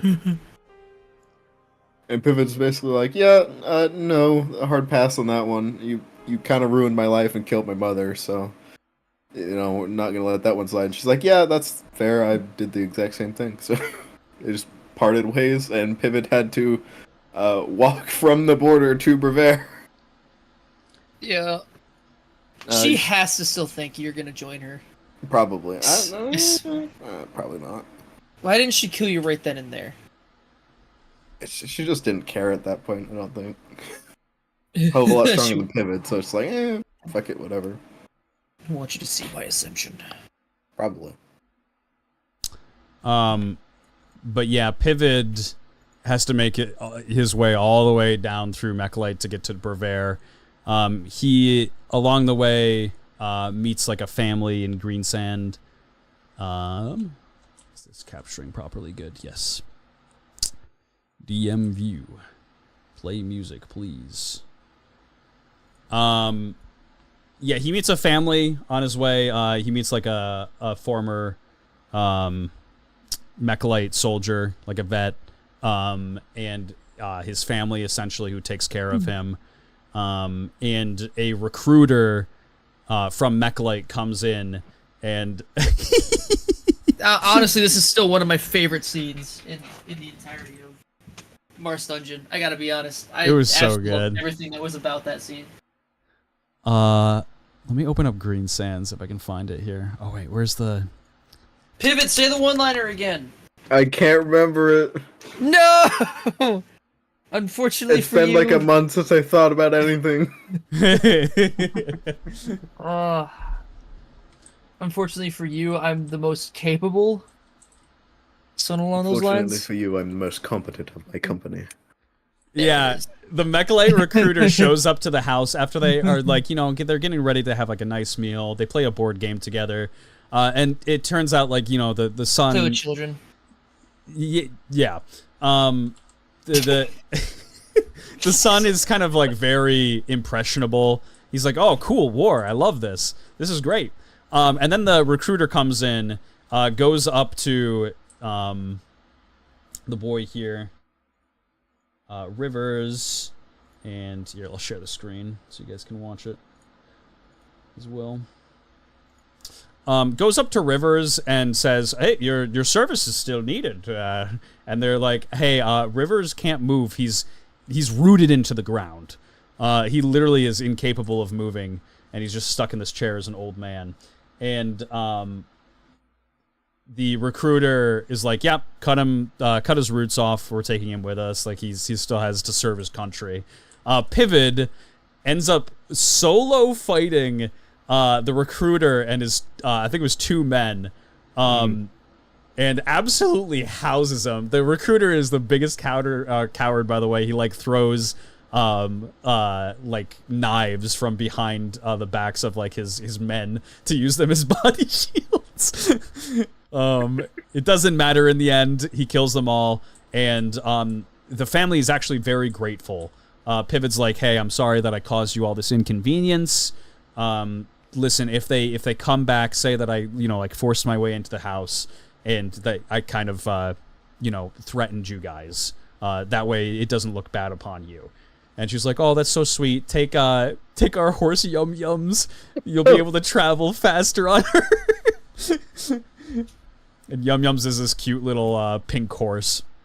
Fucking pink pony. Yeah, pink little pony that's like only big enough for fucking Pivot to ride. And he uses Like that bread. to get to Brevaire. So now everything is meeting up. The explosion at the Brevaire Dam floods the entire city. Pivot shows up right as this is happening and sees the area get flooded out, and he's just like, oh no. Turns out everybody is okay though, and they reconvene. And decide to get some resources in the mountains before they head out, because they're like, this is our last opportunity. God knows this place is going to be swarmed with enemy troops the next time we get here. So Thames and the rest of the party kind of split up. They all go into the mountains, collect resources, and that is when certain things happen. Would somebody like to go for it? Little caveat, after Alice got her shit rocked, Lookdown brought her back to the castle. Yep. To rest. Lookdown brings her back to the castle to rest, and she's exhausted. She got like her shit rocked, and she's like, "Hey, I don't feel like I can really do this much anymore. Maybe I made the wrong decision joining." And Lookdown kind of like makes sure that she's like good before he leaves. And so they're collecting resources in the mountains. Thames is split off from the rest of the party. He's carrying a crane by himself, like an absolute badass. And he comes across something called the Fear Father, which is a homadi, and he has to square up against that kind of by himself. And meanwhile, the rest of the party, which was who was there? Pivot, was it everybody? Marth, Max, and Lookdown. Oh, it wasn't Marth. Marth and Alice were the only two that weren't there. Oh yeah, Marth was in the castle. That's right. It was Max and Lookdown and Pivot. They exited the area after they kind of got the resources from it, and none other than the Radiant Knight was waiting for them outside of the cave entrance. He had Alice's skull in his hands. Head. Yeah, it was head. It wasn't down to the skull. The it was skull her decapitated head. And it kind of had Marth by I went the into a throat. frenzy. Yeah, Lookdown immediately went to go jump on him. He got speared into the ground. Like, literally, a spear threw him into the ground. And he got stuck on the spear. The Radiant Knight states, he's like, hey, listen, you were warned about this. Like, this is the price for crossing into Mechlite. You already knew it was going to come to this. But he as a second thing says that there is going to be a summit between Niall is going to be there, as well as Lord Eldrin, the King of Mechlite, and a couple other people. But there's going to be a big summit, and he kind of demands that Marth join the summit so they can discuss the matter of Solia Alexandrite and what to do with her. Because she is causing a bit of a problem. Blood fog everywhere that's murdering people, and she is going to the sending tower, which is where all the souls get sent to the afterlife via Ascender, and she's trying to make her way in and ascend to godhood. This is all very well known to everybody at this point, and they're like, hey, listen, we might have our thing, our like war going on between all of us right now, but we have to deal with her, so you need to join the summit. Marth elects Pivot to join the summit because he's like, if I just show up at the summit, I'm dead. Like, they're just gonna kill me. So the Radiant Knight and, Niall agree to it. Pivot goes in the stead of Marth. And let me open up that map, actually. Cody is trying to get their attention, so. What happened? Where we get Lalalito. Lalo. Oh, what's up, Bingo? Bingo, Keen DMs. What's up, boys? Welcome to the stream. Also, let me check this DM really quickly. While I open up the... What did I call it? I probably called it Summit. Curious. Did you call it what was like Court of the 16th Mind or something like that? Yeah, Court of the 16th yes. Mind, actually, exactly it. Yep. Bingo, Dang. bingo. I was literally pulling up my notes because I know I wrote down the name, but damn. That was dead on. Let me open this up. Do you want to explain how the summit went? Oh, Great. God.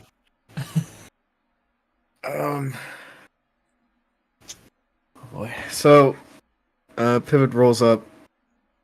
It's basically just, Pivot, Lord Eldrin, and another member of the council, Lalarito, or Lalo Lolito. I keep getting it fucked up with Final Fantasy. Who is leads a organization of nobles within the King's Cove. Leader of the Cabal. Yeah. So it's Pivid, Lord Eldrin, Lalo Lolito, and later Niall joins through one of the servants because Pivid said, "Hell no, you're not hijacking my body for this shit." They, oh god, did I actually note it down, or I just try to remember it? What's that? Wonder. No, I did note it down. Excellent. So they discussed the matter of Solyet, pretty much coming to the agreement that Patovian elements, Mechalite army elements, and members of the Church of Order will come together to hunt down Solyet and kill her, because that's a bit of a problem.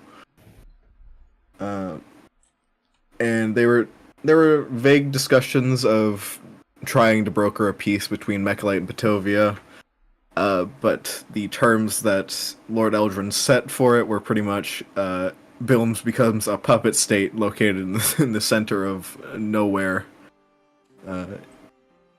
You won't have any freedom, you'll just be kind of landlocked. You will be surrounded by it. So they didn't go for that one. But it was a temporary ceasefire to hunt down Solyet under a magical contract. Yep, temporary ceasefire. And let me grab. Where's the boy here? Notes. Lord Eldrin, just so you guys have an idea of what he looks like. So when you see him in future episodes, you shall know. Where is he? Eldrin. But Eldrin is a quirky little fellow. He's very talkative. He loves to talk for sure, and he loves to kind of like showboat and make small talk. But yeah, they come to this agreement that they'll collectively deal with Solyet and a ceasefire in the meantime. They have to park the castle outside of Mechalite because he says it's unsightly. He doesn't want it inside Mechalite. He's like, yeah, I don't like the, go get it out of here. And so they have to take the castle out of Mechalite, which they do. And as they're doing it, they're like, hey, it's a good time, as we're preparing to go deal with Solyet, let's bury Alice, let's give her a proper funeral. Let's make sure we have everything that we need before we go, and then let's park the castle. So they have a burial for Alice inside Reddish, and they bury her away from her father, over more towards Valrizzi's parents. And as they're coming up, actually, something very important to note, as they're coming up across the border, we are introduced to our new party member. You missed the part where Rizzy had some weird doppelganger shenanigans. Yeah, but before any of that, it was Slythe, right? Right? It happened before?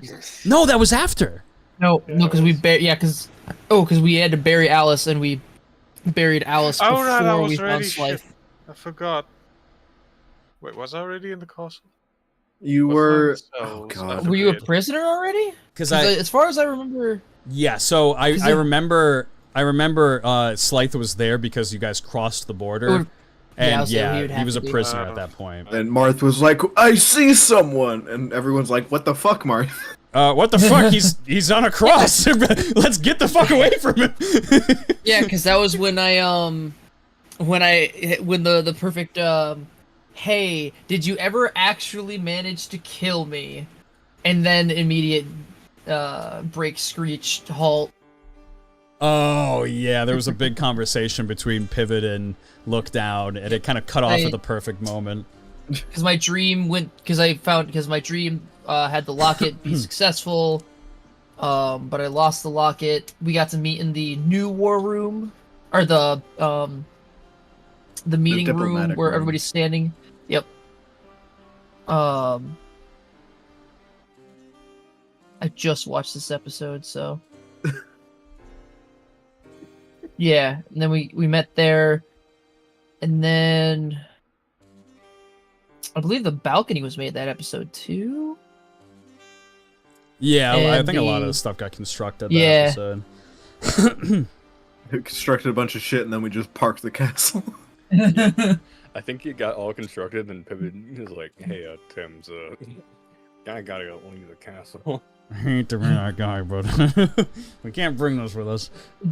But yeah, the party meets Slythe, and as the way they meet Slythe is, yeah, Marth brings the castle to an abrupt stop, and Slythe is kind of surrounded by... Still sleeping through all the noise of an enormous castle dropping right next to him. Yeah. Taking a little nap. There's a bunch of Martandems, which are kind of like the coyotes of Nickelmentia, hoarding around Slythe, as well as a very creepy shadow creature that seems like it's constantly on fire. And they... yeah, I remember them trying to, like, get to you to take you off the cross, and you just kind of And I slipped just growled out. at them. Oh wait, yeah.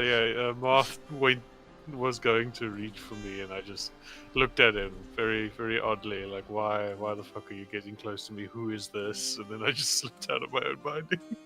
It was great. They're fighting the Martandems, and Slythe, he uses his wonderful ability of consuming things. He's a classic Herbitian.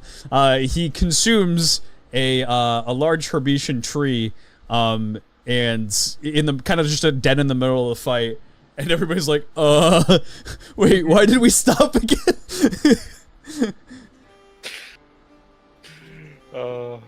Yeah, we kill the... What's it? Martandems die. I stay away from the fire creature because fire bad, and, yeah. That's about We it. try to kill the fire creature with fire, and that doesn't work. right. And then we just kill it normally. Specifically, Slythe, the only reason he actually did anything you guys said was because he was afraid of Thames. That's fair. Big fireman that can kill him with one shot. Yeah, no, he's not gonna piss the turtle off, so you just gotta win with it. I guess something important to mention, because it bites us in the ass constantly, us being everyone else except Thames, because Thames is the problem. Ever since the Chaos Plane, Thames has the issue of anytime an enemy dies, he has to roll a will save or attack an ally, and we kill a lot of things. Yeah, and the big horde fights. Yeah. So it's always great when we kill something and then Thames just turns around and just starts butchering a teammate. Yeah. That's it. Gets Yeah, actually, during that fight was when Thames chokeslams Marth and says, "I thought we talked about boundaries." It was so fucking funny. Established Yeah, but boundaries. that wasn't even like a reaction to someone being killed. That was just him straight up saying. Oh god. Oh, so funny. And then, Pete looked down And then I got the shit kicked out of me. yeah, you got hit like 3 times by that. Oh He threw yeah. Fredo so that way he wouldn't hit me 3 times in one turn, and then proceeded to hit me like 3 separate times. Yeah. Thames almost killed Agatha. Oh, yeah, back to Revere. Yeah. Well, you choke slammed her and then fucking like Got a pile drived her with a halberd. Yeah, I got a crit with, I think, the bill hook while she was prone. It was rough. It was so bad. I think she dropped to 0. Yeah, she dropped to Yeah. 0. I think a few times over. What? Yeah, Pivot wasn't there to heal her either, so you had to use like a bandage or something. Yeah. Put this on your gaping wound. But yeah, so they Slythe ends up joining in air quotes pretty much the party. Very big air quotes. Yeah, he gets put inside the dungeons at the castle because Gets they're like, interviewed by Pivot in Yeah, a very, it- very awkward Oh, finding it of was so character. good. I hated so it. I good. hated it so much. It was so You good. and me both, buddy. I did feel bad because I kind of just put Avrathia right on the spot without really telling him. I was like, "Yeah, I need you to interrogate him figure out why he was on that cross. He's a very strange character, so if you could just get some insight on him, that'd be great. Pivot has a conversation with him. Marth also has a conversation with him. And then they go into Reddish to bury Alice. And at the funeral, there is kaboo! A big fight that breaks out with a bunch of gem-like creatures that inside them are people that are just kind of like, they seem like they're trapped and solidified inside of them. Look Down murders them. Oops. Look, I didn't know what was gonna happen. Okay. You fired a fucking soul-killing slash at them. What? Like, what do you expect to happen there, brother? Like, look, I don't know if it was just me half paying attention, but I didn't remember there being people inside of them piloting it. I What do didn't you think think about. soul damage does? I didn't know that there was people inside of it. Okay. Like, that in was the my problem. description. If it has a soul, it hurts. If it doesn't have a soul, it doesn't hurt. Like, what do you mean? I had a new ability and I wanted to do something. Okay. Totally valid. I didn't know that it was going to absolutely murk him. Okay. Like, lesson learned. But as Look Down tests his new ability, Thank you.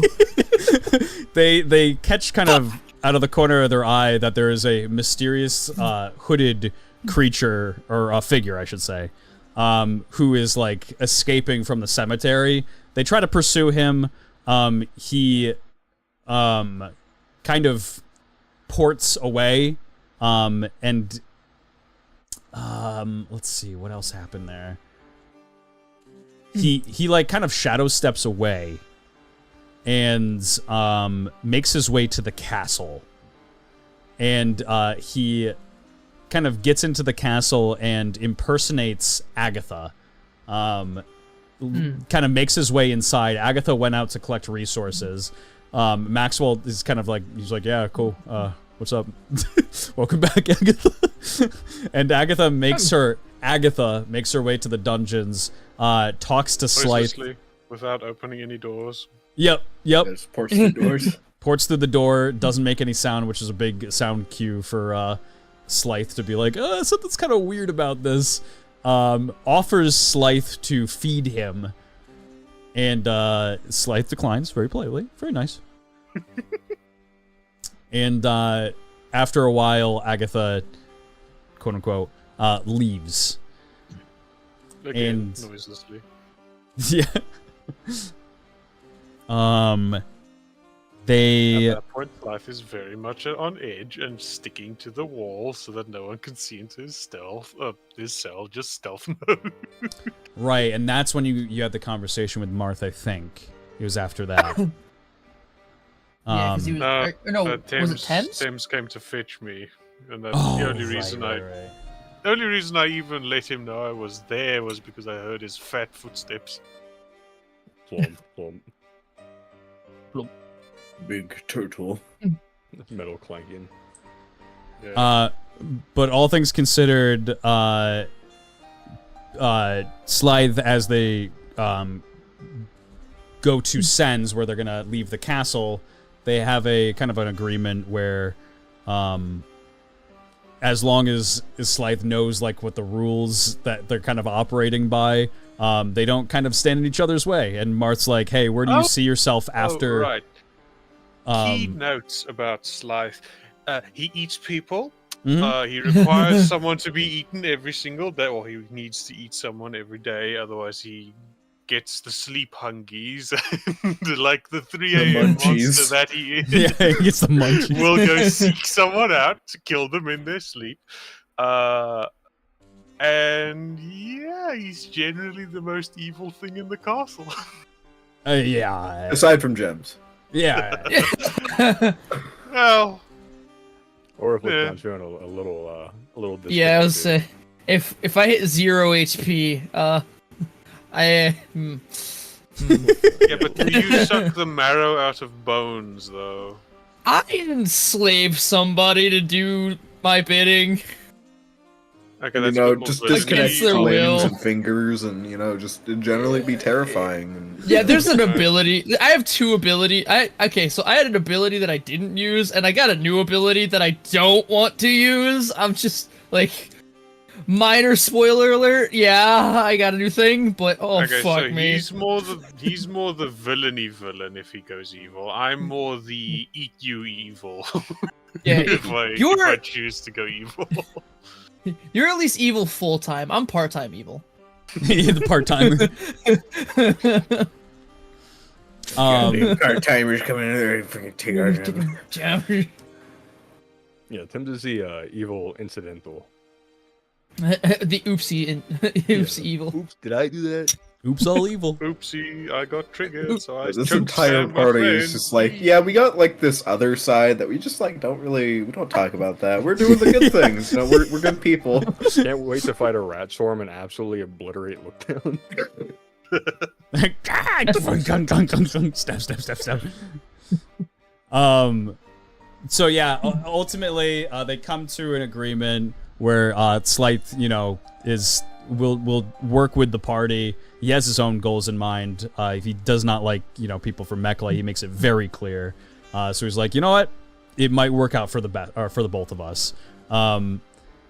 They begin to explore Sens because this is going to be like the last time that they're going to be potentially seeing Petovia for maybe good, because they're going off to deal with somebody who's trying to ascend to be a god. And as they're exploring the city, they all have their own individual, like, little shenanigans. Slythe is... Slythe is being a chipmunk, burying his crispy nuts for later. yeah, literally being a Crispy fucking nuts, I chipmunk. mean dragging up some ancient corpses, some 30, 40-year-old corpses, and burying them all over. I think it was 3 that I decided mentally. It's nice to have someone that plans ahead, you know? Yeah, one of those people with the Thinking bunker. of those you know? rainy days. No one's going to be out in the night. You can't find someone. We did forget a major detail. Mm. The Lookdown cannon. Oh, yeah. Yes! And Val Rizzi's close God. call with death is brush. That shit, like, I'm not kidding. Go back to that episode, watch that again. It is fucking hilarious. The It entire. was the dumbest shit. Okay. I was awestruck. I had no... I had an inclination that at some point this was going to be happening, but I did not expect a look down to be fired out of a cannon towards an allied city. I was like, oh my god! It's a Good test run. slapstick that That was. literal terrorism on the city that just got a literal terrorism. You gotta make sure they're on their toes. Just and like Rizzy's fit was so good. Oh man, It's not even a fit. It's perfectly justified. 100%. And also the fact that we got to bring it all back to DBZ because I was literally in a sand pod. That was also great. Tim's fucking instant constructed a means to go hide and act like he didn't do it. So fucking funny. So funny. Is he? Yeah, is he okay? Are you okay? Shit was so fucking. Oh man. Was that look down? But after You yes, know, also after that happens. It's also just like him yelling at Look Down, and Look Down's just like, this is the first time I've had fun in like ever. Look Down with a big So smile. I'm gonna show this, and then he does like the fucking snow angel thing in the hole. Like I would have been splat. I was like, what the fuck is happening? It does a Vince McMahon walk to the castle. It's so fucking Freaking goes and chews out Marth. Do you have a handle on people? Like an actual handle on them? Martha's like, what? What the fuck are you I talking did about? what? Anyway, here's the soldiers, man. Oh god, it was so good. But yeah, they make their way to Sens. The party kind of just does like a little bit of exploring in Sens. Marth heads off to like a monument where his father's statue was taken down. Pivot heads back to his old shack before it got, before they launched Takes out a away. squatter. Yeah. Oh yeah. Lookdown was digging graves as well. I think he owes you rent actually. I'm just gonna put that out there. Yeah. Oh no. Nah. I think Pavelli owes you some. He ate my tenant. He's just squatter. It's a different matter. Yeah, but I mean, got by ready for the Pavelli's Oregon logic, Trail. you should pay. Yeah, Pivot there. What'd you say, Michael? I said Tim's got ready for the Oregon Trail. ordered bears. Built a wagon. Oh, so that dome shield came at like the perfect time because the first time I used it was when the bomb exploded and not take any damage, and then I used it during the cannon to be a literal cannonball. I mean, it looked It at may have exacerbated the problem, but It's better than me fucking eating it. True. I mean, I gotta. Like, I'll save that for later. Imagine going full serviette mode in the middle of Reddish. I think I would have lived by like 3 HP. No, it was a lot of damage. Like you would have 74. Was 74 died. damage. Impact? Yep. There was no I think way it it was was 74. I think it was actually 71, and then we thought it was 74. I just listened to the episode. I swear to you, it was like 74. How much I health thought it does was the gonna be more dome than shield that. have? 250. Yeah, it was almost broken. I'm pretty sure, right? That was during the bomb. Oh, Yeah, that- it was almost- that the bomb. Yeah, the bomb almost broke it. I should have doubled it. Well. I mean, yeah, I'm not saying you're wrong. I'm just. But yeah, so they're exploring the city. They eventually come across. Actually, since it would take a while to open up. They come across ruins with a bunch of floating kind of material and bricks over it, with a large staircase that is leading downward. And as they kind of approach this area, Thames's hammer, Hythe, lights up, which was kind of like a big plot point from earlier when Thames was kind of chaosified. He had a dream in which he believed, or was kind of led on to believe that there was God ore in Hythe. And so, yeah, the God ore lights up. Forfoden says that this is the area that him and Bardox fought off Hawk Haram in one final battle, and then it served as a memorial afterwards, and a burial place for Bardox. And so the party goes up, and they have to offer something of divine nature to get inside these trials. These trials are set up to get Bardox's god weapon. And that could be something that's very, very important, as potentially they might have to be fighting a god at the end of the day should Solia ascend. So Thames... Or Niall. Yep, or Niall Niall. later. Either way. One shit at a time. So Thames begins taking the trial, and as he goes in to begin taking the trial, a large light, a beacon of light, shoots up into the sky, alerts all the monsters in the region. A flesh tower comes out of the west, brimstone giant from the south, and yeah, that's where Abraham Drew It was hell. dies, and Marth loses Rest in an peace. arm. Yep. Marth gets his arm Look chopped down. off. Yep, Get look the- down. Look down learns a new secret tech, which is lose a limb, get speedy. And reattach limb. Yeah, and Well, reattach if limb after it's 3 about- turns. 1,000 tons of flesh digging his way through a fucking Yeah, meat it's wall. like had a field day digging through and nomming bodies that were stuck inside. Look at all this food! And Maxwell stole it from me. I'm so angry at him. Oh That is my not that. god. Yeah, Maxwell pulled a card that got rid of all the loot from the I battle. got So. me grudge. That'll come up tomorrow. Don't you worry. Don't you forget. No. Oh no. Maybe once you're out of the presence of the God of Heroism, please, thank you. Got a boat Just a little picking caveat it. there. So Thames is going through the trials as all this fighting is happening. It's going back and forth. These episodes, it was like, what, 4 episodes that I think the trial and the fights kind of like went through. Maybe, At least. yeah, maybe 5, 6 because of the fights afterwards. But Thames aces like pretty much all of the trials. There was one that he had to use his single undo to get through. He makes it to the second to last trial, and something kind of pops up where he may or may not have done the heroic thing, and it, he still gets through to the last trial, and Bardox asks if he's still here. Are you still here, buddy? He tells Thames to fetch his friends as he will need them for the final trial. Friends, quotation marks. Yeah, Like, yeah. When it comes to me, anyway. Best buddies. I mean,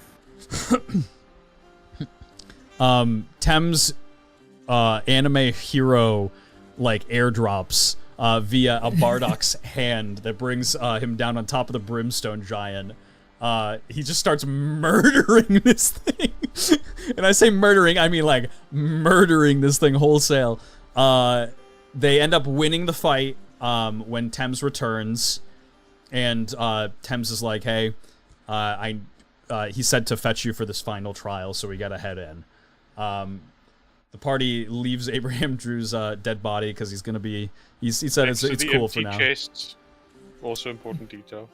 What's that? Sorry. I'll be coming back for those chests as well. Like we know. the entirety, every single allied combatant managed to get outplayed by a single fucking small chest for like a round and a half of combat. It was weird. That was crazy. Max was riding on top of it so it couldn't drag itself away. I forgot about that. Oh, better um, come in clutch. Take one for the team there, Maxwell. the party squares up against Bardox in a final fight. It's a statue of Bardox. And the fight kind of takes place in the form of a clock, which tracks Bardox's history. And each of the hours has a scenario and various ways that they can complete that scenario. The goal being, hey, do the heroic thing. For which, the most part, honestly, the party stacked up a lot of heroic points. Jesus, didn't this take like 3 sessions? Yeah, no, it was a long fight. But you know what? It was a good fight, damn it, and I'm proud of it. Folds Yeah, on. no, it was good. Yeah, it was really good. It was actually perfect because you guys made it to like the 12th hour, and that was the end of the fight. Do you want to explain how it happens, Michael? How we beat Bardock, you mean? Yeah. So, a bit of context here. Early into the fight, Tim's got a big debuff against Bardock that made him his rival. Part of this was that all of Tim's attack rolls have disadvantage. And also, Tim's can't kill Bardock until the clock either fully spins around or Tim's dies, or I think gets downed. One of the two. Either way, all this happens, and we managed to knock Bardock unconscious, but he has a thing, basically, where if you want to permanently kill him, I think he had to fail 3 death saving throws on other people's turns. Yeah. So basically, we were on a clock to get him because we also learned that on the 12th hour he is fucking crazy and could probably kill 2 of us. But he's downed and he has a god weapon, aka free god weapon. So we Tim hands the weapon to Maxwell, as one does. Hands Hythe, which is technically a sort of really low-powered god weapon, to look down. And basically, we also learned that Forfiden, as a reaction, if you hit Bardock during the 12th hour, will come and RKO you and then beat your ass for a little bit. So Tim's is like, all right, let me do this. And then Tim's takes out the sword that he yoinked from Bardock's. Not Bardock's. Actually, yeah, he did yoink it from Bardock's. Basically brings it down onto Bardock's. Subsequently gets RKO'd by Forfodin, who's telling him how much of a good job he did while beating the fuck out of him. And then Maxwell, with one final epic swing, takes the god weapon down onto Bardock's, launches him 1 mile away, kills, quote unquote, kills him instantly, and the 6th trial is passed. And that is where we left things off before the mid-season, in which they now need to go and deal with Soliet Alexandrite as a Renetho arc has fired through the sky, signaling that she will soon ascend. Yeah. It is going to be very, very interesting. Are there any questions in chat? Any questions at all? But you are fully caught up on the Mars Dungeon Season 1 to Season 2. It only took a solid 5 hours, but you know what? I'm surprised it took 5 hours. We kind of made it pretty quickly. Hold on, there's It's supposed to be a summary. there's a message in chat you need to remove. Your artist is asking too many questions. How much am I being paid? Oh!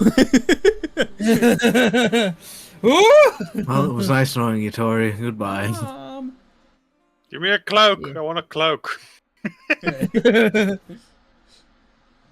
But yeah, the process for the mid-season has taken a full month of preparation to create, so it should be an absolute banger. I have a lot of really fun and exciting things planned for it. The stakes are wicked high. I will state it right now, the stakes are very high. Yeah, this will not be the episodes to miss. So if you guys are interested in the story and you want to see more, absolutely tomorrow at 8 p.m. Eastern, make sure you pop in. Be very pog. I suppose I'm nervous. a bit of padding, maybe some fun Mars Dungeon lore out of character. The reason why the Mechalite Ardent Guerrilla Army is called that, the MAGA troops, is because I think early on, I think it was like a Bilms recap, Drewzy's accent made it sound like whenever he said the word magma, that he said MAGA. Oh my god, it was so funny. Yeah, he's like, and look down, and Tims have to escape the incoming MAGA. Hearing Drewzy's voice so fucking funny. And yeah, and thus the Mechalite Ardent Guerrilla Army was born. Oh man, is there anything else? I think that's pretty much everything, chat. I'm gonna kill the Radiant Knight. I mean, that's, you know. Yeah, Lookdown has a vendetta against the Radiant Knight. Yeah. Slythe is hungry. Poor baby. I don't believe Sad. it. Tims is praying that he gets the mind virus out of his head before he has a fucking god weapon in his hands. Radio. Like, you know, I'd love to do a blood transfusion, but I really don't think that'd work very well. I want to know if anyone ever covered those sewer grates after Thames stole all the covers. No. No, nobody did. We literally just told them right away. The sewer great goblin has not taken a visit yet. Oh my god. Fucking. I can't wait. It's gonna be so fucking funny. It's gonna be New York all over again. Somebody just falling right through. Look, all I'm saying is, if you put that much free copper in front of me, you know. Smelly Ham's on his way to get his revenge. Fucking falls in the sewer grate. Some yams.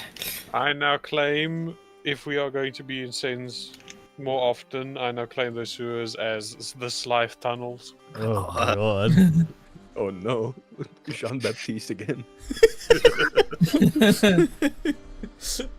Oh my god.